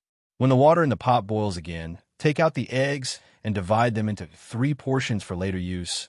Add the noodles, and add a few small green vegetables picked in advance, by the way. When cooking noodles, take out 3 bowls and put an appropriate amount of light soy sauce, mature vinegar, salt, chopped shallots, and the most important, lard. Boil the noodles with water for the second time. Pour the soup inside into 3 bowls respectively. Then add the noodles, eggs, and green vegetables in turn, and a bowl of fragrant and refreshing clear soup noodles is completed. At this moment, Haas finally lifted the reluctant Aisha out of the room. That's right, it's literally the kind of lifting in the air by the collar of her jacket, and supervises her to brush her teeth and wash her face. My favorite noodles. Seeing that breakfast is her favorite noodles, Aisha cried out happily. Eat quickly, don't let it get cold in a while. Jerry ruffled Elsa's messy hair. Seriously, Jerry, if you open a Fuchsia restaurant in the future, the business will definitely be very good. The noodles are much better than the ones I ate in Chinatown. Haas ate the noodles in the bowl with a fork and couldn't help admiring. Forget it, it's okay to do it once in a while. I don't plan to spend every day in the kitchen. Cooking is just Jerry's survival skill, not a hobby. Then have you ever thought about what you will do in the future? Scientist, policeman, lawyer. or an entrepreneur? Haas took a big mouthful of soup as he spoke. In the eyes of Haas, he has never seen such an outstanding kid as Jerry in his life. So he thinks that as long as Jerry is willing, these occupations should not be a problem.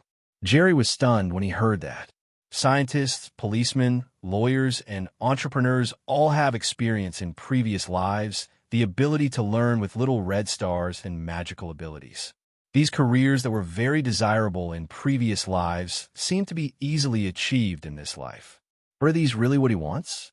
In his previous life, he yearned for these occupations not because he liked them, but because he felt that the wages and benefits of these occupations were very good, which was out of reach for him, an ordinary laborer who had nothing to do with him and was not good at communication. But in this life, he doesn't seem to need to worry about money anymore. So what kind of person and job does he want to be in the future? I haven't made up my mind yet. Let's talk about it when I grow up. Putting down his chopsticks, Jerry smiled and said his answer. Indeed, he really hasn't made up his mind yet. At least right now, he doesn't have anything in particular he wants to do. He just wants to strengthen himself and protect Haas and Aisha from harm in the future. After breakfast, Haas put on his police uniform with a rare expression on his face and called Jerry to the side. "What, Dad? Did Aisha break your collection of lightsabers again?" Jerry looked at Haas, who had a serious expression, with a look of surprise on his face, which was not Haas' usual style. "Ahem, it's not this one." Haas coughed awkwardly, then straightened his face again and said, "Jerry, you have been very sensible, kind, and righteous since you were a child. These fathers are very gratified and very proud. But you are still a child after all. If you encounter the situation like yesterday again, Dad hopes that you can think about protecting yourself first. Dad is only a son like you, if something happens to you." Yesterday at the police station, Haas learned that Jerry and Aisha's school bus had been hijacked by robbers, and he almost exploded. Later, when I found the school bus and learned from Teacher Bell that Jerry stood up and took the place of others as a hostage, I felt mixed emotions. From the standpoint of the police, Haas certainly encourages and approves of Jerry's behavior. But as a father, how could Haas want his child to do such a life-threatening behavior? Although Jerry is not his own, but for so many years, he has long regarded Jerry as his own son. So in the end, it was the father's standpoint, the victorious policeman's standpoint, and he would solemnly warn Jerry that the next time he encounters this situation, as a child, he must protect himself immediately. "I know, Dad, but I'm actually quite scared. I won't do it next time." Jerry is not really a child. He naturally understood Haas' painstaking efforts and nodded in agreement without any rebuttal.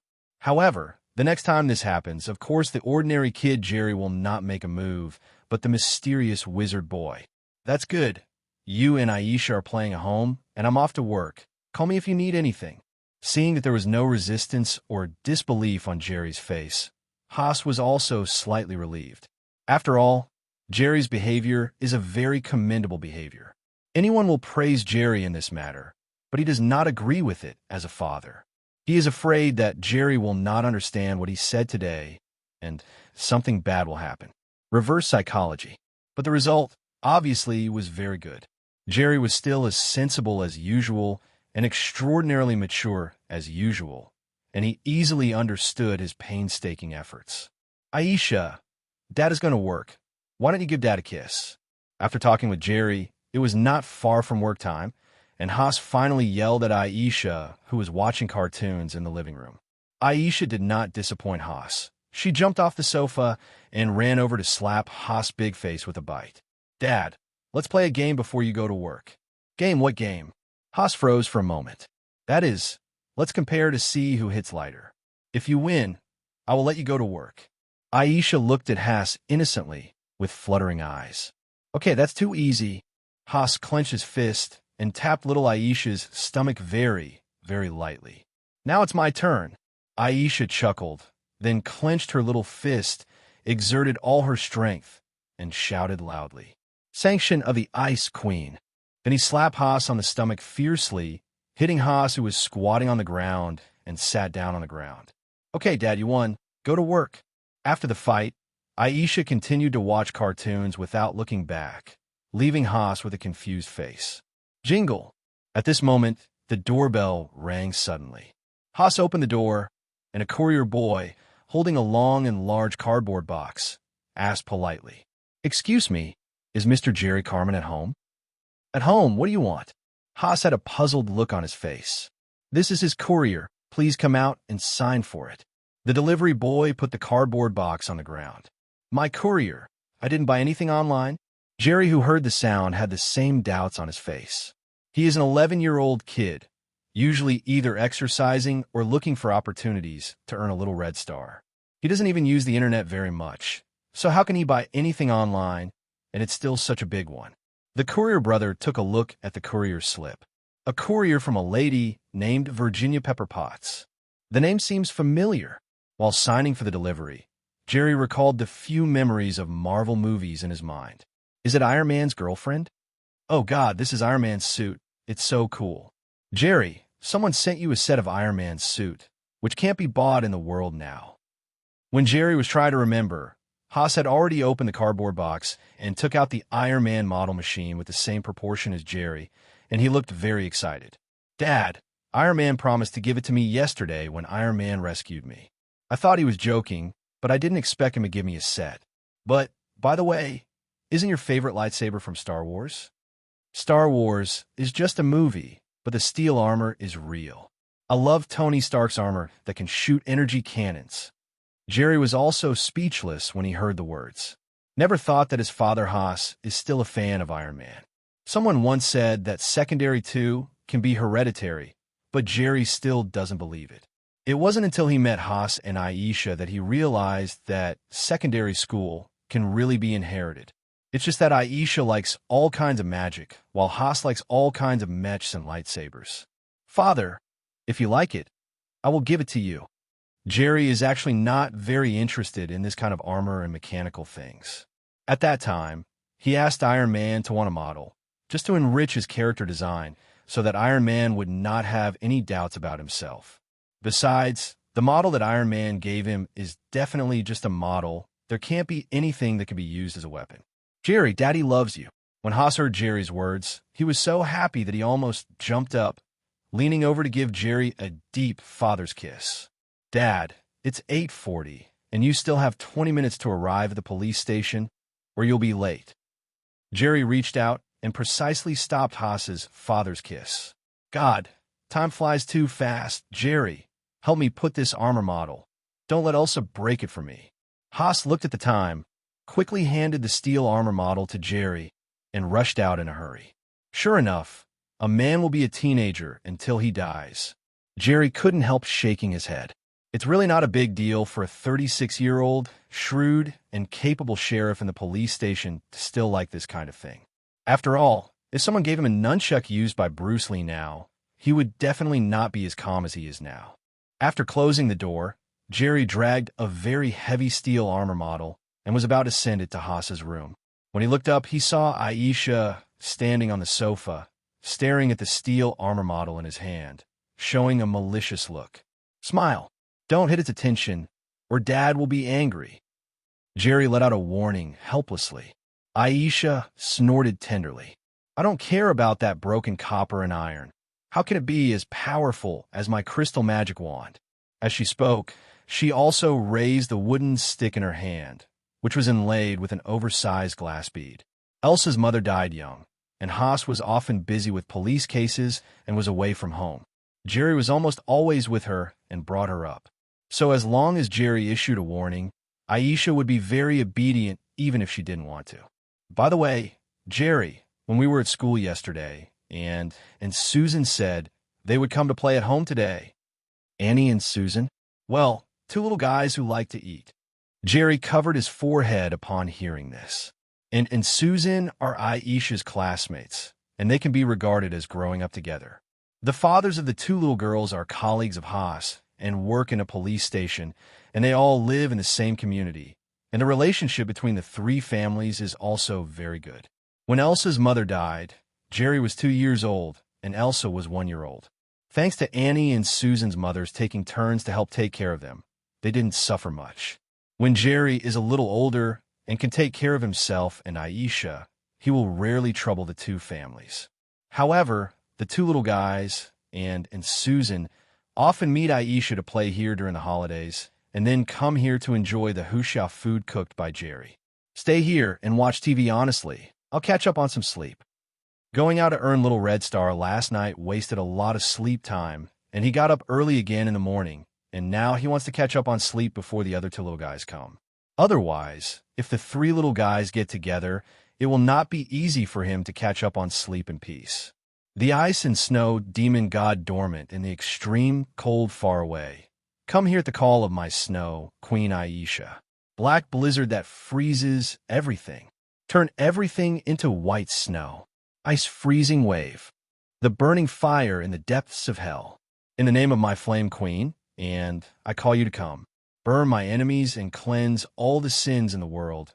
The fire of the world. O omnipotent wind elf. Use the atmosphere as your bow and brilliance as your arrow. Bear the will of my wind queen, Susan, and cut through the void of the far sky. The hurricane arrow. More than 2 hours later, Jerry was awakened dimly by a few immature voices outside the room. He knew that it was and Susan who had come. Sure enough, as soon as the door was opened, the three blonde girls were standing on the sofa holding their own magic wands, releasing their earth-shattering magic to each other. Jerry Big Brother is good. And then Susan saw Jerry appearing in the living room and waved their wands happily to Jerry. Don't distract yourself, or your magic power won't keep up, and you will lose to Aisha. Jerry replied seriously. And then Susan nodded seriously when they heard the words, and quickly raised their wands again, releasing their magic to Elsa. Seeing this, Jerry smiled like an old father, and then went to the kitchen to prepare the ingredients for lunch. Aside from the fact that he himself ate more because of the greater amount of exercise every day, the three little girls actually ate very little. A simple plate of sweet and sour pork and a plate of scrambled eggs with tomatoes was enough. After lunch, the three little girls began to watch cartoons together and then took a nap. After digesting for a while, Jerry came to the park in the downstairs community. During the holidays, if he has nothing else to do, he will do basic boxing, leg, footwork, elbow, knee, wrestling, and holding training in the downstairs community. Sometimes fights are not that complicated. If you practice these basics, coupled with the control of strength, speed, and reaction ability, you can actually deal with most situations. In the evening, after watching TV with Aisha and Haas for a while, Jerry went back to the room and started a series of strength training, such as push-ups, sit-ups, and lifting dumbbells. At 12 o'clock in the middle of the night, he was woken up again by the alarm that had been set in advance. Taking the wizard suit he got yesterday, he quietly left the building and started the road of continuing to earn a little red star. In this way, a month passed in a blink of an eye. In the early morning, after Hasley left home to go to work, Jerry rarely caught up on sleep, but watched cartoons with Aisha in the living room. It's just that although his eyes were watching the TV, his attention was focused on the strange panel in front of him. After more than a month of hard work, the number of his little red stars has reached more than 6,000. At this time, the sign of entering the small world on the strange panel also lights up again. This meant that he could finally go to the small world of Harry Potter to learn magic again. After a month of going out to earn little red stars a night, Jerry had a lot of special experiences, and it was these special experiences that made him want to go to the small world to learn more magic as soon as possible. The first thing is to go out. Every time I go out secretly in the middle of the night, avoiding the cameras and security guards is like being a thief. Once I met Haas, who just woke up at night. Secondly, there is no own means of transportation, which is really inconvenient, especially now that he has gained some fame in the area near the community, and sometimes after saving people, there are still some fans chasing him for photos and autographs. Among them is a female reporter named Lou, she who stands out the most. She seems to have grasped Jerry's general range of activities and spends time squatting around there with a camera every day. It made it very inconvenient for him to go out to earn a little red star recently. What made him speechless the most was that his behavior of doing good deeds did not seem to be recognized by the police. Sometimes he ran too slowly after finishing his work and was chased by the police. Once, he even ran into Haas, who was on the night shift. At that time, in order not to be recognized by Haas and fled quickly, he even released his Superman form. Because his magic is getting better and better, the power of several spells is also getting stronger, and now he can easily use magic to subdue gangsters almost every time. There is no need to activate the superhuman form with side effects at all. All in all, in order to earn Little Red Star more efficiently, he must go to Hogwarts School of Witchcraft and Wizardry to learn many more useful spells. And I have to find a way to bring a broomstick when I come back next time. More than 6,000 Little Red Stars are enough for him to study at Hogwarts for 2 months. However, if you often turn on the refreshing function, it is estimated that you will last for less than 2 months, and then you will have to find a way to earn some red stars in the small world to supplement it. Enter the world of Harry Potter. Jerry, who was sitting on the sofa, didn't hesitate any longer, but with a concentrating mind, he clicked the Enter button on the panel. The whole world has once again entered a state of stagnation. The darkness receded, and consciousness returned to the body. Opening his eyes again, Jerry's location is no longer at his home in Queens, New York, but at the Edward Orphanage in London. Taking a deep breath, he pulled up the big suitcase that he had packed before leaving, put on the trolley, picked up Crookshanks, and started pushing the trolley towards the gate of the orphanage. Because of Professor McGonagall's instructions a month before he left, the current director of the Edward Orphanage had already been waiting there in his car. For the mysterious existence of wizards, not every ordinary person can calmly accept it. Many ordinary people in this period, especially the older ones, probably feel more fear and awe in their hearts when they learn that wizards really exist in this world. Such is the case with the director of the Edward Orphanage. So on the way to send Jerry to King's Cross Station in London, the dean was almost silent and careful. And Jerry didn't go to talk to the dean because he didn't think it was necessary. The town of Winton is still some distance away from London's King's Cross Station. The car drove for more than 2 hours, and it was not until it was close to 10 o'clock that it barely reached the gate of King's Cross Station. After putting down Jerry and his suitcase, the dean politely said, "Be careful," and hurried away in his own car. It is estimated that if he takes the train in the future, the dean should not choose King's Cross Station again. There is actually a platform specially set up for wizards here. It is simply too scary. The departure time shown on the ticket is 11 o'clock, and it's only a little past 10 o'clock now, which is enough time. Jerry is used to doing everything in advance. It is better to sit on the train a little earlier than to delay time in case of an accident. Taking the ticket given by Professor McGonagall, he entered the station smoothly and then followed the sign to find the partition wall between the 9th platform and the 10th platform. This is the legendary platform 9 3/4. Standing in front of the wall, Jerry observed that all the nearby passengers would subconsciously avoid it when they passed the wall, so he knew that he must have found a right location. Pushing the trolley, he didn't crash into it like in a movie, but showed a curious look and walked slowly towards the wall. Why do we have to hit? If you make a mistake, wouldn't you have to bump into a bag? If you walk slowly, it's not like you can't get in. By the way, you can also experience this special experience of passing through the wall. The small cart touched the overturned wall, as if touching the air, and sank in without any hindrance. Is this a kind of space magic, or just a kind of illusion magic? Jerry, who led Crookshanks to push the trolley through the overturned wall, felt a layer of doubt in his heart. He said it was space magic, but he didn't experience the sense of space squeeze that he had when teleporting with Professor McGonagall. He said it was just an illusion, but it didn't feel so similar. Shaking his head, he has only just been exposed to magic for a short time now, and such a profound question is obviously beyond his comprehension. After passing through the overturned wall, a 5-meter-long wrought iron archway appeared before the eyes, and the words Platform 9 3/4 were engraved on the top of the archway. Pushing the trolley and continuing to move forward, the magical wizard platform began to slowly unfold in front of his eyes. The first thing that catches the eye is a striking crimson steam train, with a big sign hanging on the side of the train, Hogwarts Express, 11 o'clock. The open space next to the steam train was densely packed with wizards in wizard robes and all kinds of magical pets.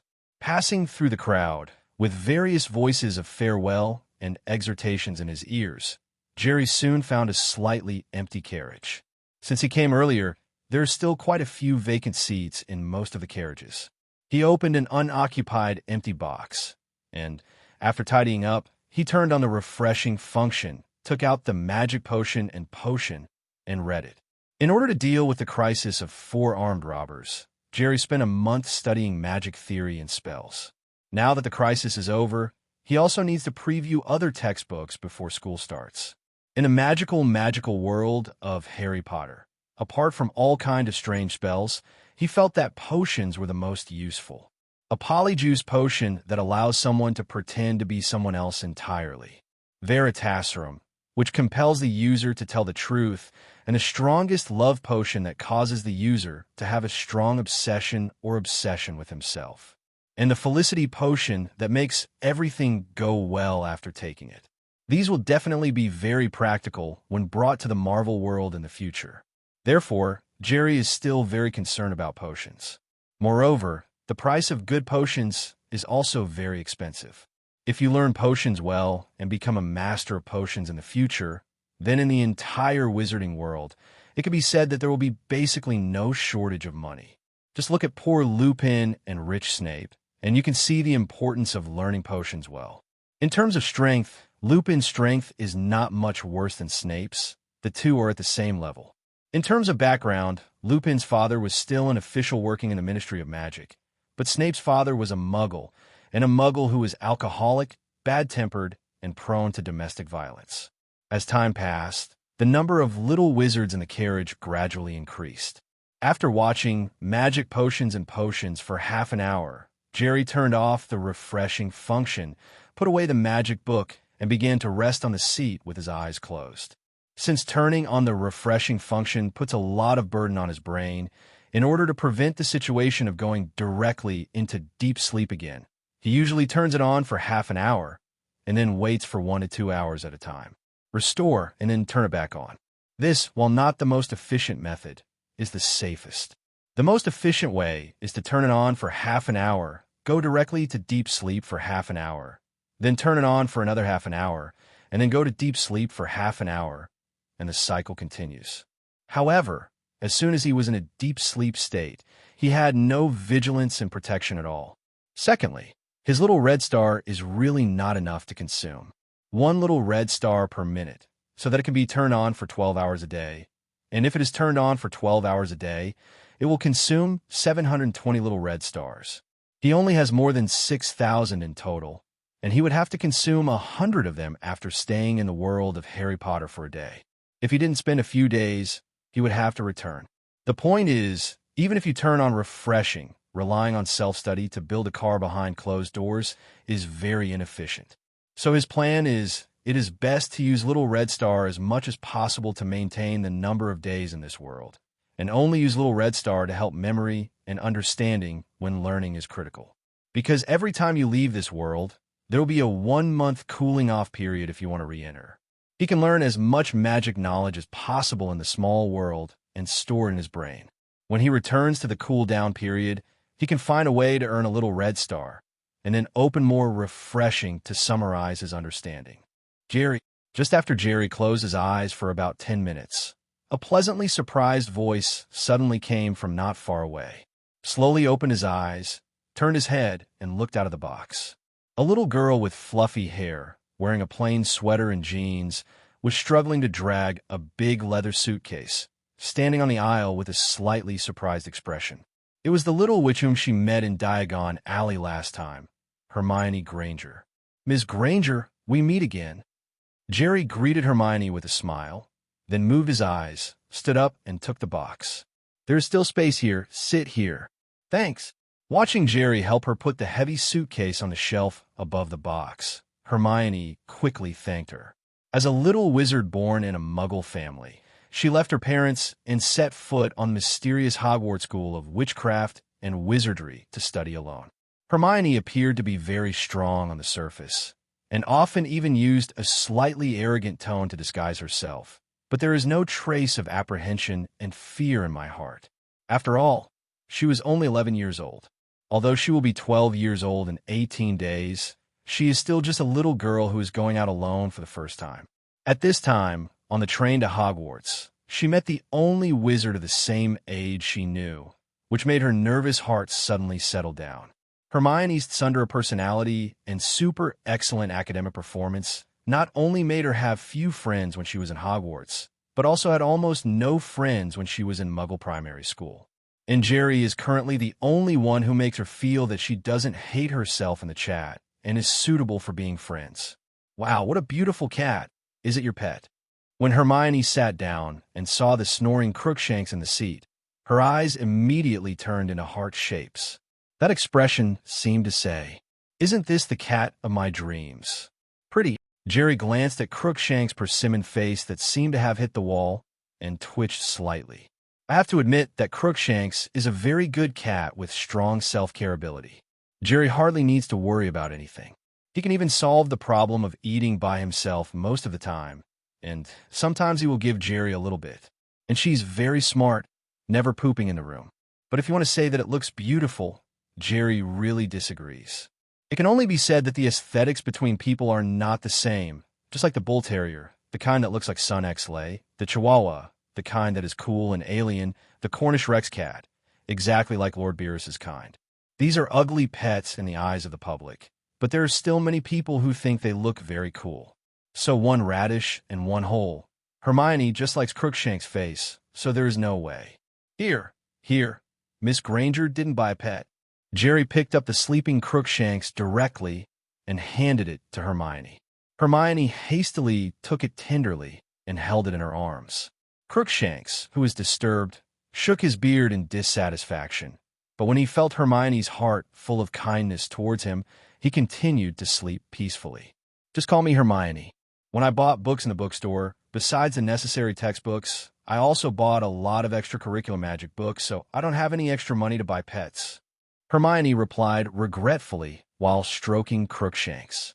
That answer, very Hermione. To become a super academic, Hermione not only has the talent that ordinary wizards can't match, but also has the hard work that most wizards of the same age don't have. So, Hermione, you must have learned a lot about magic in advance. There was a little praise in Jerry's tone. Hermione immediately raised her little chin proudly.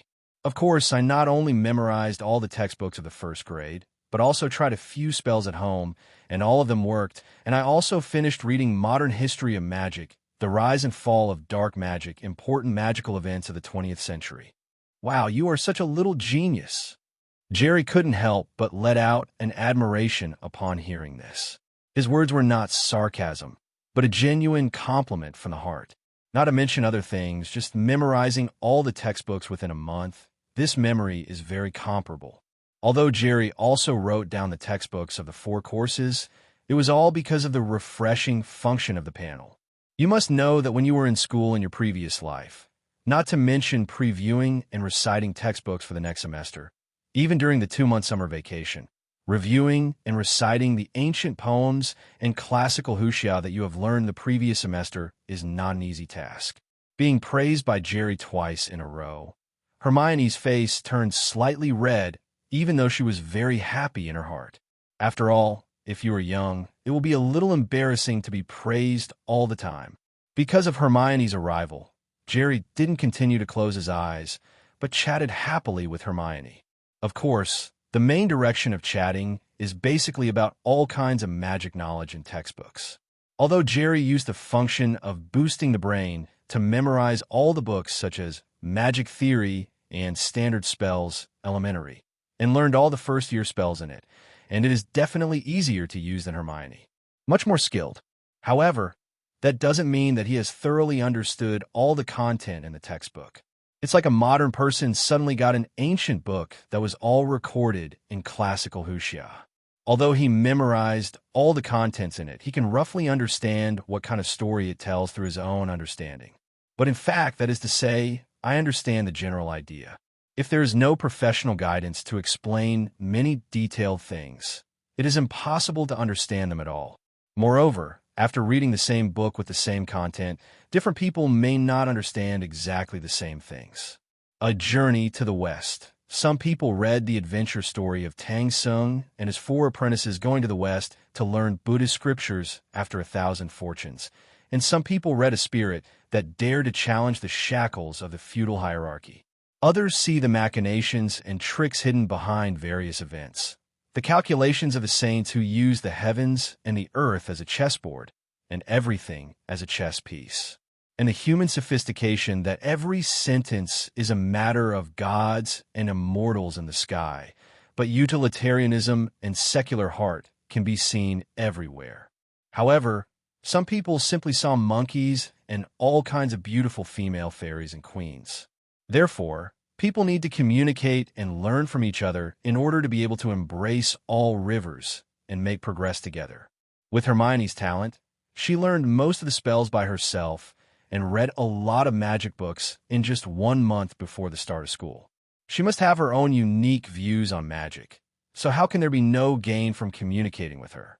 That's why Jerry took the initiative to let Hermione sit in his box just now.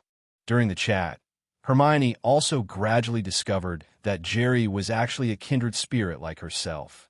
Although he didn't have as many textbooks as he had memorized, he had a lot of his own opinions on magic theory and various spell knowledge.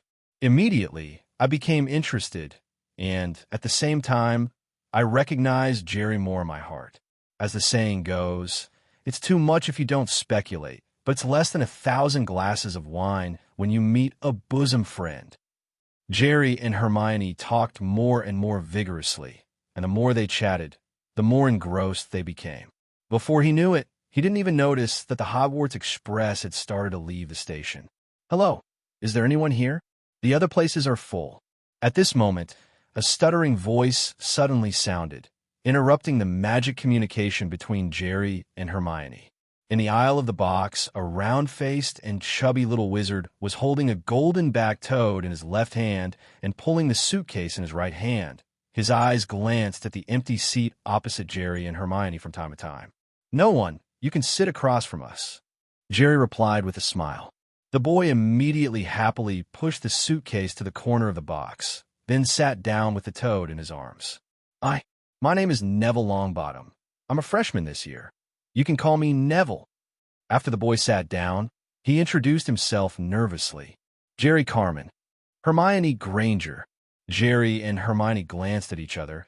They could see that the boy opposite was a little nervous, so they smiled and introduced themselves at the same time. Perhaps feeling the kindness in Jerry and Hermione's tone, the boy gradually relaxed and joined Jerry and Hermione's chat. However, since Neville hadn't previewed the textbook yet, the 3 of them stopped talking about magic at this time, but talked about their respective births and family situations. When talking about his family, Neville, who was a little nervous, was no longer so restrained. "I was brought up by my grandmother, but all these years, our family has treated me like a muggle, and my Uncle Algy always tried to force me to show my magic by taking advantage of people's unsuspecting." Then, Neville talked about his tragic experience of being thrown into the Black Lake by his Uncle Algy and almost drowned, and thrown from upstairs and almost fell to death. I heard Jerry and Hermione say that the elders of the pure-blood wizard family really know how to play. In fact, according to Jerry's knowledge, Neville's parents seemed to be both Aurors. During the First Wizarding War, they were captured by Death Eaters and tortured to the point of insanity with the Cruciatus Curse. They were admitted to St. Mungo's Hospital for magical injuries and injuries. In order to make Neville, who was only 1 year old, forget the cruel scene of his parents being tortured, his grandma cast a forgetting curse on him. It may be because Neville was too young at that time, which caused side effects after being cast on the forgetting curse. My mind is broken, and I become very forgetful. In other words, can a 1-year-old really remember things?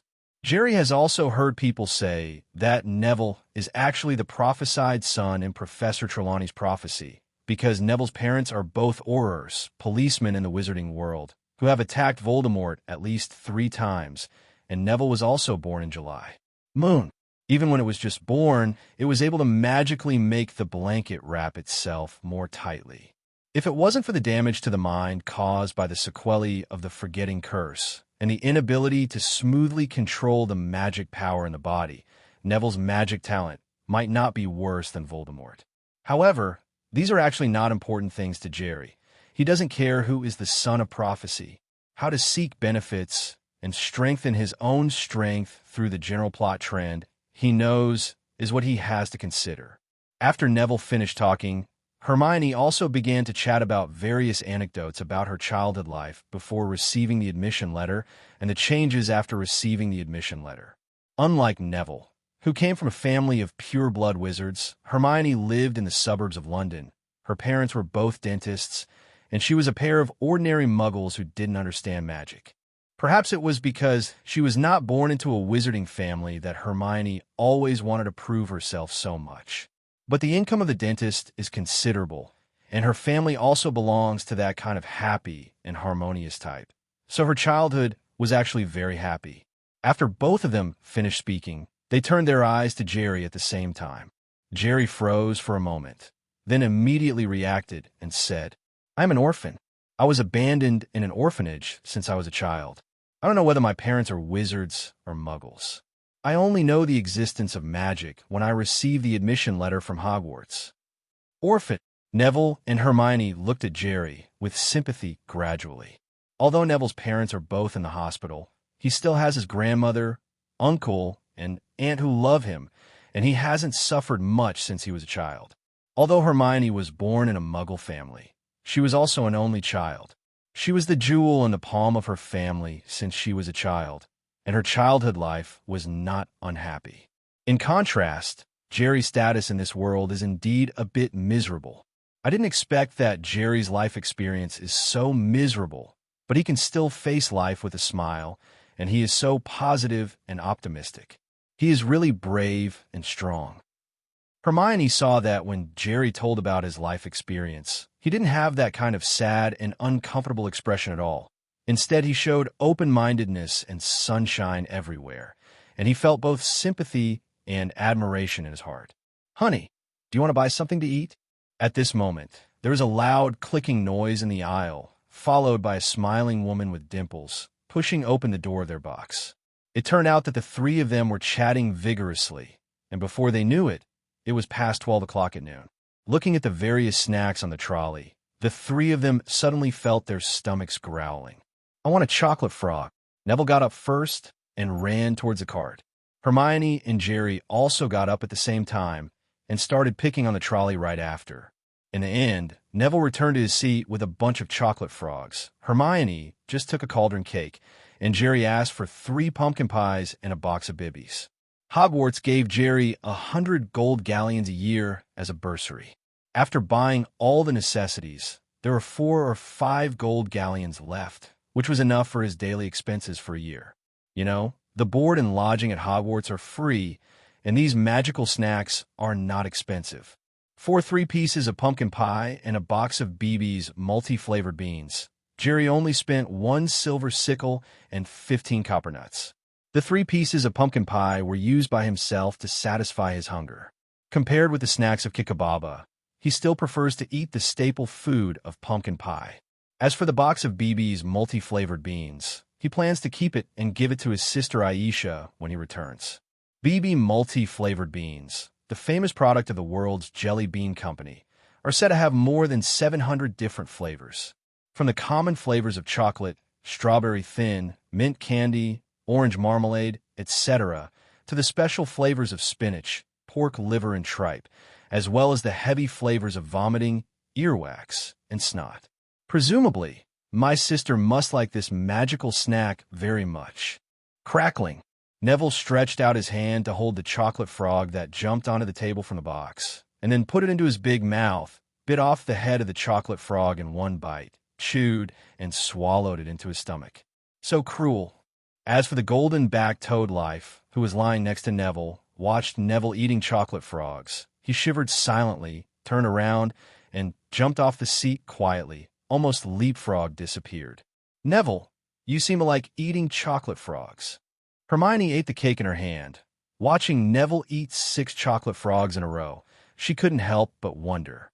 "I don't really like it either, but it contains pictures of famous wizards, which I have already collected."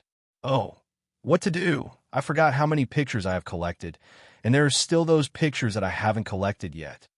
Neville took out a picture from the box and placed it in front of the two of them. He was just halfway through the explanation when he suddenly became sad. Sure enough, this combination of blind box opening and collection addiction is very useful for people of any age and country. Even wizards are no exception. Jerry remembers that when he was a child in his previous life, he seemed to have only a little pocket money, so he bought the Little Raccoon instant noodles. He didn't like to eat it much, but just to collect the water margin 108 cards inside, although it was not collected until the end. Shaking his head to interrupt the memory, he and Hermione looked at the picture on the table together. I saw that the picture showed an old man who was obviously very old, because his hair and beard were all white. The old man has a long, crooked nose, a pair of half-moon glasses, and a purple magician's robe. He looks very kind. A name is written under the card. Albus Dumbledore. It's Dumbledore. Hermione let out an exclamation when she saw the name. Jerry raised his hand and turned over the picture, and a series of introductions about Dumbledore appeared on the back of the picture. Albus Dumbledore, current headmaster of Hogwarts, widely regarded as the greatest wizard of our time. Dumbledore's notable contributions include defeated the dark wizard Grindelwald in 1945, discovered 12 uses of dragon blood, fruitful in alchemy with partner Nicole Flamel. Professor Dumbledore is fond of chamber music and bowls. Defeating the dark wizard Grindelwald in 1945 is probably the last achievement Lao Dang wanted. Jerry, who has watched Fantastic Beasts and Where to Find Them, knows that Dumbledore and Grindelwald are lovers who love each other deeply. Turning over the card again, the portrait of Dumbledore on the front has disappeared. Probably he went to another card. Neville, eat less chocolate frogs from now on. Jerry looked away, looked at Neville, who was still trying to remember how many pictures he had collected, and kindly reminded him. Why? Neville looked puzzled. Because eating too much chocolate makes you fat, and you may never collect all the pictures. Jerry glanced at Neville's chubby figure. It's hard to find a girlfriend if you're too fat. By the way, have you decided which college to go to? Seeing Dumbledore's picture, Hermione seemed to think of something and suddenly became emotional. However, before Jerry and Neville could answer, she immediately murmured like a small machine gun. I'd like to get Gryffindor. They say it's the best. I've heard Dumbledore graduated there himself, but I guess when Claw isn't too bad. Well, it turns out that what she said was actually a question sentence. After Hermione babbled about science, Neville finally mustered up the courage to raise his hand. I hope it's a Gryffindor too, because Grandma said my parents were both Gryffindors. Jerry, what about you? Which college do you want? After listening to Neville's answer, Hermione immediately nodded in agreement, and then turned her gaze to Jerry. Jerry hesitated for a moment, and finally replied with a smile. That must be Gryffindor. After thinking for so long, Jerry has gradually made a decision in his heart about the branch. Originally, he thought that it would be best to pull in Kelluo or Hufflepuff, so that he could learn magic and improve himself quietly without any danger. But after thinking about it, he is so lacking in little red stars, and since he can earn little red stars in the small world, it seems good for him to join the reckless academy that likes to make trouble. And the Dean of Gryffindor, Professor McGonagall, although he is a bit more serious, is also quite nice, and his impression of him last time was also very good. As long as he makes good use of the refreshing function in the later stage, his academic performance will naturally not be bad, and he may be able to ask Professor McGonagall to start a small problem. Just like in the 3rd grade, Professor McGonagall applied for the time turner for Hermione to assist her learning. The point is, he wants to get a good broomstick before his next comeback. Without a suitable means of transportation, his efficiency in earning little red stars in the Marvel world is too low. And if he joins Gryffindor, he will be able to intercept the memory ball before Harry according to the original plot, and show off a wave of gorgeous operations in front of Professor McGonagall. In this way, Professor McGonagall will break the rules and let him enter the Gryffindor team, and give him a Nimbus 2000 out of his own pocket. In this way, the fastest broomstick in the world is now available for free. As for whether his level of flying broomstick will be bad, there's no need to worry about it all. What is the test of a Quidditch game? Is it the level of magic in the body? Is it the ability to use magic? Of course not. Otherwise, Harry, who just entered school and doesn't know any magic, how could he be valued as an exceptional admission? What the Quidditch game really tests is the coordination of the limbs and the ability to respond to body. So, physical fitness and keen five senses are the most important. In fact, in the same way, a wizard who is good at fighting also needs not only good magic ability, but also certain talents in physical fitness, reaction ability, and other aspects. Just like in terms of learning ability, in terms of the use and understanding of magic, Hermione beat Harry by a few blocks. But in terms of combat, Harry's actual combat ability is much stronger than Hermione's. So Harry got an exception to join the Quidditch team as soon as school started, but Hermione's broomstick lessons were not very satisfactory. Physical fitness and keen five senses are Jerry's strengths. As long as he can control the broomstick to take off, the Superman state is turned on, and the five senses and body reach the limit in an instant, let alone the talented Harry. Even the top Quidditch players, Jerry has the confidence to completely abuse each other. And when he gets the Nimbus 2000 for free, he can directly help Gryffindor win the Quidditch trophy in the first year, fulfilling Professor McGonagall's wish to defeat Slytherin in the Quidditch match. You must know that according to the original book, the Gryffindor team didn't really get the Quidditch trophy until Harry was in his third year. In the first year, Harry was in a coma in the school hospital for preventing Voldemort from stealing the Philosopher's Stone, and missed the game against Lawa and Keluo, which led to the final disastrous defeat of the Gryffindor team. In the second grade, because the Chamber of Secrets was opened, the Quidditch competition was canceled directly. It wasn't until the third year that the Gryffindor team really beat the other three colleges and won Hogwarts Rare Quidditch Cup. So after some final thinking, he felt that joining Gryffindor Academy would be in his best interest right now. At the sorting ceremony tonight, choose Gryffindor. Hearing that Jerry had the same heart for Gryffindor, Hermione had a happy smile on her face. For Jerry, who is such a rare and very close friend, she should hope that she can study in the same college. Nephew, where have you been, nephew? My nephew is gone again. At this moment, Neville on the opposite side suddenly burst into screams, scaring Hermione into a wit. Neville, what's the matter, Leaf? What's wrong with you? Seeing Neville lying on the ground, crying, and looking around for something, Hermione hurriedly got up and asked. Neville searched around in the box, and finally sat on the ground weakly and sobbed. My raffle is the toad that my uncle bought me as a reward for being able to go to Hogwarts.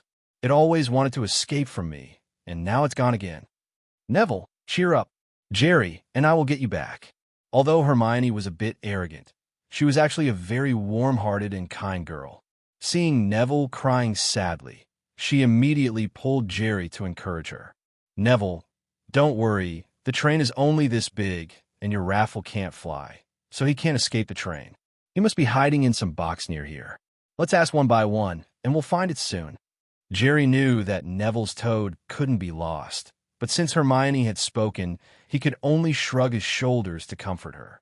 Hearing the comfort of the two, Neville finally stopped sobbing and stood up from the ground. It's almost time to get to the station. Let's change into school uniforms and go out to find Rafe. Looking out the car window at the fields and the fading sky, Jerry took his and Hermione's large suitcases off the shelf. After a while, the three put on new Hogwarts robes and walked out of the box. Jerry, look over there. I'll take Neville and look here. In the aisle, Hermione said hello to Jerry and then led Neville to ask one box after another on the right. And Jerry had no choice but to turn around and start looking to the left. Just think of it as earning a little red star as a subsidy. This kind of work of helping others find lost items can also earn little red stars, but it is relatively small, usually 1 or 2. This little thing is really hard to find. 20 minutes later, Jerry checked all the boxes on the left, but he still couldn't find the missing Leif. However, this trip, he saw many little wizards with familiar names. For example, George and Fred, who look exactly the same. Even their mother, Mrs. Molly, can't tell them apart, are said to have troll blood. Marcus Flinte, the captain of the Slytherin Quidditch team, and so on. Crookshanks. Returning to the box he was in, Jerry just opened the door when he saw Crookshank's beating rifle. It turned out that when the three of Jerry went out from one box to another to inquire about the whereabouts of Leif, the clever Crookshanks also helped, and soon found Leif in a hidden corner of the train. In the box at this time, Crookshanks just knocked Leif back to the original place with his claws when he jumped up to prevent Leif from escaping again. Wingardim Leviosa. The wand pointed at Lu Fu, who kept trying to jump up and escape, and a levitation spell floated him in the air. Jerry picked up Crookshanks, licked it twice, and took out some of the small dried fish that he had brought out from the orphanage before and fed it to him as a reward. "Let me take you to Neville. He is in a hurry." After lifting the levitation spell, Jerry grabbed Leif, left the box again, and walked towards the direction where Hermione and Neville had just left on the right side of the train. Perhaps because he heard that he was going to find Neville, Raffles' four frog legs suddenly kicked around and struggled violently in Jerry's hands. Seeing this, Jerry frowned, stopped, and lifted Raffle, narrowed his eyes, and said murderously, "Braised toad, dry pot toad, garlic toad, flavored toad, boiled toad. I like to eat toad meat the most, and then make various medicinal materials from the peeled toad skin." Raffles' frog body shook, and immediately retracted the four frog legs and put them under the stomach and began to tremble. Seeing that Rafe was no longer struggling, Jerry nodded in satisfaction and continued to look for Neville and Hermione. What he said just now was just to frighten Lifu. Lifu's appearance is the same as the toad that was common in the fields of his hometown in the previous life, who would eat a pimple-covered toad. However, if it is replaced by a bullfrog, then he will have to think about it. After all, bullfrogs are really fragrant. "Neville, your life." After walking through two carriages, Jerry quickly saw Neville and Hermione walking back, so he waved to Neville with Leif's frog legs. "Thank you, Merlin. Thank you, Jerry, my Raffle." Seeing Rafe, Neville immediately stretched out his arms and ran towards Jerry in ecstasy. "You have to thank Crookshanks for helping you find Leif." Jerry smiled and handed rifle to Neville. "Crookshanks is really capable." At this time, Hermione also followed up and said to Jerry with a little pride, "Jerry, who do you think I just saw?" "Who?" Jerry's heart moved, and he already had the answer. Harry Potter, is the boy who survived the catastrophe, the Harry Potter who defeated the Dark Lord at birth. Hermione looked a little agitated. "Harry Potter?" Jerry pretended to be puzzled. "It was mentioned in Modern History of Magic, the rise and fall of dark magic, and important magical events of the 20th century. Oh, I forgot that these are extracurricular books I bought. You haven't read them." Hermione suddenly remembered that Jerry was not from a wizarding family like herself and hadn't read as many history books about the wizarding world as she had. "Let me take you there to get to know each other." Unexpectedly, in the movie, Hermione was quite calm when she met Harry for the first time, but in fact, like other little wizards, she was also a little excited. It seems that Harry Potter's name is indeed very influential in the wizarding world. "No problem. I quite like making friends." Jerry didn't refuse. Now that he has decided to go to Gryffindor, it seems like a good choice to make friends with Harry in advance. You know, as the future savior in Dumbledore's eyes, Harry is the most valued by Dumbledore at Hogwarts, and a good relationship with Harry is definitely a plus for Dumbledore. Besides, Hogwarts can only recruit so few students every year, and even fewer students are divided among the four houses. Maybe you'll be assigned to share a dormitory with Harry at night. Go, he's in the front car.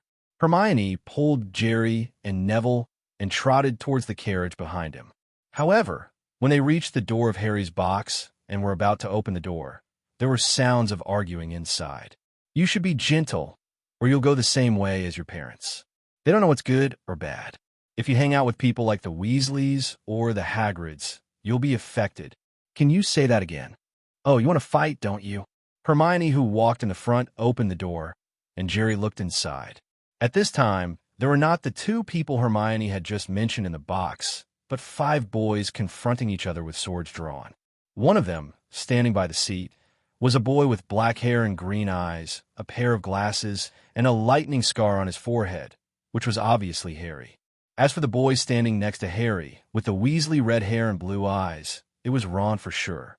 Turning to look at the 3 opposite them, A puzzled look flashed across Jerry's face. A young man with pale blonde hair and a pale oval face, followed by two stout followers. How could this combination look a bit like the trio of Harry's nemesis Malfoy? However, he didn't remember that there was a little Malfoy trio in the movie who troubled Harry and Ron on the train. What happened? Is it because it's been too long to remember? Or because of his appearance, there was a butterfly effect? Or is there some reason he doesn't know? What are you doing? Are you going to fight? You're going to cause trouble before you even get to school. Hermione, who walked in front of the three of them, looked at the situation in the box with a serious expression on her face. There are 3 helpers here. Do you think it's useful to have more people? Seeing the 3 of Jerry appearing at the door, Malfoy's calm face changed slightly, and he took a step back, putting the tall and strong Goyle and Crabbe in front of him. However, Gore and Crabbe obviously didn't pay attention to the little peas who were a head shorter than them in front of them, and they took a step forward aggressively. One stopped Harry and Ron, and one stopped Hermione, Jerry, and Neville. Seeing the tall Crabbe coming to the door, Hermione's body tensed subconsciously, and Jerry temporarily let go of his doubts when he saw this, and stretched out his hand to pull Hermione behind him. We don't want to fight, but this doesn't seem to be your box. Yes, you are not welcome here. Please leave here. On the other side, although Harry was a little afraid of Goyle's big man, he bravely responded loudly when he heard Jerry's words. But we don't want to leave, do we, Goyle Crabbe? We've eaten up everything we ate, and you seem to have plenty left here. Wait until we're done eating. Little Malfoy, who was standing in the middle, pointed at the various snacks scattered on the table in the box, and winked at Goyle and Crabbe. Goyle and Crabbe immediately understood. Goyle pulled the thin Harry away with his left hand and greedily reached for the snacks on the table with his right hand. And Crabbe raised his hands and slammed towards Jerry, who was standing at the door, as if he wanted to push Jerry, Hermione, and Neville behind him to the ground at the same time. What? What? 2 screams sounded in the box at the same time. Not from Harry and Jerry, though, but from Goyle and Crabbe. It turned out that when Goyle reached out to grab the snacks, Ron's pet Banban, who was hidden in the snacks, jumped out and bit Goyle's finger. On the other side, Jerry saw Crabbe reaching out to push him, with a sneer on his face, and stretched out his hands at the same time. He didn't want to compete in strength with the tall and strong Crabbe, but interlocked his fingers with him, and then when Crabbe was in a daze, his wrist suddenly exerted force, and he felt his knees on the ground. 10 fingers connected to the heart. Crabbe's 10 fingers were pressed hard by Jerry at the same time. Tears of pain were shed immediately. The body of the wizard is different from that of ordinary people. Missing arms and legs is not a big deal, so Jerry didn't show much mercy when he shot, which made Crabbe cry. You haven't said clearly yet, don't rush to leave. Seeing that Goyle and Malfoy, who had thrown off Scabbers, wanted to run away from him in a panic. Jerry sneered, first hooked Goyle with his right foot and tripped Goyle to the ground, then freed one hand to use the gold wire-wrapped wrist in the grabbing hand, instantly restraining Malfoy. Thus, such a scene appeared in the box.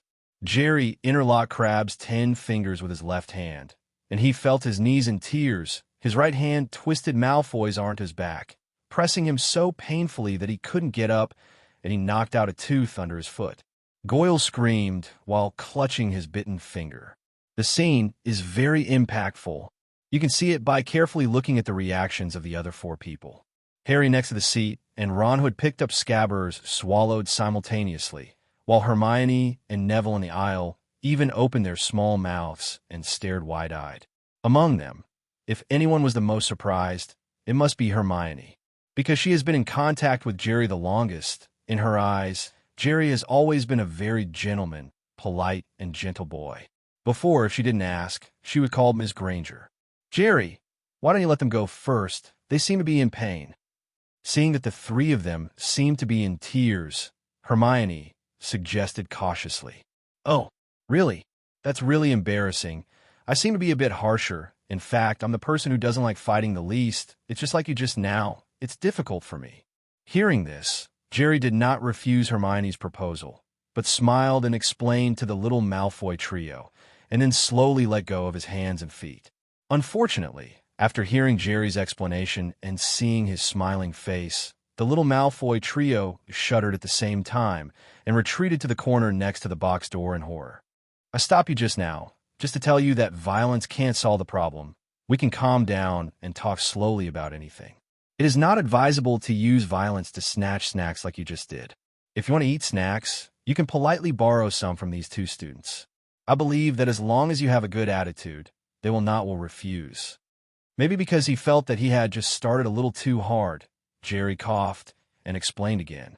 Then he turned his head to look at Harry and Ron and asked, "Two students, do you think I'm right?" Harry and Ron were taken aback and immediately nodded their heads like chickens pecking rice. Look, if you had a better attitude just now, they would be willing to share some snacks with you. Jerry turned his head again to look at the trembling little Merfew three gathered in the corner next to the box door, and then his tone was as gentle as possible. We are all freshmen this year, and maybe we may be assigned to a college. In this way, we can shake hands together, and we will be good friends in the future. Why, you don't want to?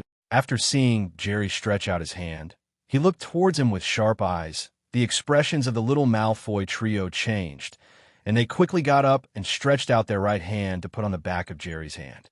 And Harry and Ron saw Jerry turn his head to look at him, and after looking at each other, they also stepped forward and put their hands on it. Hermione, you come here too. We will have more atmosphere together. Jerry waved at Hermione and Neville with his free left hand.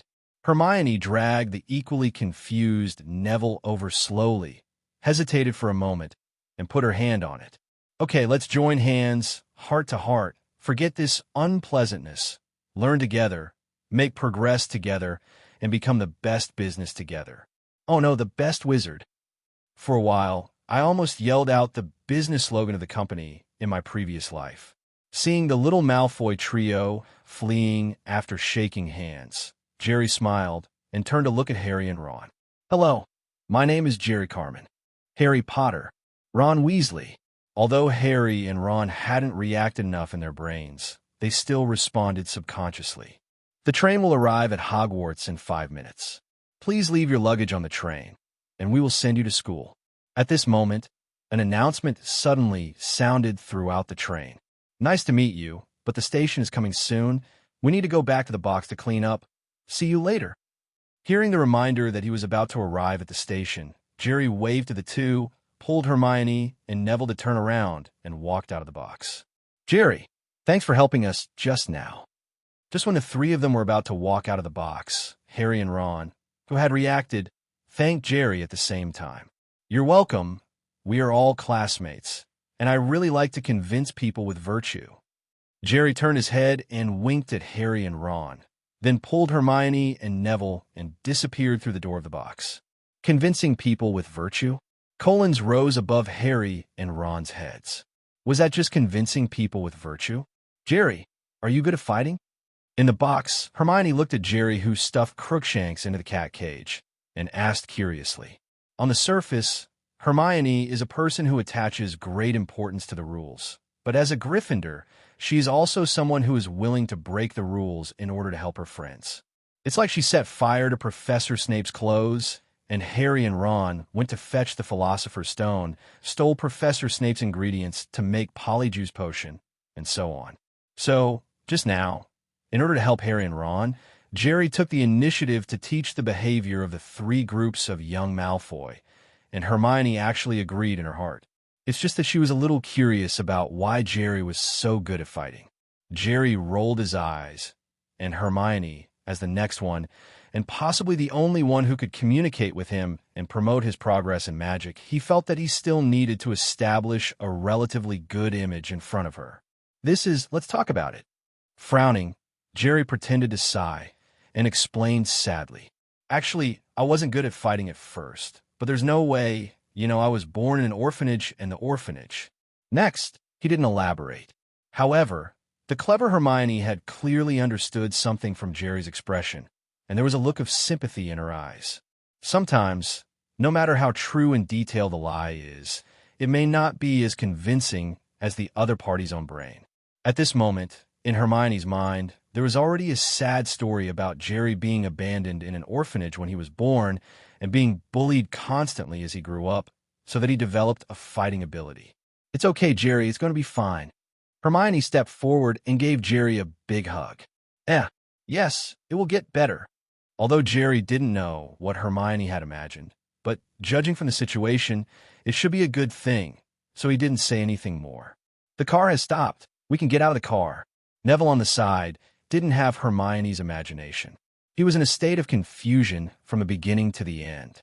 When he saw the train stop, he reacted and shouted at Hermione and Jerry, who were embracing each other.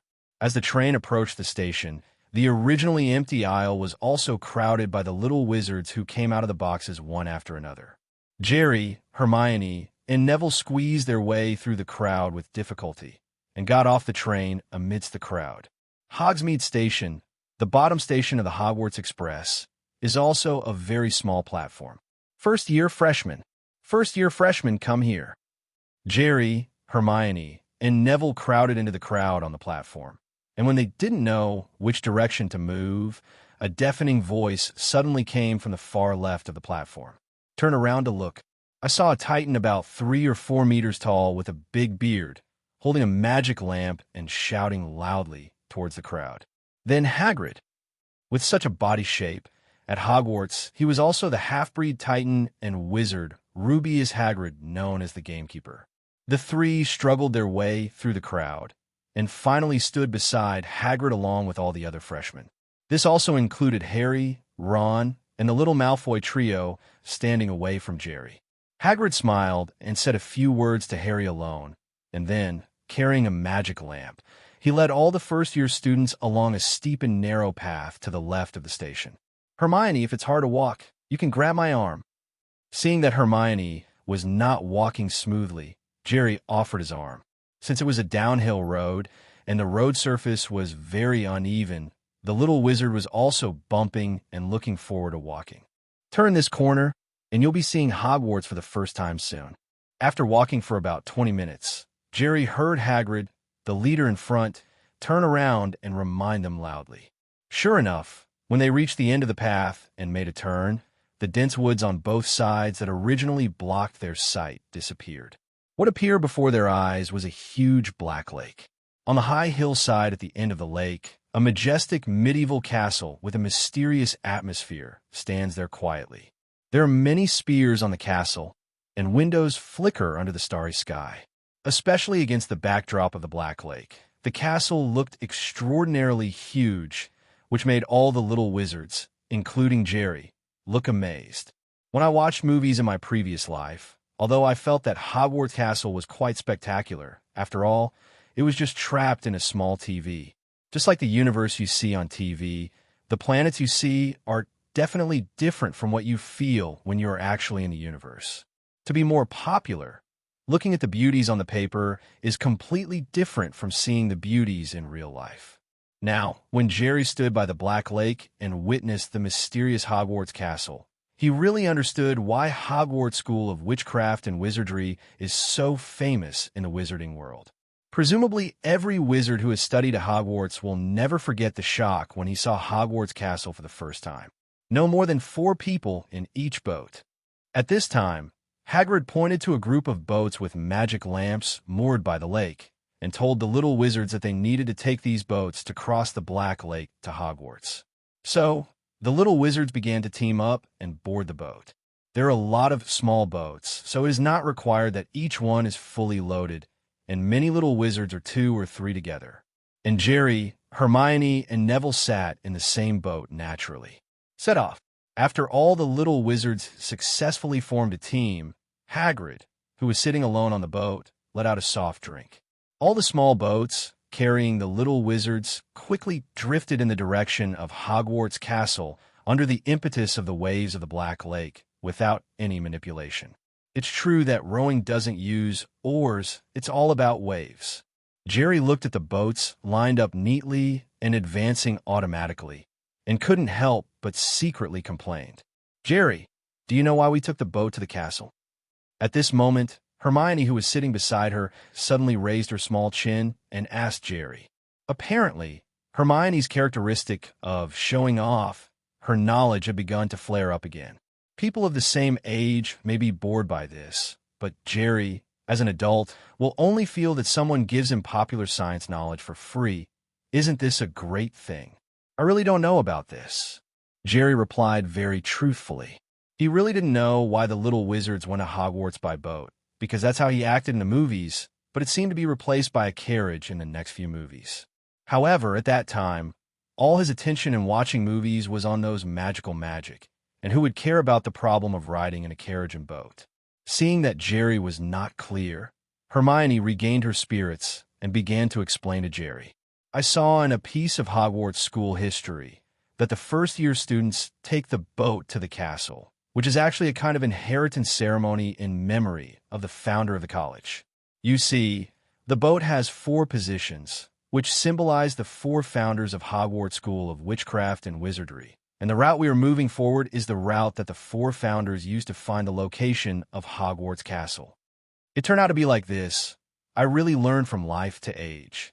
After hearing Hermione's explanation, Jerry found that it was true, but what surprised him even more was how many extracurricular books did Hermione, a little girl, read in a month of summer vacation? It can only be said that she deserves to be Miss Know-It-All, very unattainable. In this way, while listening to Hermione's various science popularizations in his ears, he admired the special scenery of the Black Lake. Jerry crossed the Black Lake in a boat, passed through a dark tunnel under the cliff, gradually slowed down, and stopped at the underground pier of Hogwarts Castle. Okay, everyone follow me. We're going to the gate of the castle soon. Hagrid walked ahead with the magic lamp, and Jerry waited for the little wizards to get off the boat, and they gathered together to follow behind him. After climbing up and down for half an hour along a path paved with gravel and small cobblestones, they finally came to a flat, wet meadow in the shadow of the castle. And in front of them is a huge oak door, which is also the gate of Hogwarts Castle.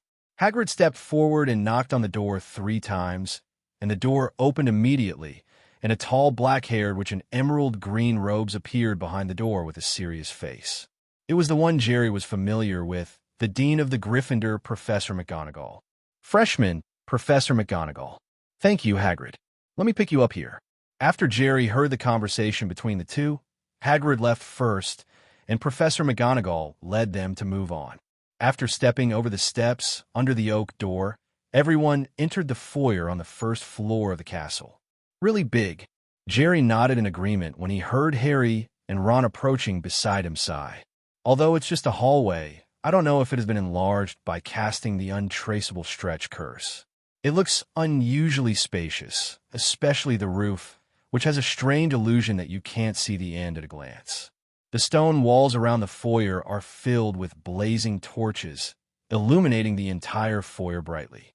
Directly opposite, it is a luxurious marble staircase, which should lead to the second floor.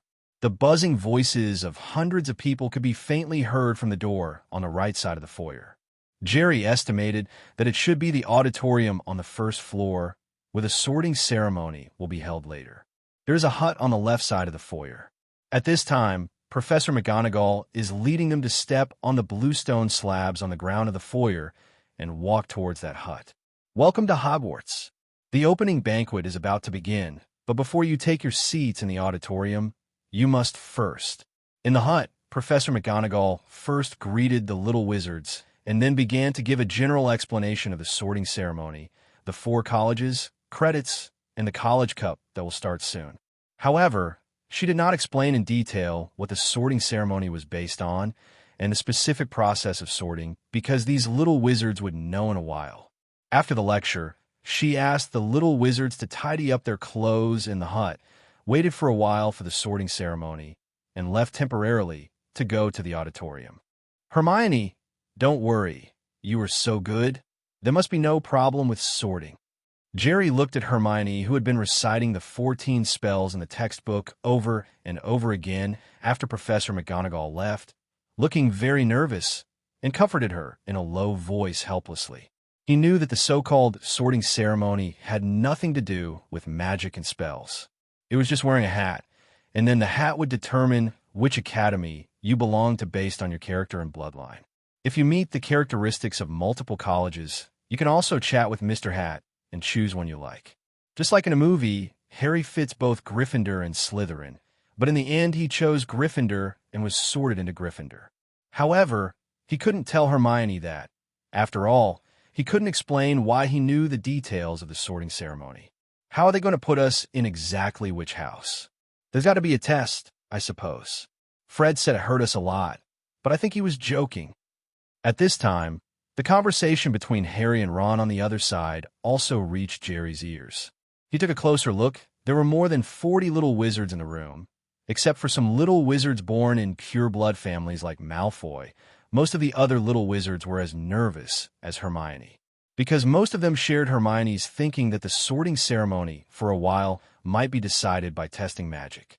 However, they are not Hermione. Most of the little wizards are actually the same as Harry and Ron. They have not been able to cast a single spell yet.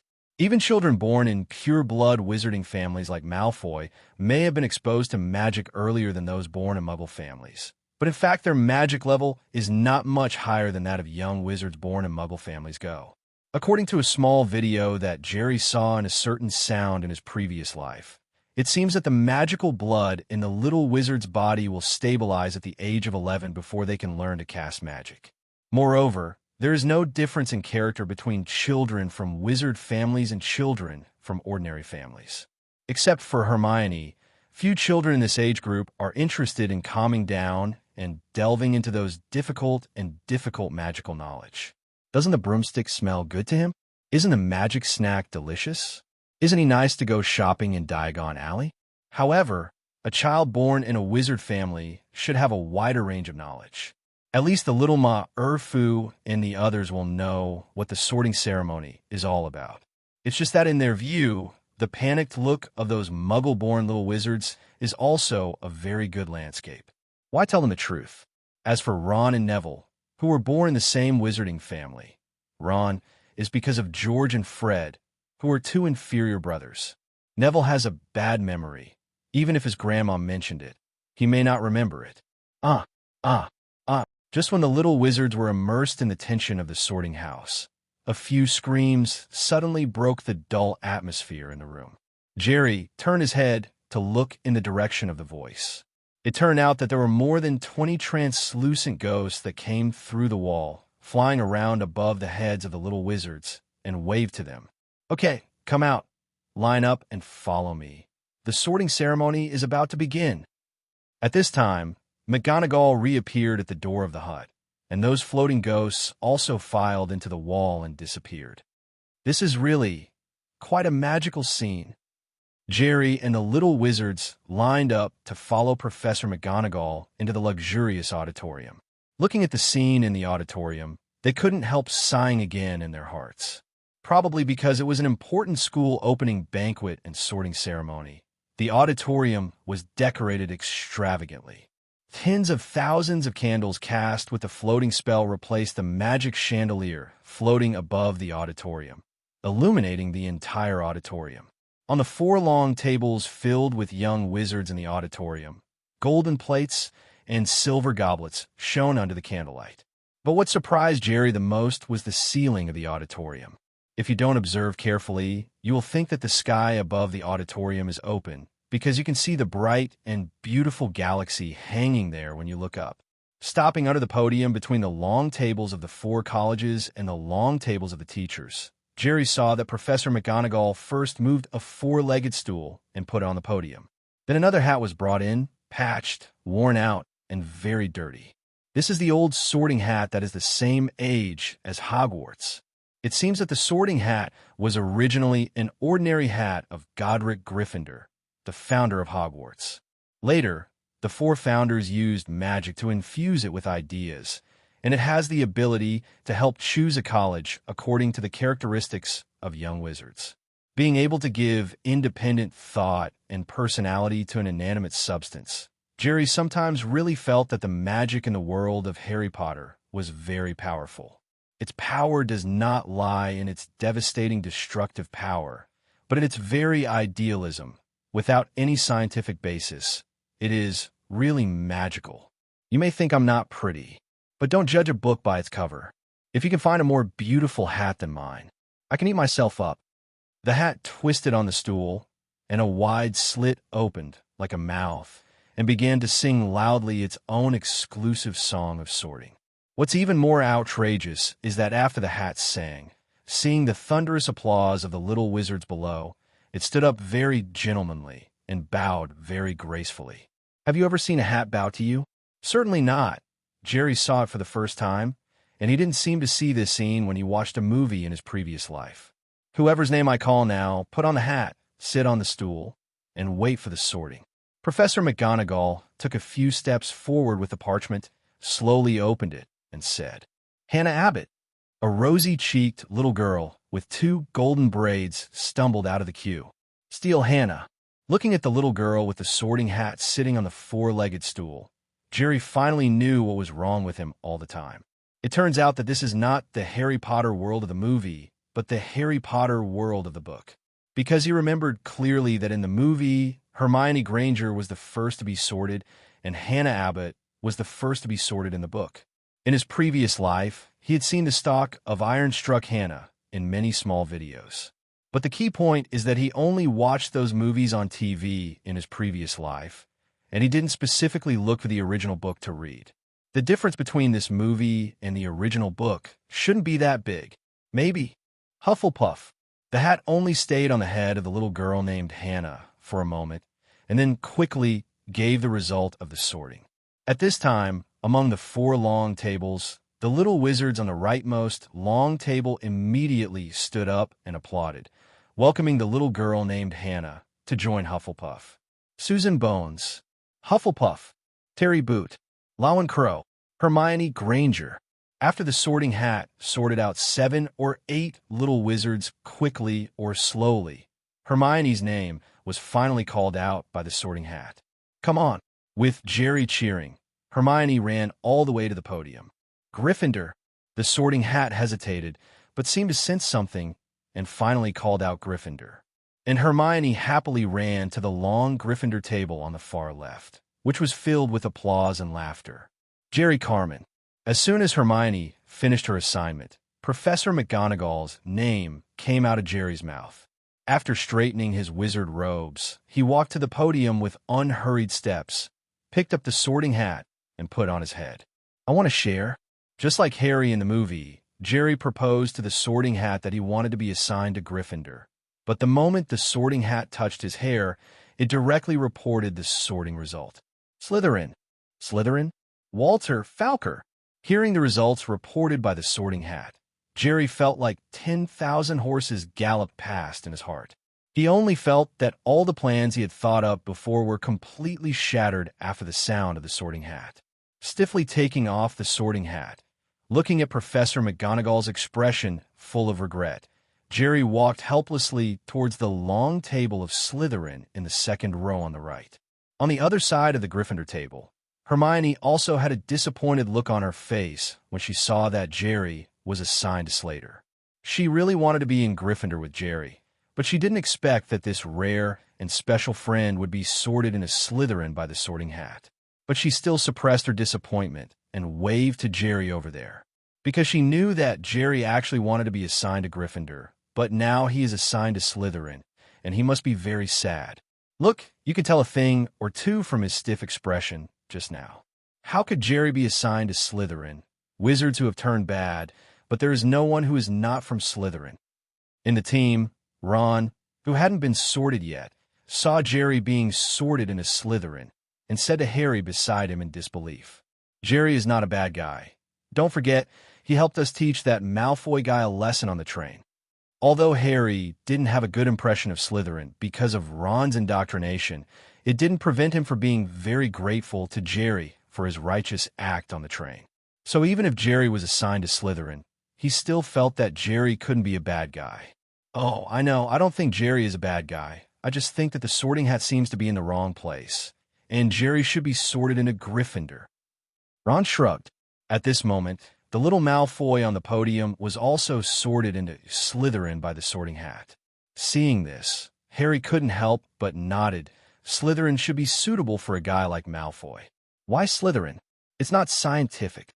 Jerry, who was sitting on the long Slytherin table, didn't have the mood to watch the sorting ceremony at this moment, but frowned and began to think about why he was instantly identified as a Slytherin by the Sorting Hat. Thinking carefully about the various remarks about Slater, he gradually had a little understanding in his heart. The most basic condition to enter Slytherin then must be pure blood or mixed blood, that is, either both parents are wizards, or at least one of them must be a wizard. Like a little wizard whose parents are muggles, such as Hermione. No matter how good he is, it is absolutely impossible to be assigned to Slytherin. Then look at Jerry. Who are Jerry's parents in this world? That doesn't exist at all. His body is a strange panel, brought from the main world of Marvel, and the blood of the wizard in his body is also exchanged with the little red star. So Jerry guessed that the wizard blood he exchanged with the little red star might be the purest and oldest wizard blood. After all, the strange panel was able to bring him from the Marvel world to the Harry Potter world, and the wizard's blood that was unreasonably exchanged was still a mess. It's not that mixed blood is bad, but he personally thinks that pure blood wizard blood should have a higher upper limit of growth than mixed blood wizard blood. For example, the magic power will be more than that of peers, because the top Dumbledore and Greenwald seem to be pure blood. Of course, the strength of strength mainly depends on the understanding and application of magic. Those slight advantages of magic power are nothing. Voldemort, Snape, and Professor McGonagall were all born of mixed blood, but they were still very powerful, especially Voldemort, who was second only to Dumbledore and Grindelwald. In fact, people like Hermione can be considered mixed blood, but the concentration may not be so high. For wizards born in Muggle families, Jerry felt that one of the ancestors of both parents must have had wizards, but the wizard blood of the descendants had not awakened. From the perspective of personality, Slytherin's wizard characteristics, in the eyes of outsiders, are arrogant, very ambitious, scheming, and like to fight for power and profit. These, Jerry felt that he did not meet.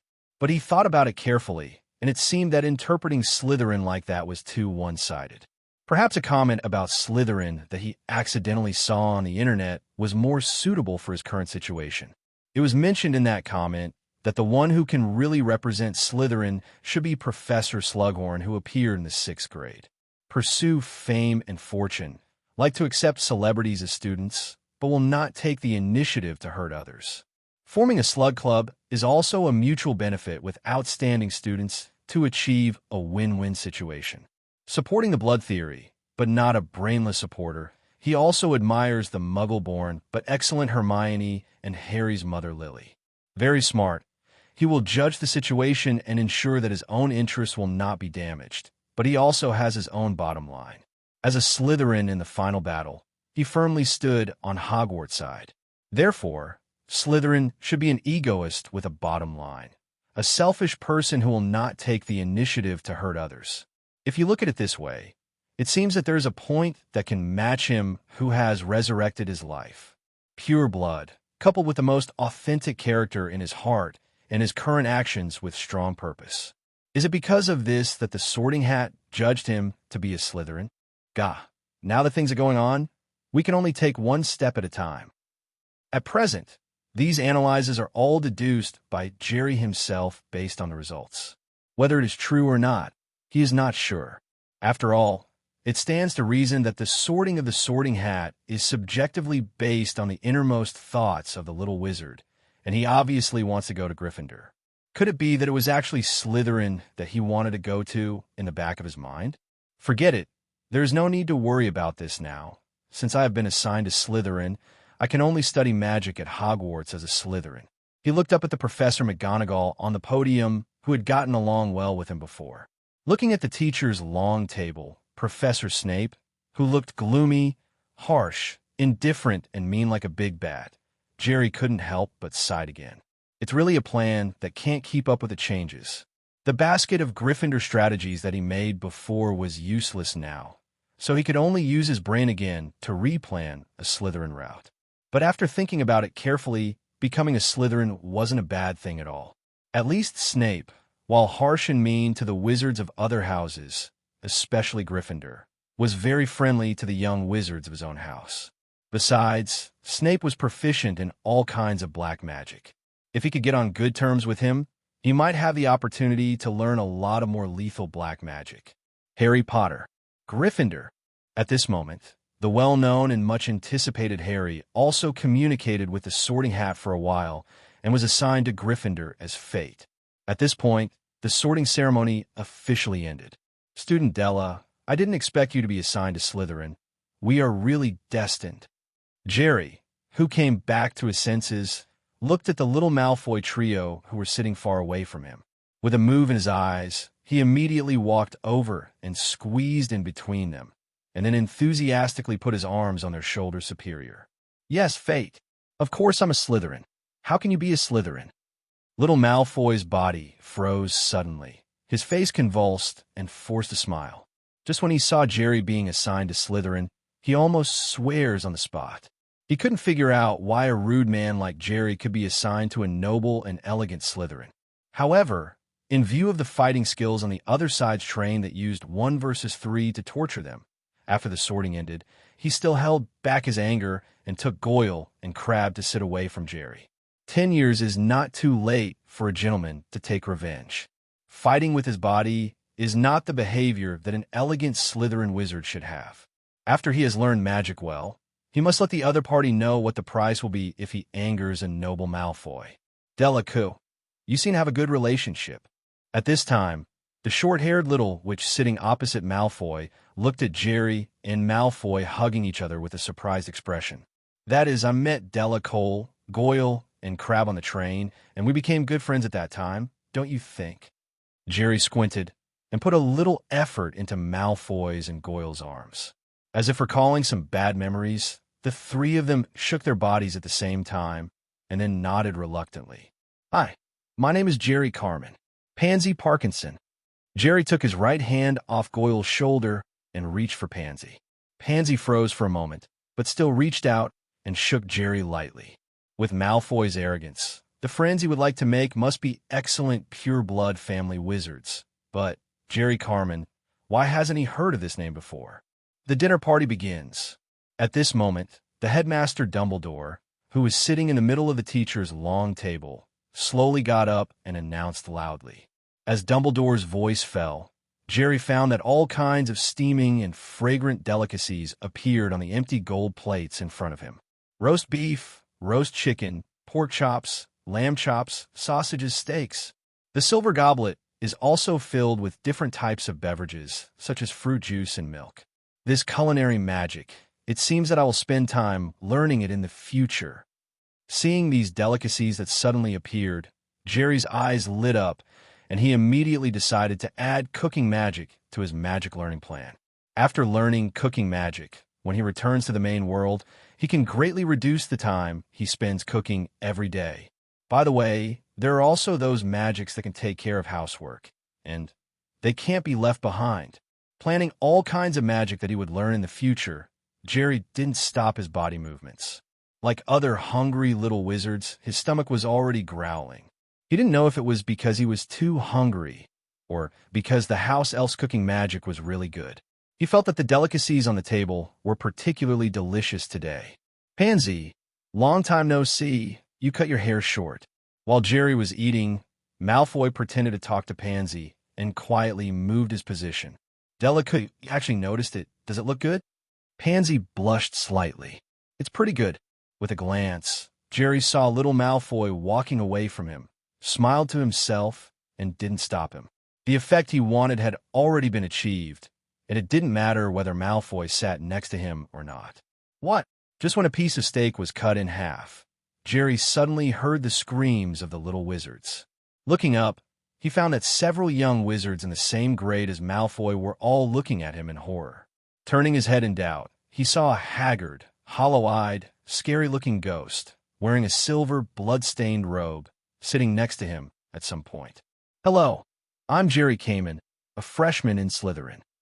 Jerry smiled, gracefully put down the knife and fork in his hand, and nodded slightly to the ghost next to him in greeting.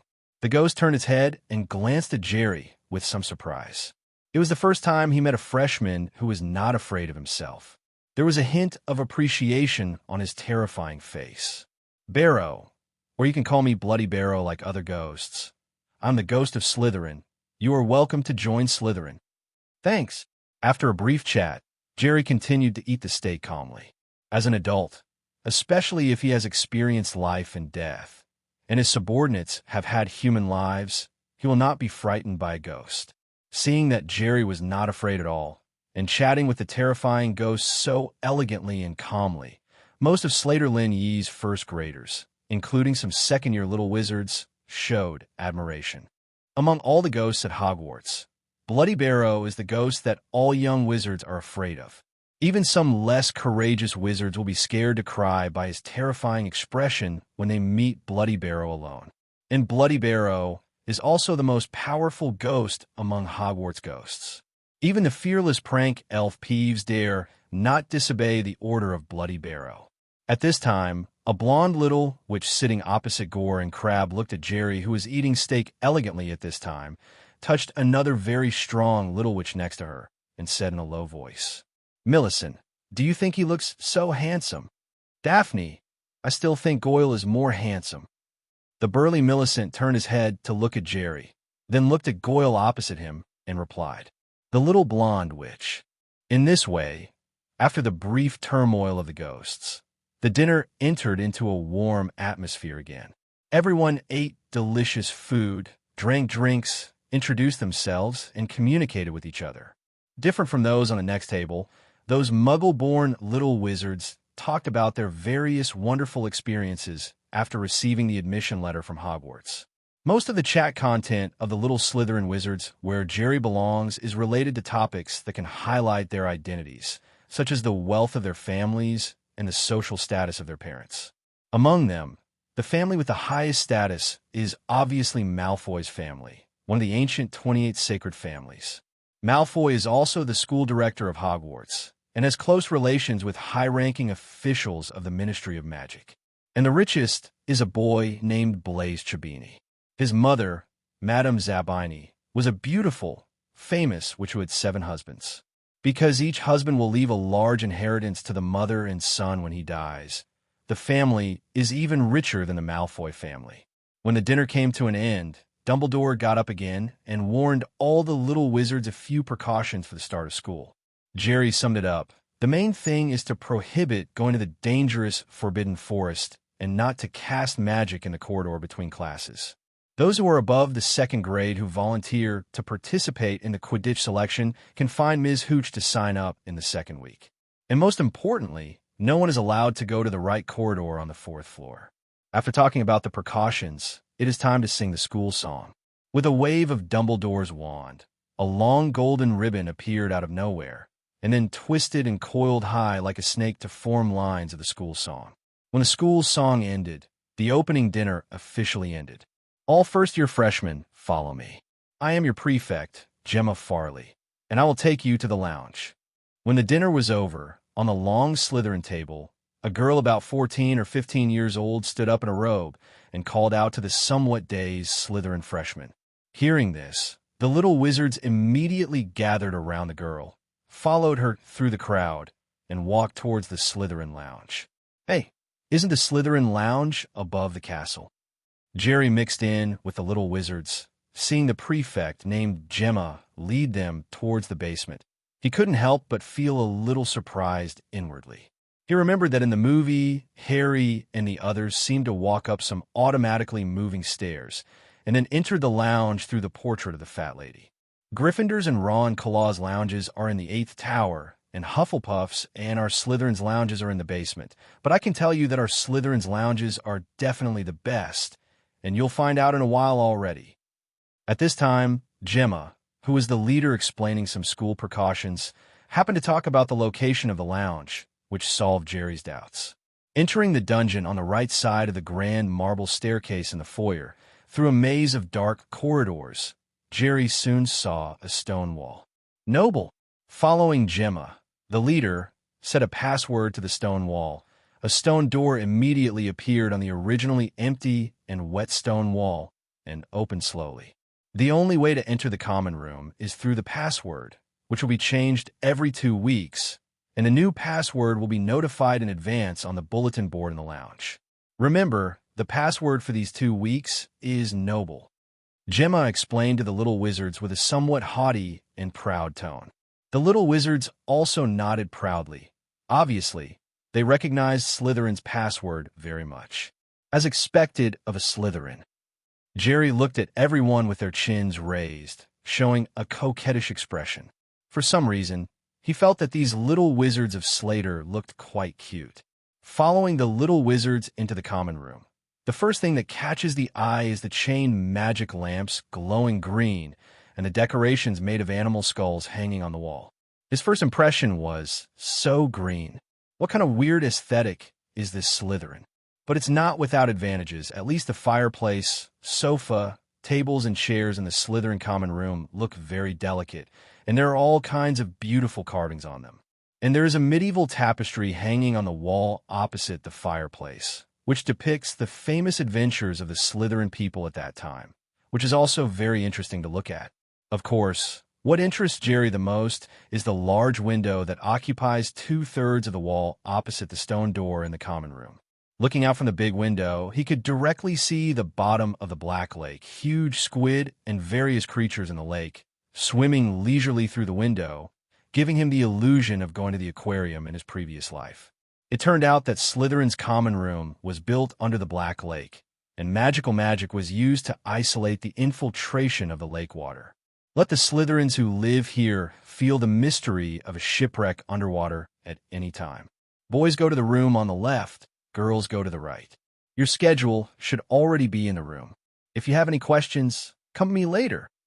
Gemma looked at the little wizards standing in front of the big window, looking at the scenery outside in amazement, and left with a final confession. The view from a window is amazing, but the little wizards were exhausted today, and after a while, they dispersed to find their own rooms. Jerry is no exception. He left the common room earlier than those little wizards and walked to the boys' dormitory on the left. At the door of every male dormitory, the name of the little wizard living in was posted, so he quickly found his own dormitory. Jerry Carmen, Delaco Malfoy, Gregory Gower, Vincent Crabbe. Looking at the 4 names posted on the door of the dormitory, Jerry smiled helplessly. These 3 children and I are really destined. Pushing the door open and entering the room, Jerry saw that his luggage had been placed next to the bed closest to the door in advance. The bed was a traditional 4-poster, with green silk hangings and silver thread embroidery on the bedspread. Likewise, the windows in this room were also enchanted, allowing one to see the lake outside and even hear the subtle sound of the water rippling on the lake. It should be very good to fall asleep in the sound of gently fluctuating lake water. No wonder the prefect just said that the lounge in Slytherin was the best among the 4 houses. If the discharge is too green, it is indeed very good. Okay, Crookshanks, don't worry. I'll let you out right away. Seeing Crookshanks meowing at him in the cage on the table beside the bed, Jerry hurriedly raised his hand to appease him, and at the same time stepped forward to open the cage. Because Crookshanks is very smart and can find food by himself, Jerry never locked him in a cage when he was in the orphanage. This is the first time, maybe anxious. Meow. As soon as Jerry opened the cage, Crookshanks immediately let out an excited meow, and then turned into a flash of yellow lightning, and quickly rushed towards the window of the room. Crookshanks stopped. With a twitch in his heart, Jerry immediately realized what was happening, and hurriedly yelled at Crookshanks. However, it was too late. I saw Crookshanks looking out of the window, all kinds of big and small fish swimming around with excitement in their eyes, and then they bumped into the invisible magic barrier in the middle of the window. It's like bumping your head against a layer of transparent glass. Puff! Crookshanks slid down from the barrier, and the already flat pie face seemed to become even flatter. Oh, silly cat. I take back what I just said about you being smart. Seeing this, Jerry covered his forehead in both amused and helpless ways. However, as a cat with the blood of Maleese, Crookshanks' body is much stronger than that of ordinary cats. This impact is obviously nothing to it. It stood up again in a little confusion, then lay on the window, scratched the invisible magic barrier with its paws, tilted its head, and looked at the fish swimming outside, and seemed to start to doubt the cat's life. Seeing this, Jerry didn't care about it anymore, but started to pack his luggage and picked up the class schedule on the table. And at this time, there were a few familiar shouts and curses from the door of the room, and it was the little Malfoy trio who saw Jerry's name at the door. "Hello." Seeing the young Malfoy trio entering through the door, Jerry greeted them friendly. Since they are both Slytherins and live in the same room, he still feels that the relationship between the young Malfoy trio can be eased a little. After all, although the young Malfoy and the other three were somewhat villainous, they were not heinous people. "Let me tell you, I'm not afraid of you. My father is the director of Hogwarts. If you dare to do anything to me again, I will let my father expel you. And wizards should use magic to duel. After learning magic well, we should use magic to have a fair duel." Little Malfoy had obviously made a decision outside. After pushing the door and entering the room, he immediately took Goyle and Crabbe to stand 5 meters away from Jerry and said loudly in a vicious tone, "No problem, really. I don't like to use violence, as long as you don't take the initiative to provoke me. I won't do anything to you." Jerry shrugged and agreed without hesitation. Seeing this, the three of Malfoy finally breathed a sigh of relief. Don't look at the three of them arrogantly in front of other little wizards, especially muggle little wizards, looking like I am invincible. In fact, it was just 3 11-year-old children. After the train was repaired and threatened by Jerry, I have left some shadows in my heart. From the original book, the trio of Malfoy were in the train, only to be bitten by Ron's mouse, and then ran away in a panic, which shows that they are not as courageous as they appear on the outside. After formally reaching an agreement to live in peace, the little Malfoy trio were no longer as afraid of Jerry as before, but began to pack their own luggage and beds. At night, when the trio of little pony Foo fell into a deep sleep, Jerry got up quietly and left the room with a magic book. Unlike other little wizards who were exhausted after this day, with his physical fitness, he didn't expend too much energy this day at all. It's just that the accident of being assigned to Slytherin really caught him off guard. Therefore, everything that was planned before has to be overthrown and restarted now. Unlike Gryffindor in the Slytherin Academy, if he wanted to gain the greatest possible benefits, then he had to be excellent in all aspects, and crushingly excellent. Just like Lao Fu when he was young. Lao Fu was also born in a Muggle orphanage and was of mixed blood, but he was able to thrive in Slytherin, where family background and blood were paramount, and he became an idol worshipped by all Slytherins. It's because he's so good. When he was in Hogwarts, Voldemort was born in poverty, but was extremely smart. His parents died, but he was wise and courageous. He was the school's prefect, school grass, male god, and model student. He seemed polite, quiet, and voracious for knowledge. Almost everyone has a good impression of him, especially Slughorn, the dean of Slytherin at the time, loved him so much that he even told him about the forbidden Horcruxes he asked about. Jerry wants to learn as much magic as possible at Hogwarts, so Lao Fu is his role model. However, if he is based on his own learning ability, he will definitely not be able to do it. Let alone topping the entire grade, it is not bad to be ranked in the middle level. Therefore, he plans to change his strategy and use a lot of little red stars to speed up the progress of learning. His original plan was to use little red star as much as possible to maintain the time in the wizarding world and to use it when learning some important spells. After all, history of magic, astronomy, and herbalism are not urgently needed, and they can be made up for later when you earn more little red stars. And every time he returns, he can only re-enter after the main world cools down for a month. Now, if he wants to learn from Lao Fu, he must use a lot of little red stars, strive to surpass everyone in every subject, and become the best student, so that he can gain a foothold in Slytherin. Mainly, he had nothing to do with Snape. If he wasn't good enough, he wouldn't be in Snape's eyes. Came to the common room of Slytherin. Under the green light of the lounge, Jerry sat on the sofa, turned on the refreshing function, opened the magic book, and began to memorize the history of magic that will be presented tomorrow. According to the timetable, Slytherin had only one class on the first day, and that was History of Magic, which was held in the afternoon with the students of Ravenclaw. The teacher is the ghost Cuthbert Binns, and the place is on the second floor. At noon the next day, after having lunch in the auditorium on the first floor, Jerry, together with other young Slytherin wizards, walked along the luxurious marble staircase to the History of Magic classroom on the second floor. During the meal, Jerry also met Hermione, who was assigned to Gryffindor. Hermione expressed regret that Jerry was not assigned to Gryffindor, but she said that Jerry was still her best friend, even in Slytherin. In class, Cuthbert Binns, a ghost who looks very old, is talking about the history of magic in his wheezing, dragging voice. And in the classroom, most of the Slytherins and Winkila's little wizards were already crumbling under the hypnotic voice of Cuthbert Binns.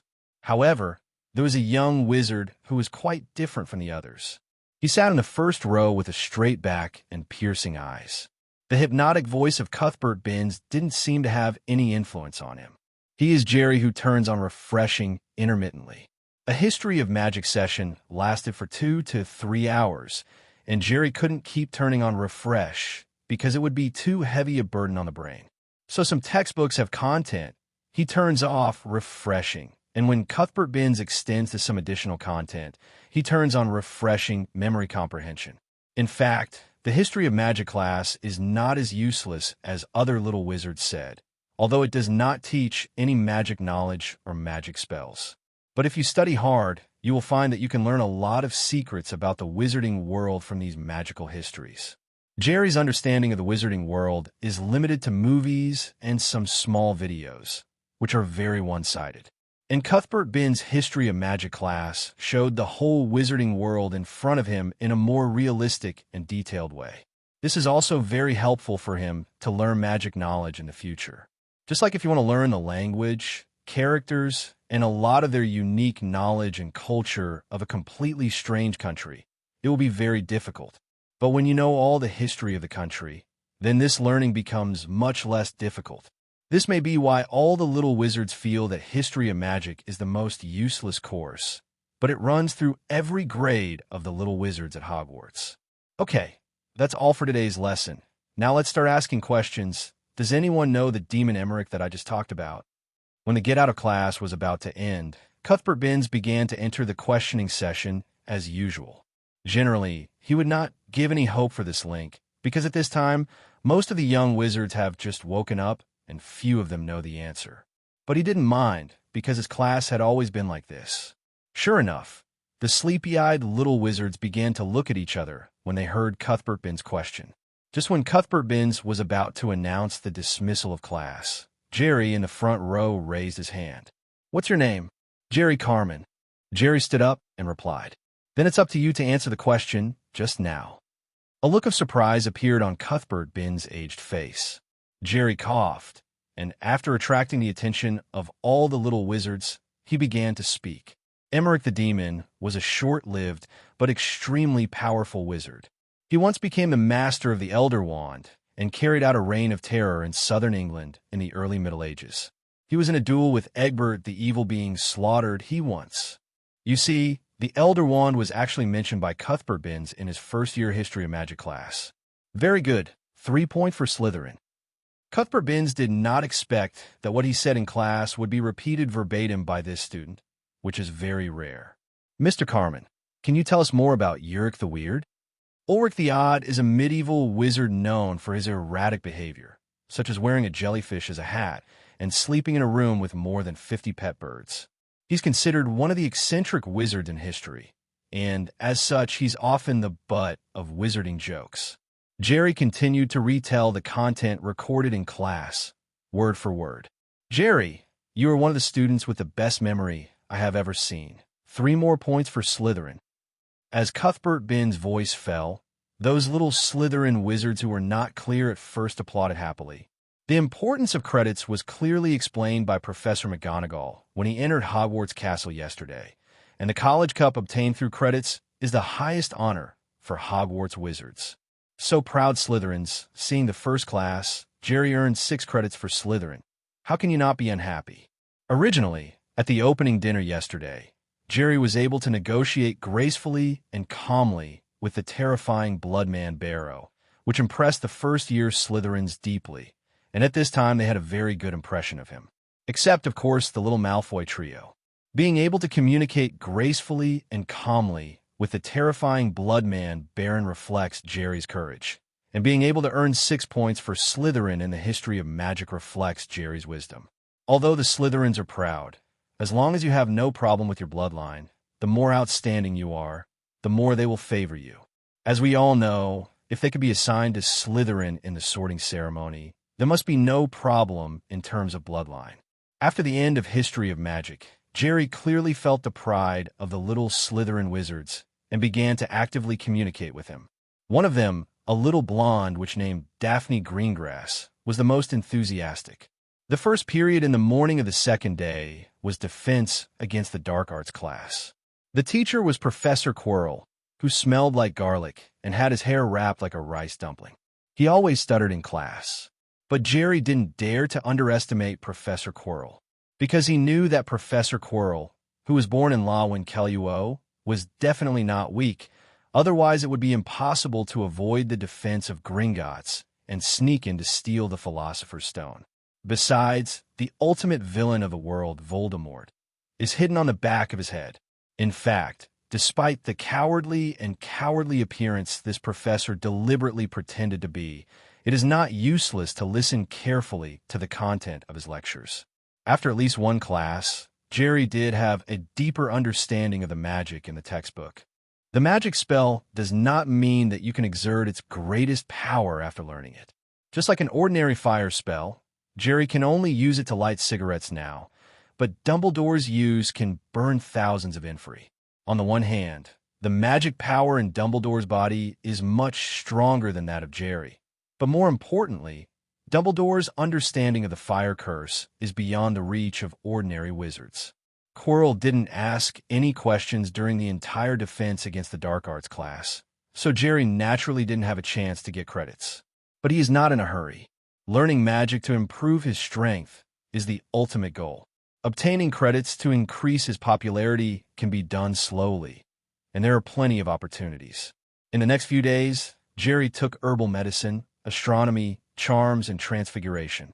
Since he turns on the refreshing function for a long time every night to quickly memorize and learn magic books, he also turns on the refreshing function periodically during class. Therefore, in the class of herbal medicine, he can always say it accurately at the first time. Professor Sprout asked the name of each herbal medicine and their various properties. In astronomy, he can also easily identify any stars and constellations.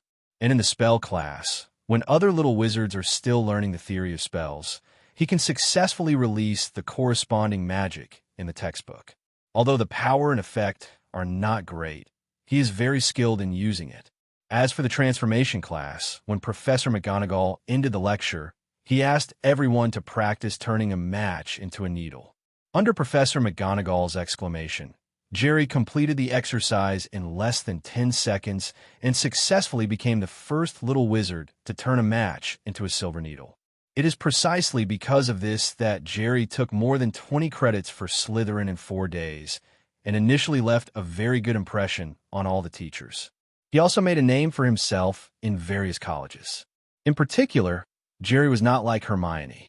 With his adult soul, any little wizard who took the initiative to get in touch with him felt that although he was very good, he was not as arrogant and difficult to get along with as ordinary Slytherins. On the contrary, he is very humble and easygoing, and sometimes he'll make a joke or two with you. This also made him earn more than 20 credits for Slytherin, but the young wizards in the other 3 academies who had contacted him did not feel too much jealousy towards him, but rather admired him to some extent.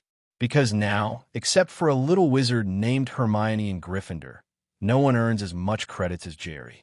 In this way, the time came to Friday. There is only half a day of classes in the morning on Friday, and it is the potions class taught by Slytherin headmaster Snape. It is also the first time that the 2 colleges, Slytherin and Gryffindor, have classes together. None of the previous lessons, either with Ravenclaw or Hufflepuff, were with Gryffindor. The potions classroom was in the basement, very close to the common room where Slater was. Because there is no sunshine all year round, the classroom feels a bit gloomy, especially the glass jars placed along the walls, which are soaked with various animal specimens. Hey, Jerry, you're here early. Hermione, you're early too. Jerry has the habit of getting up early, so he finished his breakfast very early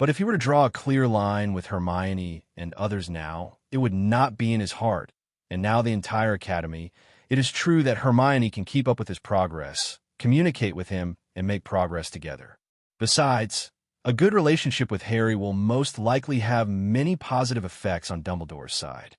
You see, such a good Slytherin, who has no blood prejudice, is willing to be friends with Gryffindor, a little muggle-born wizard.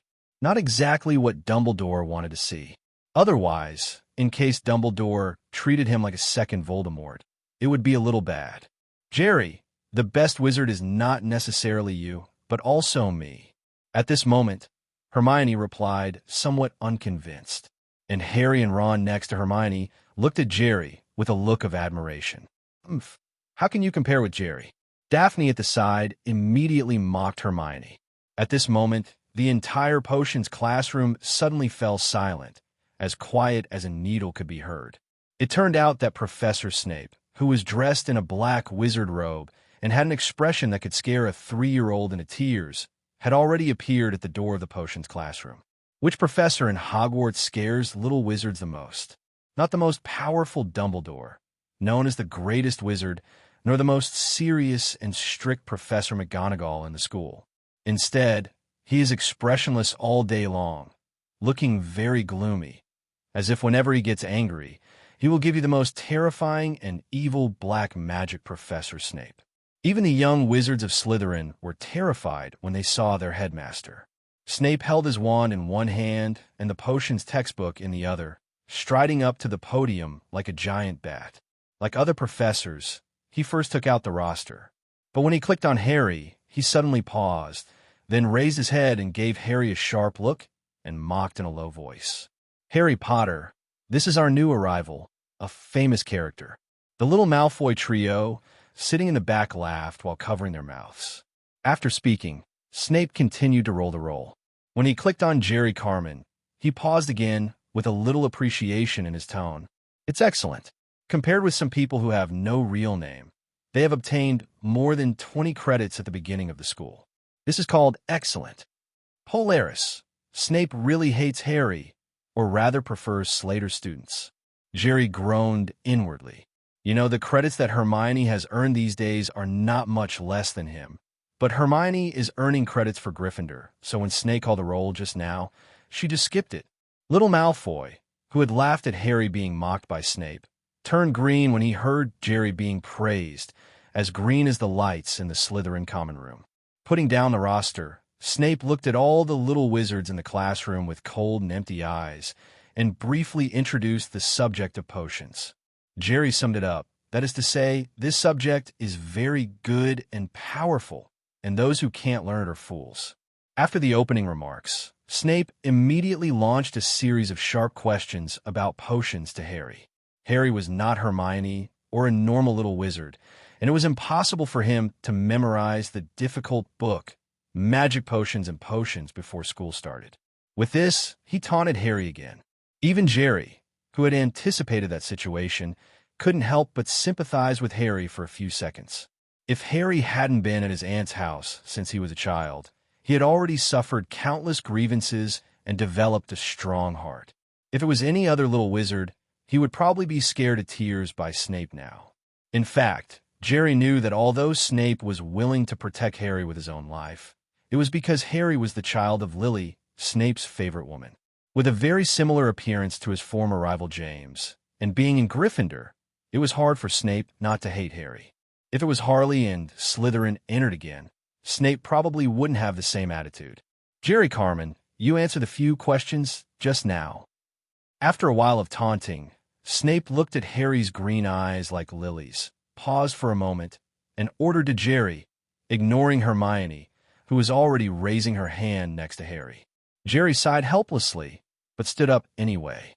In fact, he didn't want to get involved now. After all, Harry was miserable, and Hermione raised her hand so high. However, Snape had already called him by name directly, so he had no choice but to stand up and answer honestly. Narcissus root powder and wormwood can be mixed together to make a powerful sleeping pill, which is a dose of life and death water. Coprolites are stones taken from the stomach of goats, which have a strong detoxifying effect. As for the aconite, it is the same plant as Chemigasma aconitum, and they are collectively called aconitum. 10 points for Slytherin. Snape nodded in satisfaction, and the little Slytherin wizard burst into cheers. Even Goyle and Crabbe couldn't hold back their applause, but they were finally stopped by a look from Malfoy. Just add 10 points, as expected of you, Professor Snape. Snape was so blatantly partial that Jerry was a little embarrassed. LSO, Potter, Gryffindor will take 1 point off for contradicting the teacher just now. Snape added one last word and began to group the young wizards in pairs. And Harry was helpless even though he was angry. Seeing this, Jerry had no choice but to pat him on the shoulder through Hermione to comfort him. There is no way. Who made your father always bully others when he was in school? Now that your father is gone, he can only vent his anger on you. Maybe this is called the son inheriting the father's business. Oh, no. It should be the father's debt and the son's repayment. When grouping, because the number of Gryffindors was relatively large and the number of Slytherins was relatively small, and they were all odd numbers, so Jerry and Hermione were divided into a group and cooperated to complete a potion for treating boils. In the magic book, Magic Potion and Potion, in addition to explaining in detail the steps, details, and precautions of basic potion refining, it also provides a total of 7 kinds of potion refining methods. They are General Antidote, Potion for treating boils, Amnesia Potion, Herbicide Potion, Sleeping Potion, Water of Life and Death, Swelling Potion, Sober Potion. After the distribution was over, Snape first explained the whole potion refining process and then demonstrated how to make a bottle by himself. The preparation of potions is actually very similar to those chemical experiments in Jerry's previous life when he was in school.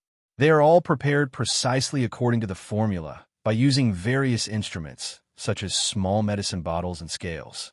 Care and rigor are the most important things in the refining of potions. However, unlike ordinary chemical experiments, the desired results can be obtained by completing the modulation according to the steps. For the refining of potions, if you just follow the steps, you will end up with a puddle of useless mixture. It also needs to cooperate with the magic power in the body, and finally use the magic one to finish the potion in order to get the correct and effective magic potion.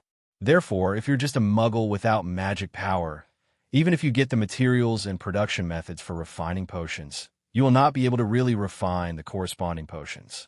UB asterisk asterisk asterisk asterisk asterisk D. Don't you have eyes? What do you call dried nettles? Idiot. It's the fangs of a crushing snake. Do you know what crushing means? When the little wizards began to follow the steps to make the potion, Snape also dragged his long black cloak and walked up and down the classroom to check. However, his scolding almost never stopped. All the little wizards he passed by were sprayed with blood by him. Even the little wizards of Slytherin are no exception. They will still be scolded if they make mistakes. Only when he got to the group of Jerry and Hermione did he nod his head in satisfaction and give a few words of praise. At this time, Jerry has already turned on the refreshing mode, and his brain and body are in peak condition. Together with Hermione, who is very talented in potions, he can make the simplest potion. Of course, there is no problem. Done. Not long after Snape left from behind, pink smoke rose from the cauldron in front of Jerry and Hermione, which also indicated that the boil potion had been successfully concocted. Oops. At this moment, Neville and Seamus in the next group suddenly let out a scream. Their cauldrons leaked for some unknown reason. The potion spilled, and thick green acidic smoke suddenly rose. Chain legs. Jerry, who was refreshed, had 5 senses and reactions so fast.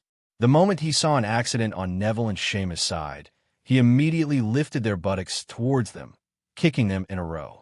Kicked Neville and Seamus away with soft strength so that they would not be sprayed by the green smoke, then immediately turned around and hugged Hermione and jumped onto the stool next to him to prevent them from being sprayed by the extremely corrosive potion erosion. Even so, Harry and Ron, who were on Neville's other side, had the potion splashed on their shoes, burning several holes in them. It can be seen that the preparation of this potion is not so safe. One mistake in the experiment may cost one's life. And this is the simplest potion preparation. Thinking about it, There are so few masters of potion science in the wizarding world, which may have a lot to do with the danger of preparing potions.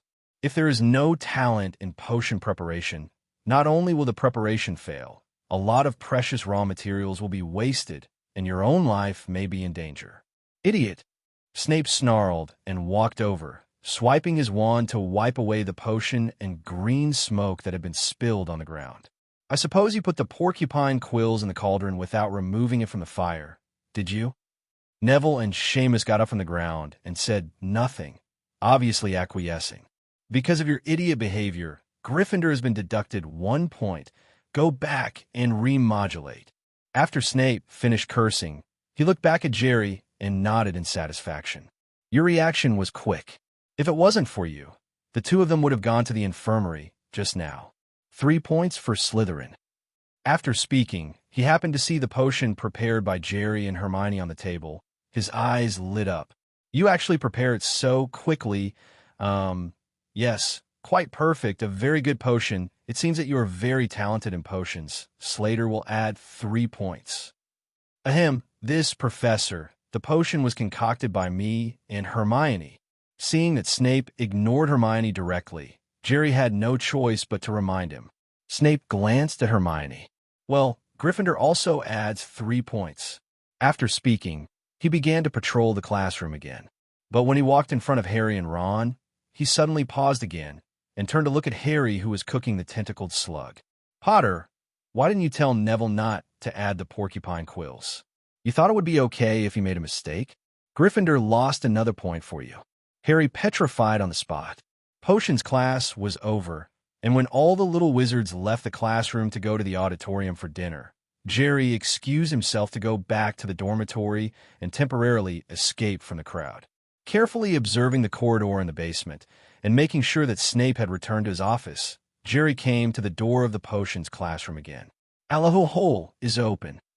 Casting an unlocking charm on the classroom door, Jerry pushed it open and walked in. After carefully turning around in the classroom, he immediately set his sights on the locker next to the podium. That locker was where Snape kept some potion ingredients that he used to use in class.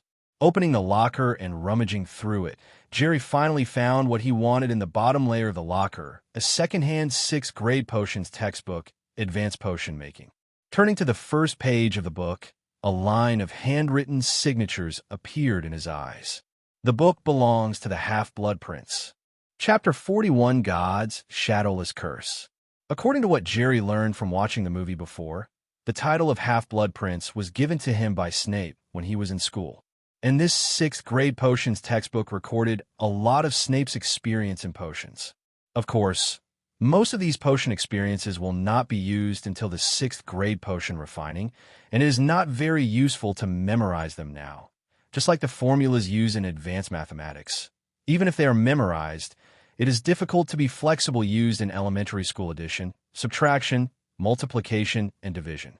So Jerry got the 6th grade potion experience now, which is not very helpful for his current 1st grade potion study. However, what he valued was not Snape's experience with potions. What he really valued were the few spells that Snape had invented in the Half-Blood Prince's notebook. Especially the most famous Shenfeng Wuying curse. This is a spell that Jerry values very much at the moment. It doesn't mean how powerful he is. Judging from the fact that Harry only severely injured Malfoy after using it in the movie, the lethality of the Shadowless Curse is not that strong. Because hits such as binding spells and stun spells can be directly controlled, killing spells are sure to kill, and Shenfeng Wuying spells are only serious injuries. Of course, it might be that Harry was not proficient in using it. If Snape used it, it might be more lethal. But don't forget, even if it's a little wizard in the 1st or 2nd grade, if he uses all petrification, he can still freeze people in place and cannot move. However, even so, Jerry is still very fond of Shenfeng Wuying Curse, because this spell has a very prominent advantage. That is, it is invisible when it is released, and it cannot be detected at all. Generally, when a normal spell is released, a beam of magic light is shot out, which is very conspicuous, just like the Killing Curse. When it is shot out, a green light flies towards you. Although death is inevitable, If you react fast enough and predict accurately enough, there is still a chance to miss it. However, the release of the Shadowless Curse does not have any magical light. The release of the Shadowless Curse is like releasing an invisible blade. Unless you're protected by the Iron Armor Curse in advance, it is difficult to detect. This advantage may not be particularly obvious in the wizarding world, because wizards have good physical fitness, but their speed and reaction ability are not very different from normal humans, so in many cases, they cannot rely on their bodies to dodge magic attacks. Shooting a spell from a wand is the same as shooting a bullet from a gun. With the speed of magic and bullets, ordinary people can't dodge at all. Even if there is a successful dodge, it is not because his speed is faster than magic or bullets, but because he has predicted the attack trajectory in advance and dodged in advance through the movement of the opponent's arm waving. There are very few wizards who can do this, so they all choose not to dodge, but to use magic defense, cast an armor spell, or directly face the waves. However, in the Marvel world, there's still quite a few guys whose bodies are beyond ordinary people and who can dodge bullets. Ordinary magic is shot. If the opponent's physical fitness is strong, like a flash bullet, then his magic will hardly cause damage. At this time, the Shenfeng Shadowless Curse comes in handy. When released, it is invisible, and it can cause damage to the opponent without the opponent's knowledge. This is also the magic spell that he planned to obtain from the very beginning.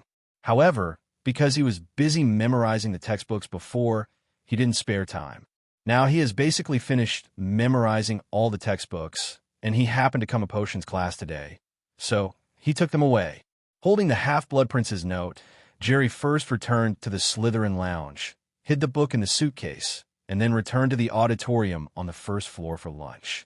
There was no class on Friday afternoon, and after lunch, he returned to the dormitory again. The three of Malfoy were not in the dormitory. In fact, some boys of this age were willing to stay in the dormitory during the day, and they were mostly exploring the castle. After taking a break to recover the energy consumed by turning on rejuvenation in potions class in the morning, he was alone in the dormitory in the afternoon, studying the few self-created spells that Snape recorded in his notes. There are a total of 6 spells recorded in the notes, namely, God's Shadowless Curse, Quick Healing Curse, Upside Down Fuchsia Curse, Admiralty Falling Curse, Ear Closing Curse, and Toenail Growth Curse. After reading and writing down all the 6 spells, Jerry realized that the Shadowless Curse not only has the characteristic of invisibility and shadowlessness, but also has the characteristic of curse. That is the place where the cut by the Shenfeng Shadowless Curse will be cursed and cannot be healed. Nothing like ordinary healing spells, potions, or muggle medical treatments, unless with its corresponding counterspell, which was Snape's invention of the instant healing charm. Only then did Jerry realize that not all spells can be broken with the universal cracking spell Curse standing. Many special spells need to know the corresponding anti-spell to be able to break the magic effect it produces. Just like if someone is cast with the Fuchsia Curse and hangs in midair, then he must use the Admiralty Falling Curse to remove it, or wait for the magic effect to disappear by itself. Under the effect of refreshing the mind, Jerry's brain is running at high speed. However, I don't know if it's because the level of the spell Snape invented is too high, or his current magic theory and knowledge reserves are not enough. After spending a whole afternoon, he didn't even learn a single spell.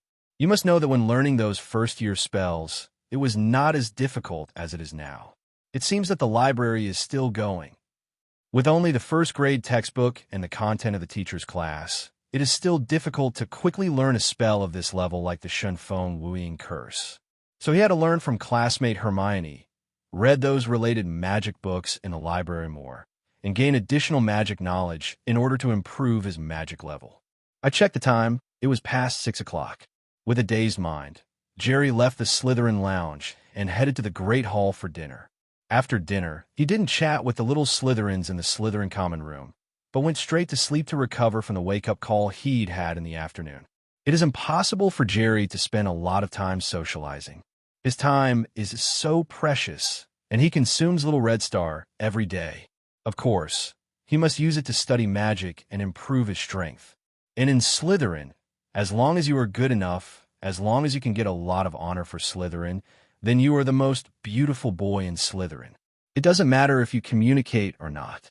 And as the idol of all the little wizards in the future, it is also necessary to keep a proper distance from fans and maintain a sense of mystery. 11 o'clock in the evening. After all the little Slater wizards fell asleep, Jerry, who had replenished his sleep, got up, took the magic book to the common room, turned on the brain-boosting function again, and entered the learning state. Early the next morning, Jerry and Hermione, who had made an appointment earlier, rushed to the library on the second floor together after having breakfast in the auditorium. A lot of books. As soon as she entered the library, Hermione couldn't help but let out an exclamation. Jerry glanced over and nodded in agreement. In the movie, the number of books in the library is not particularly highlighted, so it seems that the library of Hogwarts is not big, and there are not many magic books. But in fact, there are at least thousands of bookshelves and tens of thousands of magic books in the entire library. Also, the history of wizards can be said to be very long, and it involves various fields, and there are many categories. So how can there be fewer related books? Look at a library card first. After regaining consciousness, Hermione took Jerry and walked over to where the librarian Irma Pants was. On the way, Hermione had already told him that if he wanted to read and borrow books in the library, he had to apply for a library card first.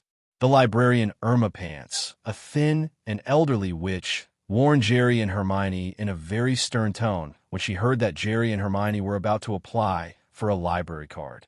If you cut, tear, dent, soil, damage, throw, drop, or in any other way damage, abuse, or desecrate the books in a library, it is within my power to hold you accountable the most dire consequences. Also, it is forbidden to eat any snacks in the library, and it is not allowed to go to the restricted area without the teacher's signature and approval.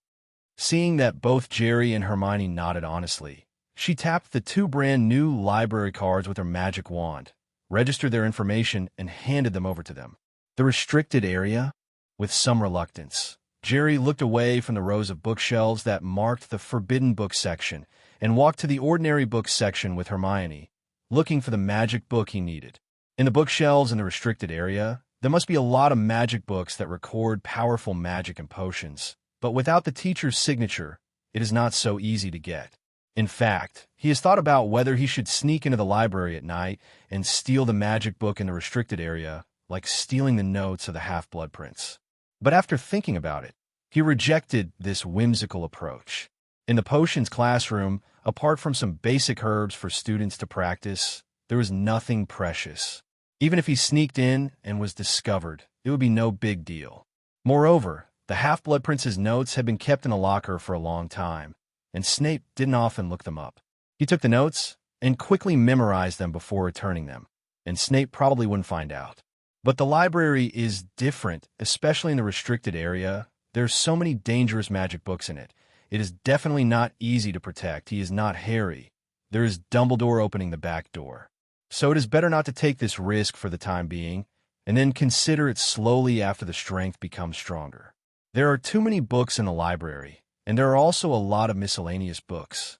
Jerry searched for a while before he found a book that he felt was useful to him now. Research on the development of modern witchcraft. After flipping through it briefly, he found that there were quite a few explanations about magic theory, which was very helpful for him to learn magic spells. So he took the magic book to the reading area on the side and turned on the refreshing function to read it. Stand up. After a while, Hermione also sat next to Jerry with a guide to medieval witchcraft. In this way, the two sat quietly on the bench and looked at the magic book in their hands. If they encountered something difficult to understand, they would try to communicate and discuss with each other. At the end of the day, I feel that I have gained a lot. Sometimes thinking alone is not as efficient as two people communicating. Jerry felt that if he discussed the advanced spells that Snape had invented with Hermione, it would shorten the time he needed to learn them. But after thinking about it, he didn't choose to do that. It's better not to let others know about his secret learning of magic spells for the time being. If it is leaked out, the good persona he created before will collapse. The Hogwarts library closes at 8 p.m. So after agreeing to continue reading books tomorrow, Jerry and Hermione each borrowed a few magic books with their library cards and left the library. However, when leaving the library, there was an episode. That was when they happened to run into the dour Professor Snape. At that time, when Snape saw Jerry and Hermione coming out of the library talking and laughing, he was taken aback for a moment, and then he didn't know what he thought of and asked them a few questions in an uncharacteristically gentle tone. One of them asked if he and Hermione had known each other and become friends before going to Hogwarts. At that time, Jerry thought that since he and Hermione met in Diagon Alley, they were indeed friends before entering Hogwarts, so he nodded. Unexpectedly, after Snape got the answer, he was stunned. He sighed, patted Jerry on the shoulder, and told him earnestly, don't lose affection just because he didn't belong to a college. Also, don't get too addicted to magic. Don't lose to Harry. It made Jerry a little confused on the spot. With Snape's character, shouldn't he be allowed to get in touch with the stupid Gryffindor less and focus more on learning magic and earning credits for Slytherin? Could it be that he misunderstood something? He didn't want to understand it, so he didn't bother with it anymore, and Jerry continued to focus on learning magic. In the next few days, when there were classes, he would take classes seriously, study hard, and actively answer questions to earn credits and improve his reputation. When there is no class and evening time, he will take out the magic books borrowed from the library to further his studies. If there is something you don't understand, talk to Hermione. In fact, he wanted to go to the teacher for advice. However, there are not many teachers at Hogwarts, and almost most of them have to teach 7 grades. The time is also very tight. It is not so easy to find, and there's not much time to give him detailed guidance. The time soon came to Wednesday of the second week. On this day, on the bulletin board in the Slytherin common room, he saw a message announcing that he would take flying lessons with Gryffindor tomorrow. Many little wizards were excited by the arrival of flying lessons, especially male little wizards like Malfoy, who liked Quidditch. Wednesday night at 10 o'clock, Jerry got up and left the dormitory as usual. But this time he didn't go to the common room to read, but violated Hogwarts curfew and sneaked upstairs. Now there are only more than 30 of his little red stars left, and he can only persist until tomorrow. So he wanted to get a broomstick before returning to the main world at 12 o'clock in the evening. After returning in this way, he can earn little red star more efficiently. Originally, when Jerry entered this time, he stored a total of more than 6,000 little red stars. According to his original plan, he could persist for 2 months. However, because the branch was assigned to Slytherin, he had to study hard and absorb a lot of magical knowledge, which caused him to consume a lot of little red stars every day to activate the refreshing function. Therefore, in just 11 days, only more than 30 of his more than 6,000 little red stars were left. Aside from the fact that he consumed less on the first day, since he started school, he has to turn on the brain-boosting function for about 3 hours every night to study. Every day during the day, the boosting and refreshing function is indirectly turned on, which adds up to 4 or 5 hours. So on average, he needs to start boosting and refreshing for 7 to 8 hours a day. And to turn on the function of boosting the brain, 1 little red star will be consumed every minute, 61 hour, and close to 507 or 8 hours. In 11 days, nearly 5,000 little red stars were consumed just by turning on the refreshing function. In addition, every day he stays in the small world, he will consume 100 of them. In 11 days, more than 6,000 little red stars will be consumed. At 12 o'clock tonight, if the number of little red stars is not enough, he will be forced to return to the main world. Fortunately, although the crazy study during this period consumed a lot of little red stars, it also gained a lot. Not only have I learned very practical spells, but my knowledge of magic and the use of magic have also improved a lot compared to before. Now, all he needs is a broomstick. Too bad it wasn't Gryffindor, who couldn't get a free Nimbus 2000 from Professor McGonagall, so he had to think of other ways. At the beginning, he planned to secretly borrow an educational broomstick for flying lessons and bring it back and put it back when he returns. But after inquiring later, I found out that those teaching broomsticks used in class are stored in the teacher's dormitory, where Ms. Hooch lives. Go to the teacher's dormitory to steal a broomstick, isn't that courting death? So after thinking about it, he felt that he had to find another way. I carefully recalled the contents of several movies in my mind, especially after the refreshing function was turned on. He finally found a place where he could get a broomstick for free in his memory. That is, the Room of Requirement at Hogwarts. He remembered that in the movie, it seemed that when Goyle or Crabbe cast the Deemer-Blaze curse in the Room of Requirement, the three of Harry found 3 broomsticks and escaped. The Room of Response should be on the 8th floor. Carefully pushing open the stone door, Jerry came to the basement corridor, returned to the 1st floor along the hallway, and then entered the 2nd floor from the luxurious marble staircase on the 1st floor. On the 2nd floor, there are 142 moving magic stairs. Although these magic stairs like to move around, their movement and connection also have certain rules.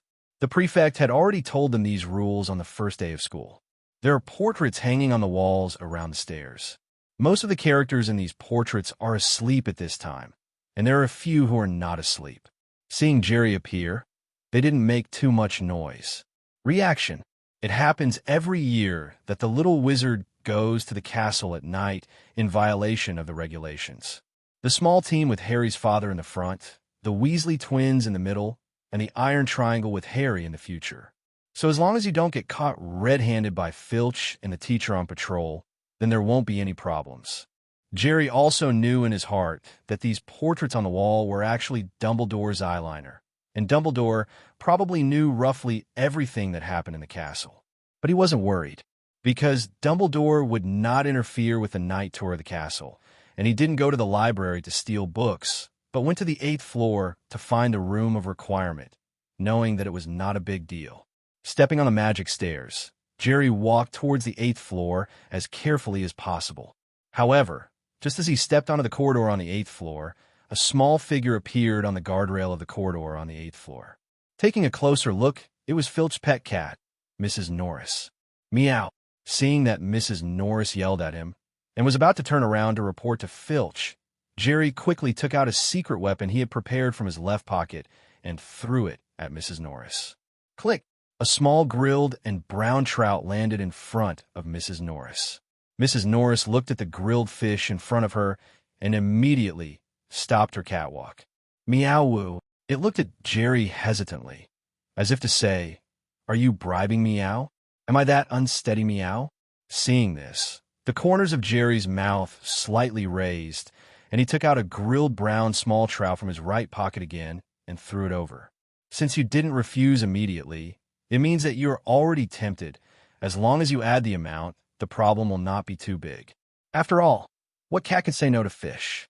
Sure enough, after a while, Jerry calmly walked past Mrs. Norris, who was engrossed in eating, and looked for the possible location of the Room of Requirement. Found it. Jerry looked at a giant blanket hanging in the corridor. His eyes lit up. At this time, a wizard on the giant carpet was trying to teach the troll to dance, but was chased by the troll with a big stick. If he remembered correctly, the white wall opposite this huge tapestry should be the entrance to the Room of Requirement. Since having the function of boosting the brain, Jerry found that as long as he turned on this function and tried to recall the memories of his previous life, many forgotten memories would clearly reappear in his mind. This also allowed him to gradually recall all the Harry Potter movies he had seen in his previous life, as well as related news, small videos, and some small science. This way of entering the Room of Response is what he saw in a small science popularization in his previous life. I need that hiding place.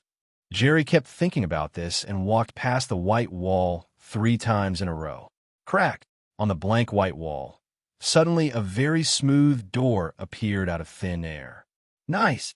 With a smile on Jerry's face, he grasped the brass handle, opened the door, stepped over the threshold, and walked in. It was a room the size of a church, and it was filled with as many hills of various items that had been hidden by students who had been at Hogwarts.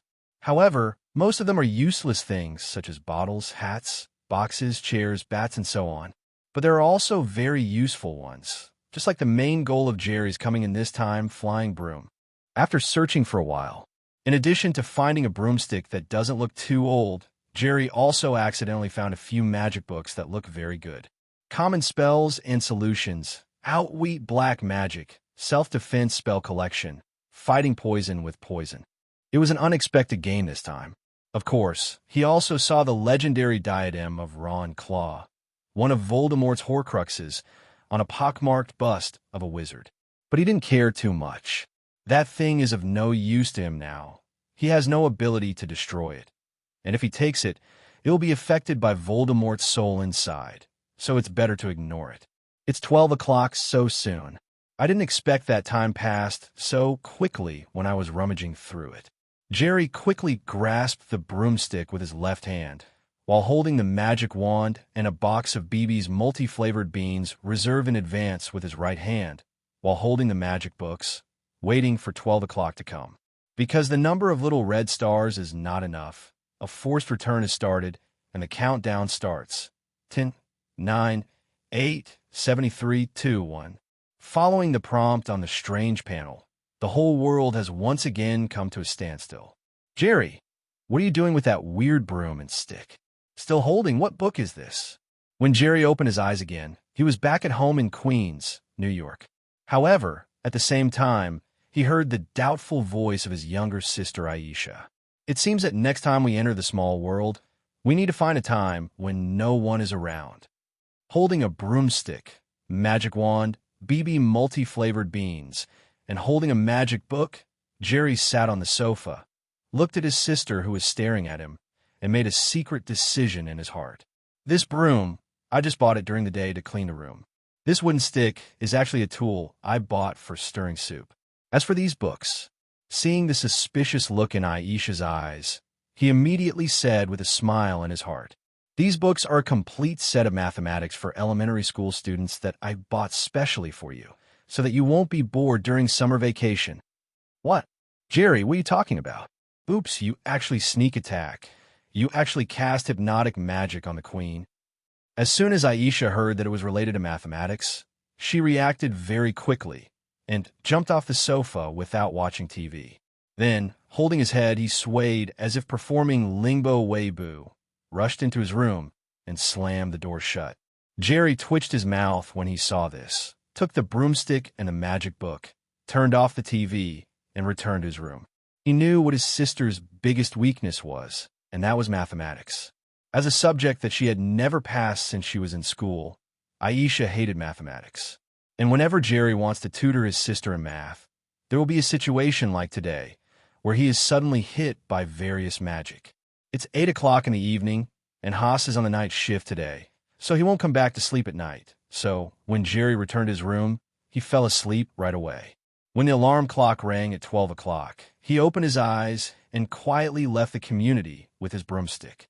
Avoiding pedestrians and ubiquitous cameras all the way, Jerry cautiously came to an abandoned factory that he had discovered during his previous patrol. It's not that he is overly cautious, it's just that the power of technology cannot be underestimated sometimes. In a modern city full of cameras, it is easy to find out his true identity if someone finds clues. After entering the factory, Jerry pulled off the hood of the sweater on his head and took the broomstick out of the large black plastic bag. Sweep Samsung. Looking at the words marked on the broomstick, he knew that it was a very outdated broomstick. Because of the consideration of the broomstick, in the library a few days ago, he specially borrowed a book called The History of the Origin and Development of the Flying Broom and another guide to the initial use of the flying broom to watch. Sweeping Samsung's flying broom belongs to the Sweeping series developed by Sweeping Broom Company. It was released in 1937, which means that the broom he took from the room of requirement has a history of several decades. But maybe it hasn't been used much and it doesn't look too old. 2 puffs. Putting the broomstick on the ground, Jerry recalled the spells he had learned in the introduction to using the broomstick and slowly stretched out his right hand. The magic power in the body emanates from the right hand along with the spell and is closely connected with the broomstick on the ground. The broomstick rolled happily on the ground and then stopped. Duh. Jerry shook his eyebrows a little speechlessly. It seems that not only is his aptitude for learning magic not good, but he also has no talent for flying broomsticks. Before he was full of confidence that if he took the broomstick class, he would definitely crush Harry and become the most beautiful boy in the class. But now it seems that he is a bit sloppy.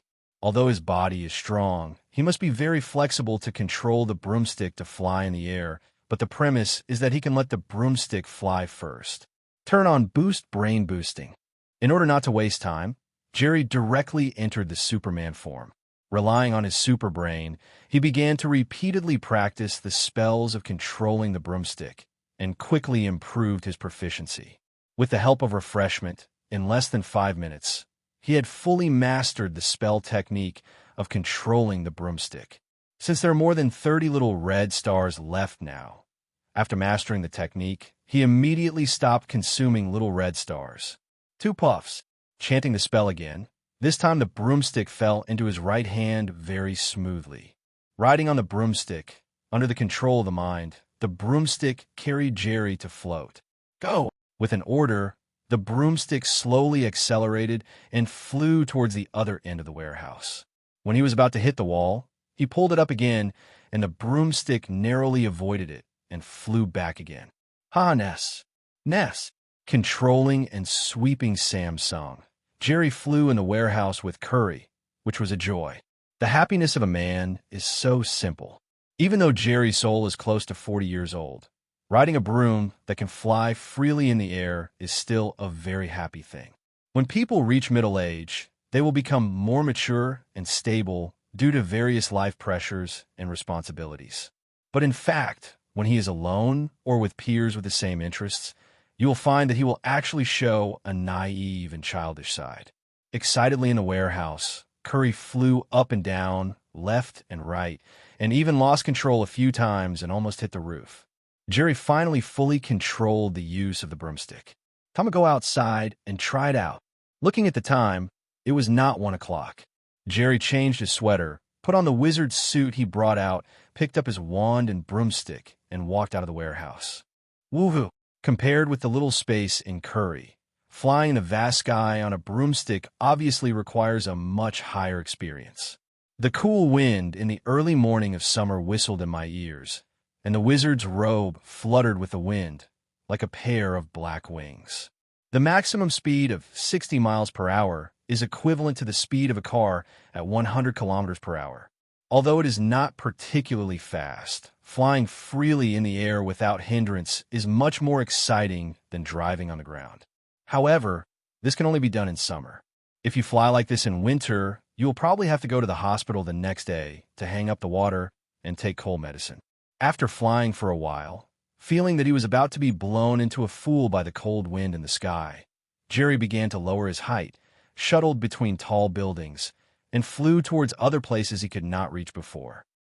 Because he ran all by his legs, the scope of his patrols was not large, mainly in some streets and alleys around his community.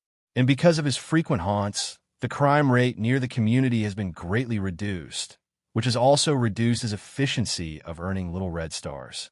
Now that he has a broomstick, the range of patrols can be expanded, and he doesn't have to worry about being too late to go home. Flying in the air, the line of sight is definitely much better than the line of sight below and can detect some illegal and criminal behaviors more accurately and quickly. Queens, in a duplex building on the top floor of a high-end community building, a family of 3 was tied to the ground with a rope. 2 masked robbers, one tall and one skinny, were asking the head of the family's father for the password to the safe with a knife. Although the father was very angry, but for the safety of his family, he reluctantly told the 2 robbers the password to open the safe. Just when the 2 robbers opened the safe in the bedroom, they filled the stacks of beautiful knives in the safe with excitement into the suitcases they had prepared in advance. At some point, a black figure appeared outside the glass window of the bedroom. If there is no flying broomstick, such a good thing will not happen. When Jerry was riding a broomstick between high-rise buildings, he suddenly rolled his eyes and saw a room in the building next to him. Someone was looking for a burglary, and he was immediately overjoyed.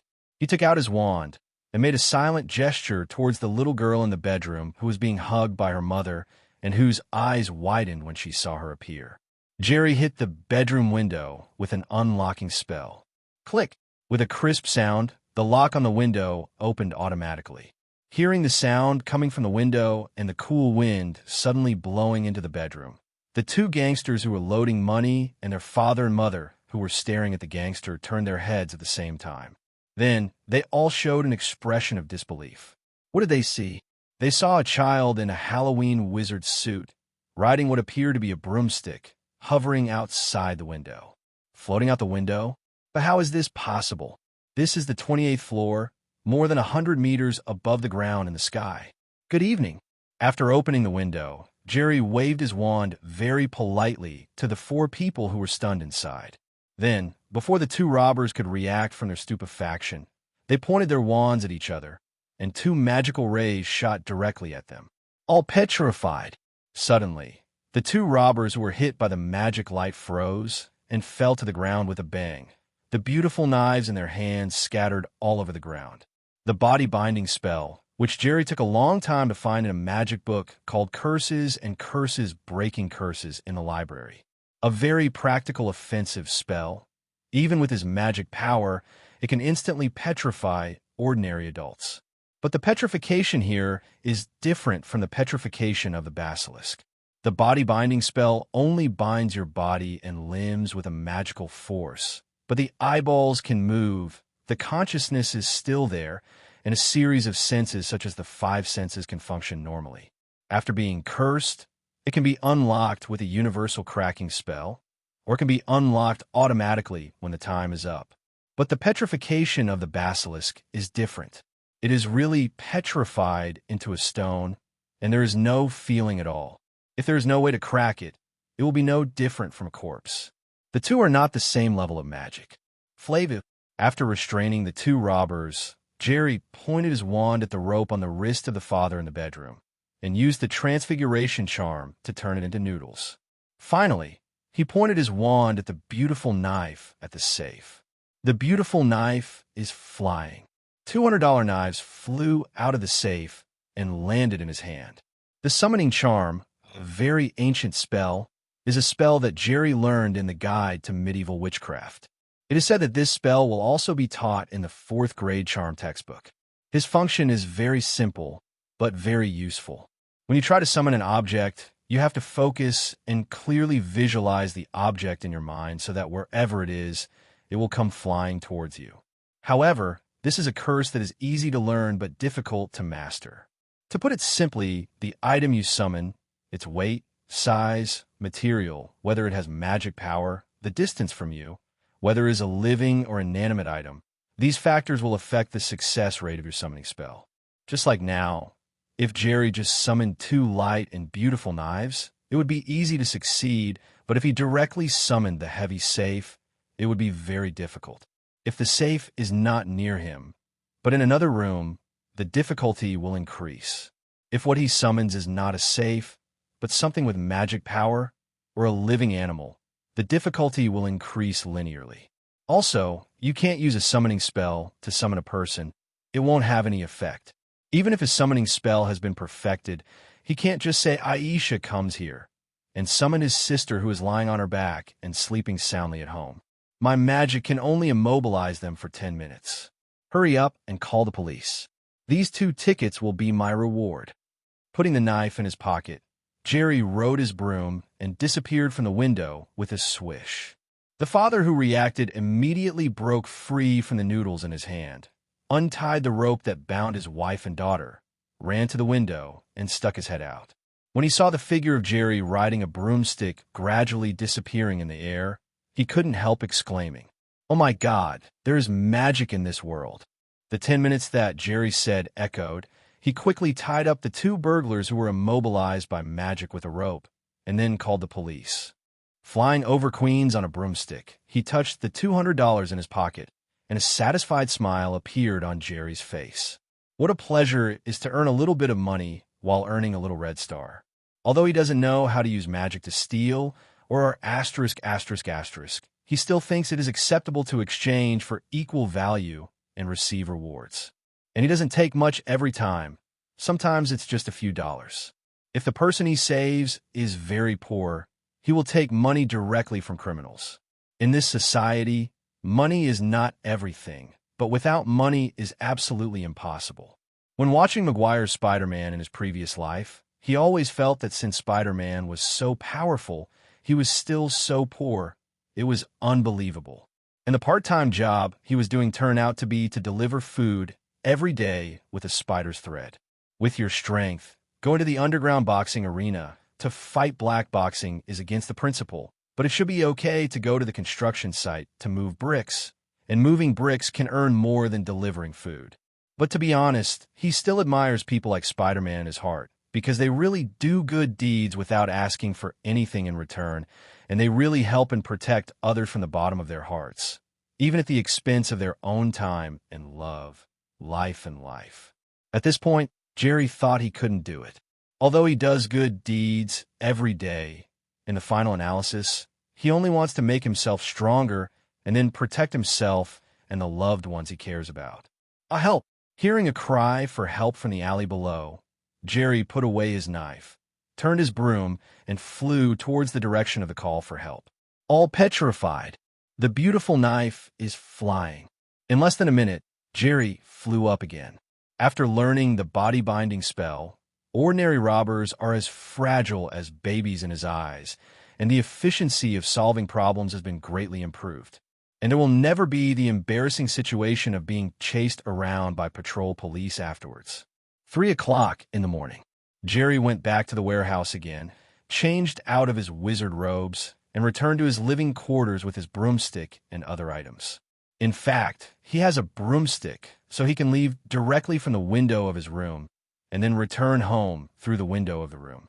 But doing so is not safe, because if someone can mobilize satellite surveillance and carefully search the neighborhoods near him, it will be easy to expose his identity. Taking off and landing from the abandoned factory every time, although it cannot be completely guaranteed, at least it is an added layer of insurance. It is more troublesome to enter and leave the community with clothes behind a broomstick. When he learns any one of the disillusionment curse, apparition, or untraceable growth curse, this problem will be easily solved. Meanwhile, the Queen's Police Department. In the sheriff's office, Haas looked at the statement in his hand and looked at the police officer under him with a strange look. "Are you sure this isn't a joke?" The police officer shrugged helplessly. "I also thought they were joking with me, but the statements of the 3 victims and the 2 robbers were completely consistent. They all said that a little wizard on a broom saved them with magic." "Wizard? Magic? How old are you and you still believe in that stuff? I thought only my daughter would do that." Haas shook his head and threw the confession on the table. He felt that there was some unspeakable secret between the family of 3 and the 2 robbers, so they used such nonsensical reasons to fool him. And the policeman seemed to think of something suddenly, and then reminded Haas. "Captain, do you think it has something to do with that kid who liked to wear a wizard's robe and act bravely a while ago?" "Is he? When you say it, you really look alike. They are both kids, and they both like to dress up as wizards, and they all like to go out at night. However, I haven't heard that he has a broom that can fly before." At this time, Haas also suddenly realized that in the past month, there seemed to be a child who liked to wear wizard robes and come out at night to subdue villains. And his skills are quite good.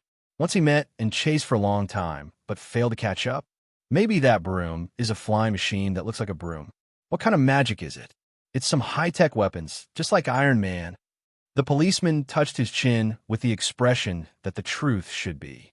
Haas nodded and agreed. "Don't worry about him. Anyway, he's helping U.S. relieve stress. There's nothing wrong with it. But our kid's so powerful now." In the end, he thought of his son Jerry, who was also an extraordinary child. His academic performance and housework ability made him, as a father, feel ashamed of himself. But Captain Director George told us to hunt down this kid named Wizard before. Although his behavior is good, it is also illegal. The police officer reminded me again.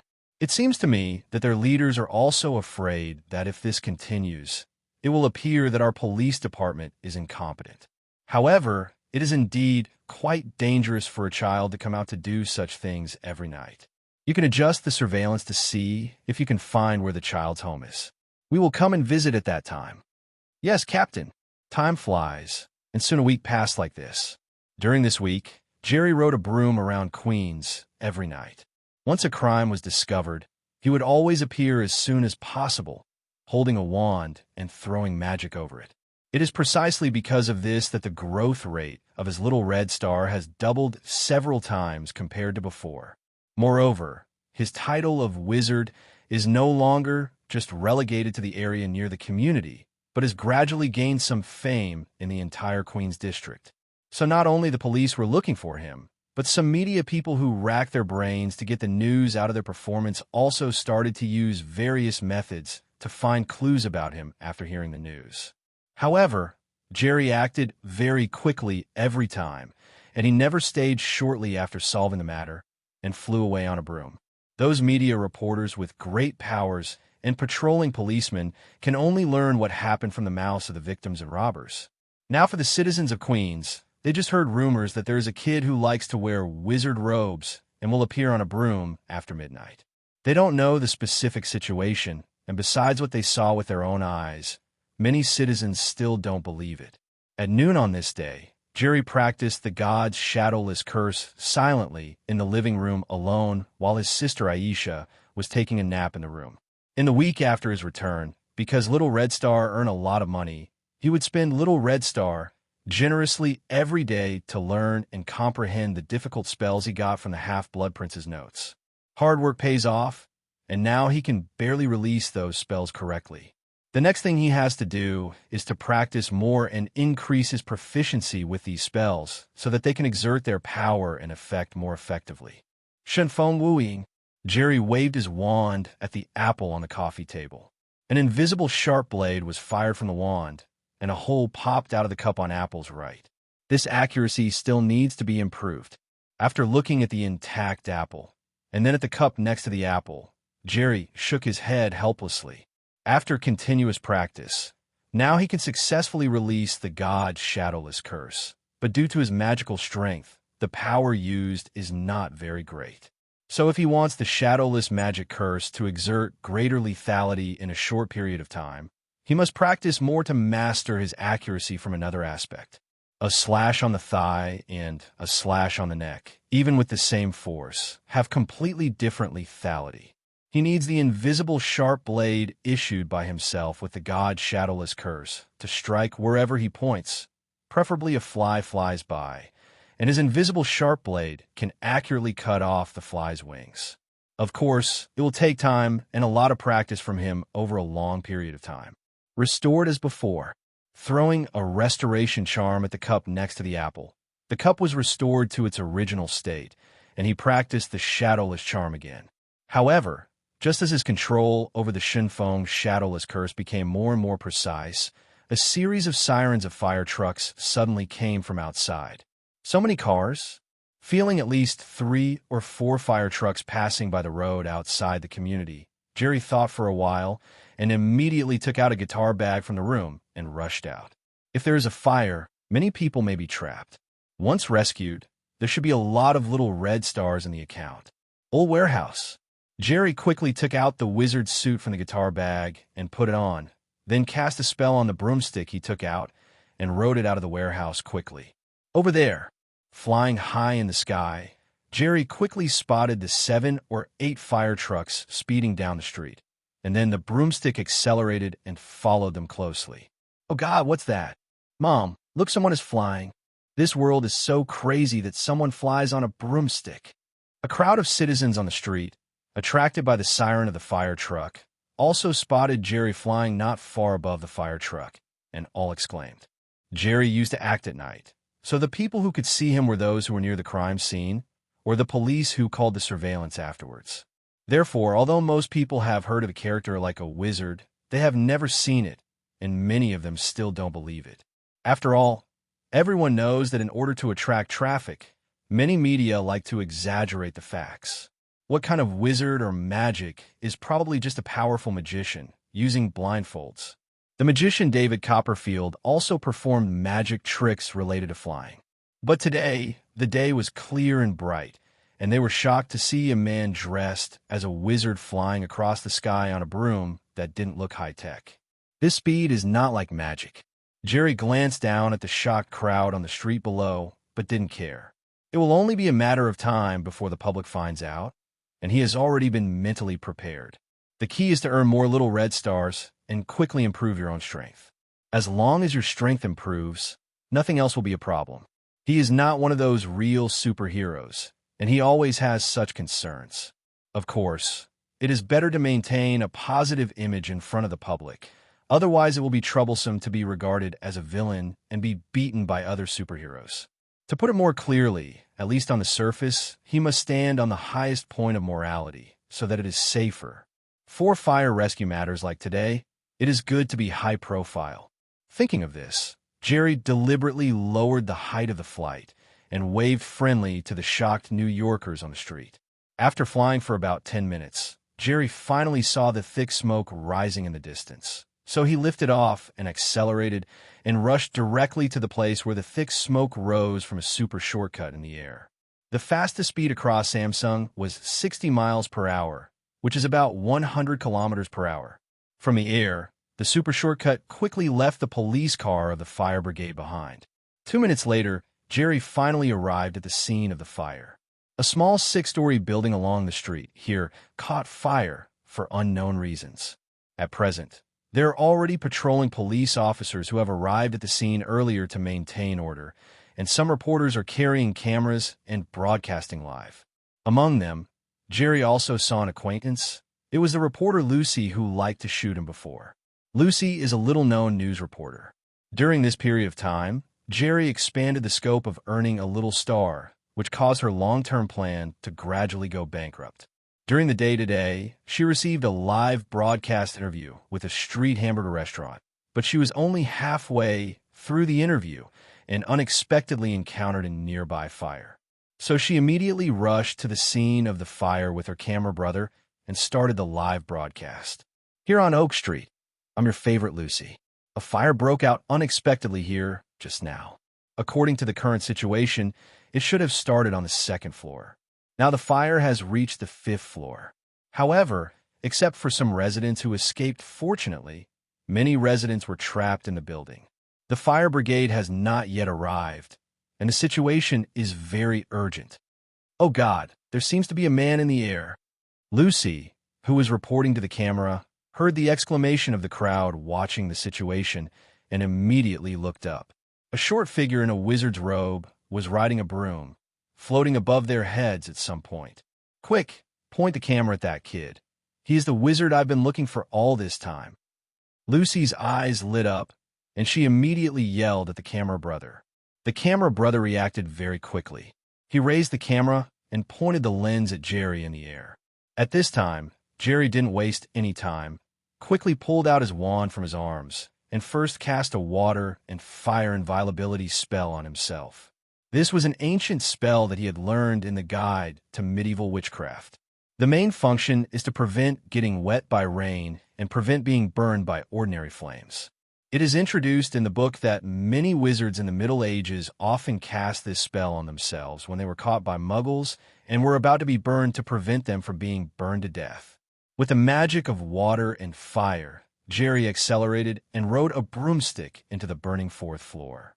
Looking at the fire on the 2nd and 3rd floors, those who could escape must have escaped, and those who could not escape were probably burnt, and now they're dead bodies when they go in to rescue them. There are only people on the 4th and 5th floors. Maybe there is still rescue. Help! Help! Jerry, who had just rushed to the 4th floor, turned on Superman mode, and his 5 senses were greatly improved, heard a faint cry for help from a room not far away. Don't dare to neglect. With a thought, he rode a broomstick to quickly dodge the stones and steel that fell off in the aisle due to violent burning, and came to a burning red iron door. Fight back at full speed. A repelling spell knocked the loose iron door away, and Jerry rushed into the room against the flames. In the bathroom, full of tiles and steam, he found a young lady in a nightgown with a wet towel covering her mouth and nose. At this time, the lady may have inhaled a little smoke, her eyes wandered, and her voice for help gradually weakened. It is estimated that if he came later, the other party would faint and be engulfed by the flames into a corpse. Water and fire do not invade. casting a fire and water impenetrable spell on the lady in nightgown. Jerry didn't explain, just picked her up and put her on the broomstick and flew out of the room window against the flames. "I leave it to you." Landing handed the nightgown lady to the policeman maintaining order, and without waiting for the other party's reaction, he rode a broomstick into the flames again. "These are all little red stars. If one less one is saved, one less little red star will be lost." After searching for a while, he found two young men at the entrance of the elevator. He probably wanted to escape by the elevator when the fire came, but he didn't expect to be directly blown down by the thick smoke. Fire and water inviolability combined with a levitation spell, Jerry rode out of the flames on a broomstick, grabbing one arm with one hand. In this way, he went back and forth between the 4th floor, the 5th floor, and the half-burned 6th floor and rescued more than 20 residents, large and small, men and women, who were trapped by the flames and fell down by the thick smoke. During this period, the fire brigade finally arrived, and several fire trucks sprayed water for rescue at the same time, and the fire was finally brought under control. When Jerry finally put the old couple hiding on the roof of the 6th floor, hugging each other and preparing to face death together on the ground, the onlookers and the police officers who maintained order silently raised their hands and applauded him. Hearing the applause full of gratitude around him, for a moment, he even felt that even without the little red star, it seemed pretty good. But soon he shook his head and shook off this dangerous thought. The current him is not really powerful and invincible. He is just slightly stronger than ordinary people, but he must not have such self-righteous and dangerous thoughts. Saint, that's not something that ordinary people can do. Let's take care of ourselves first. This time, thank you so much. What should I call you, wizard? At this time, a policeman in a sheriff's uniform stepped up to Jerry, with a grateful look on his face. "Ass!" Seeing the person coming, Jerry was taken aback, and then responded immediately. "Wizard, I like this title very much. I have learned magic since I was a child, in order to be brave and help others. Also, Haas as a sheriff, of course he would come over if there was such a big fire in Queens. It's really admirable to have such awareness at this age." Haas first sighed, and then he was a little confused. "However, you have to go back to the police station with us. We need to register your identity." "I'm sorry, my situation is special. I can't go back with you, sorry." How could it be possible for Jerry to go back to the police station with Haas to register his identity? With the secrecy ability of ordinary police stations, hackers with a little stronger ability can hack in and get his information. Without waiting for Haas to react, Jerry grabbed the broomstick and flew into the sky, disappearing from everyone's eyes. Lucy and other reporters who had finally squeezed in from behind were all thrown into vain. Jerry won't be interviewed. If it wasn't for Haas, who just appeared, he would have retreated on a broomstick. There are many mistakes in what he said, and he is not a professional spy or a master psychoanalysis. If he is not careful, he may leak some of his information because of some words that he thinks are unimportant. After Jerry disappeared, Haas showed some doubts in his eyes. Why does the voice of this Mr. Wizard sound so familiar? "Captain, what are you talking about?" The team members behind Haas saw him muttering alone and poked their heads curiously. "It's nothing. Quickly organize an ambulance to send those wounded to the hospital." To get rid of the strange thoughts in his mind, Haas hurriedly ordered to the police officer. "But that wizard let him go like this?" "Director George, is there anything I can do you haven't seen? He can fly, Can we fly? Don't talk about those useless things. It's important to save people quickly and let the director find me when something happens." Leaving the fire scene, Jerry pulled the broomstick high into the air and then opened his property panel. Looking at the more than 3,000 little red stars on the attribute panel, a bright smile appeared on his face. Saving a life is better than building a 7-level pagoda. At the scene of the fire, he saved more than 20 people and earned more than 3,000 little red stars, which was more than the sum of his hard work going out on patrol every night for a week. Sure enough, the bigger the disaster, the more little red stars he can get for participating. In fact, Jerry once tested that if he creates a disaster himself and then makes a move, he can also get a little red star. For example, if he set fire to a building and then went to rescue people, he could get a little red star. But ever since he knew about this bug, Jerry secretly decided that no matter what, he couldn't use this bug to brush little red star, because this is the bottom line. Today he can set fires, save people, and earn little red stars. And tomorrow he can get little red stars by killing people with peace of mind. Once Pandora's box is opened, it is difficult to close. A person's desire is endless. If he doesn't know how to restrain it properly, then one day he will become a lunatic who is confused by power. At that time, even if it is to sacrifice the person he loves the most, as long as it can be exchanged for strength, he will be willing. That was something he absolutely didn't want to see. His original intention to gain power was to protect himself and his loved ones, not to gain power for the sake of gaining power. The point is, there is no airtight wall in the world, and sooner or later he will be discovered if he does this kind of thing, and then he will really become a real villain. In the world of Marvel villains, how many survive to the end? Returning to the old warehouse, he stuffed the wizard suit and broomstick into his guitar bag. Jerry put on his hat, put on his guitar bag, carefully avoided the surveillance cameras and the crowd, and returned to his community. However, just as he opened the door and was about to enter the room, a figure suddenly jumped out from the side. "Jerry, how can you go out and play alone without me?" Taking a closer look, it turned out that it was Aisha, who had just taken a nap and couldn't find him in the whole room. "Go down and play. How could it be? I was summoned by the mysterious demon god. I went downstairs to get the super powerful magic beans that can increase the magic power." Looking at Elsa, who was pinching her waist and puffing up, Jerry explained with a serious face. Super powerful magic beans." Elsa had a puzzled look on her face. "Look, this is it." Jerry took out a box of BB multi-flavored beans prepared in advance from his pocket. "Wow, they're really super powerful magic beans." Elsa snatched BB's multi-flavored beans from Jerry's hand. When she saw the colorful jelly-like beans inside, her eyes immediately glowed green.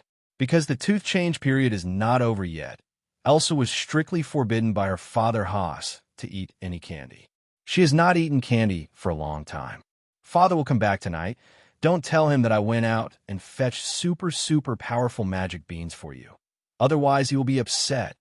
Jerry closed the door and explained to Elsa softly.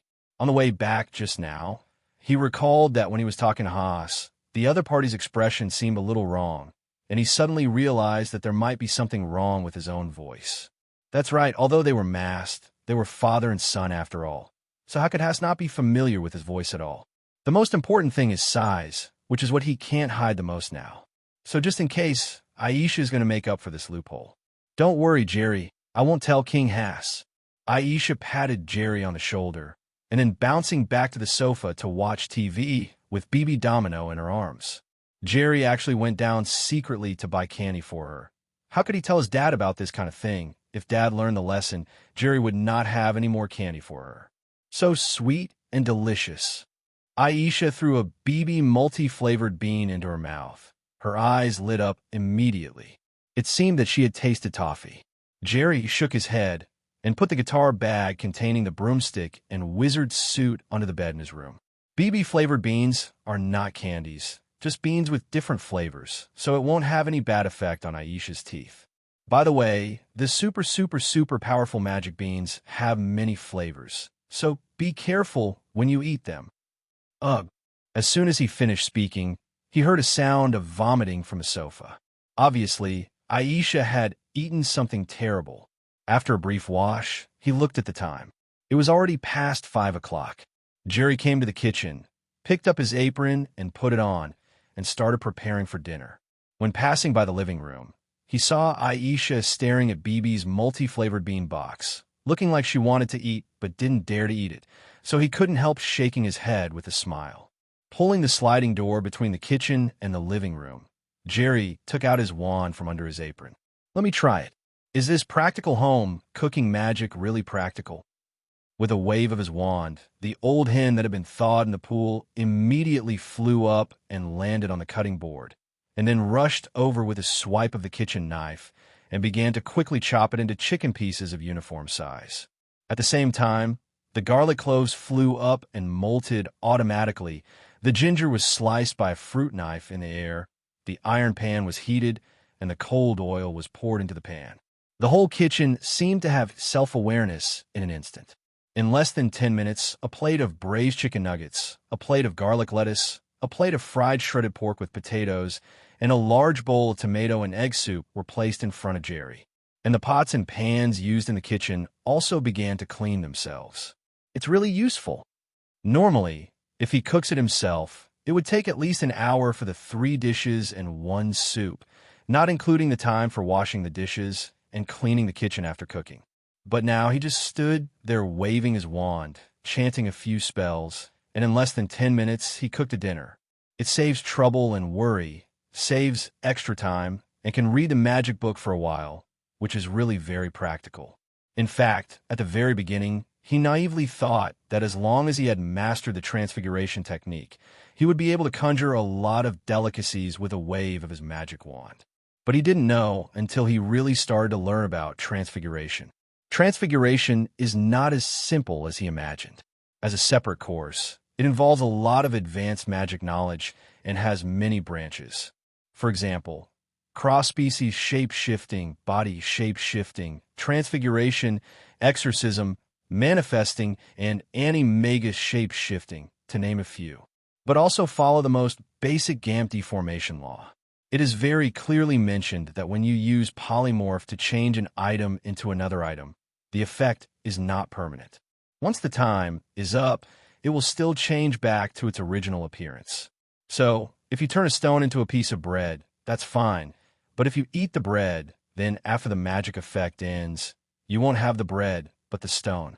But if you turn a cup of chai into rum, that's fine. Because even if the magic is lifted, it will not cause any harm to your body. The final conclusion is that it is impossible to conjure up a table of edible delicacies out of thin air by means of transfiguration. In fact, most of the methods used by wizards to cook with magic are the methods Jerry uses now. All tools and ingredients are needed, but it saves a lot of time. However, there is a limit to using this cooking magic. That is, the wizard's own cooking skills must be passed. Because the taste of the food you cook with cooking magic will be exactly the same as the taste of the food you cook yourself. If you're a novice in the kitchen, these culinary magic tricks will not work for you. This is the same as some related housework magic. The effect of magic depends on the wizard's own housework level. Therefore, whether it is kitchen cooking magic or housework magic, they're all very simple and easy to learn magic, but if you want to have a good magic effect after casting, you need the wizard himself to have a certain level of cooking and housework. Fortunately, Jerry is quite confident about this point. His housework and cooking skills, after so many years of training, are still at the 90th level, not to mention the 100th level. It was the first time to use cooking magic, and the effect was unexpectedly good. Jerry was satisfied with the 3 dishes and 1 soup, and threw another heat preservation magic before leaving the kitchen. Haas usually doesn't get off work until around 6:30 to 7 o'clock, and there is still more than an hour before he can read the magic book for a while. There is no end to learning. If you want to use magic well, you have to spend more time studying and not relax. SHIELD headquarters. Director Nick Fury stood by the window, patiently listening to the report of the right-hand man, Agent Maria Hill. So, the capture force led by General Ross was completely defeated by the Green Titan Hulk in the form of Dr. Banner at Corvo University in Virginia. Yes, Dr. Banner has taken General Ross's daughter, Dr. Betty, and fled Corvo University without a trace. Hill nodded. Have you found out where he's going next? Nick Fury turned around and asked. Hill handed the report to Fury. According to the technical personnel of our logistics department, through the email communication records of Dr. Banner called out by the system, it can be determined that he's been in touch with a man named Mr. Lawn, and seems to want to use this to find a way to restore his body to normal. Therefore, we judge that he should take Dr. Betty to find this Mr. Lawn next time. Mr. Blue? Dr. Samuel Stern, Department of Biological Cells, Grayburn College, New York. So they're going to New York? Nick Fury frowned as he looked at the information about Mr. Lawn on the information in his hand. Yes, after getting information from us. General Ross has led people to ambush near Greyburn College in advance and wants to take Dr. Banner back to study in one fell swoop. Our side? Hill had a questioning look on his face. Nick Fury thought for a moment, then replied, General Ross belongs to the military, and we can't get too involved in his actions, but judging from the current situation, they are unlikely to succeed. In this way, you go to New York yourself, and if Dr. Banner escapes the arrest, try to find a way to track his location, and then don't alarm him again. Yes, Director. Hill nodded and was about to leave. At this time, Nick Fury seemed to think of something, and then called Agent Hill again. When you go to New York this time, find time to get in touch with this kid, learn about his situation, by the way, and find out his true identity. Hill took a piece of information handed over by Nick Fury, on which were some photos of Jerry wearing a wizard suit and riding a broomstick into the fire scene, as well as related information about his chivalrous actions during this period. Not long after Hill left, a female agent wearing a black combat tights, with curly reddish-brown hair and an explosive figure pushed the door and walked in. Natasha, how is the situation over there? Seeing the person coming, Fury asked without any surprise. It turns out that the person here is none other than Natasha Romanoff, the Black Widow of S.H.I.E.L.D., an all-round agent who is proficient in disguise, infiltration, hacking, and combat. At present, he has successfully mixed into Stark Industries and is Tony Stark's secretary for the time being. However, according to my observation, Tony's physical condition seems to have a lot of problems, and his mental state is not very stable. Black Widow truthfully reported the progress of the mission and the information obtained during this period to Fury. Palladium element poisoning? I know. You continue to lurk and monitor Tony Stark's body and mind, and report to me in time if you have any problems. Hearing the Black Widow's report, Fury didn't have any surprises on his expression. A week later, Queens, New York. What do you think of the wizards that have emerged recently? Wizard? I watched the live broadcast of the fire rescue. Regardless of whether he can use magic or not, I like him very much. I think he is a hero. Yes, that's it. I don't think he is a child at all. He may be a dwarf, or he may be a small old man, or he is cursed and shrunken. You see, all wizards in the story are like this.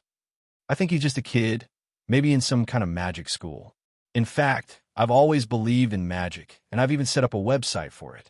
Wizard, if you can see this report, you can enter my website.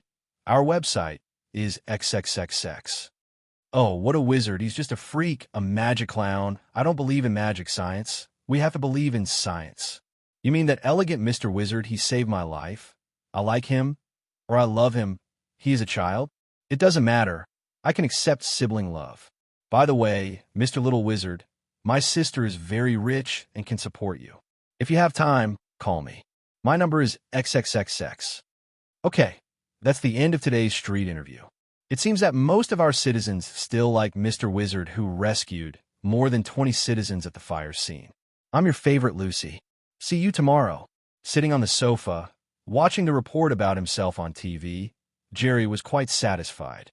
Although some people expressed their dislike and distrust of him in the interviews, the majority of people recognized him, especially those who had been saved by him.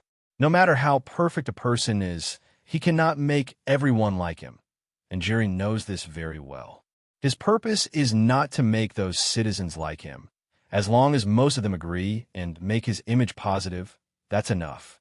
After all, he saved people for Little Red Star. Jerry, how do I feel about the broom that the wizard rides? I seem to have seen it somewhere. At this time, Aisha's words next to him suddenly made Jerry's heart tighten. Forgot, when he just returned 2 weeks ago, Aisha happened to see the flying broom in his hand, and he explained that he bought it for sweeping the floor at home. Although the broomstick looks like a broom, after years of improvement by wizards, it still has a little difference in appearance from ordinary brooms. Wizards who know magic have been popular on major TV stations these days, and Aisha, who is obsessed with magic, will certainly not let it go. Now her first idol is the wizard played by Jerry. Ahem, I think that as the Snow Queen, you need a new magic robe, just like the wizards, and a broom that is exactly the same. I saw that Annie and Susan both bought the same one the day before yesterday. What, Annie and the others actually bought new equipment behind my back. Huh, that's disgusting. When Aisha heard that Anne and Susan had bought the same equipment as a wizard, she immediately put aside the matter of the broomstick. That's right. I think they must have lost to you when they fought you last time. So, they want to secretly buy more powerful equipment. Jerry nodded quickly and continued. Well, it's okay now. I'll take you to Lena's magic house to buy a better set than them. Really? Jerry, you are the best, 1,000 times better than Dad. 10,000 times better. When Aisha heard that Jerry was going to take him to buy the same suit as the wizard, she jumped up on the sofa happily and forgot about the broomstick in a blink of an eye. Hello, everyone. As we wrap up this video, I want to share a quick note. I have a Patreon account. If you'd like to support me and enjoy on-demand audiobooks, you can become a Patreon member. Alternatively, you can check out my Google Drive link, which has 500-plus novel audiobooks available through my Ko-fi or Patreon shop. I appreciate your support.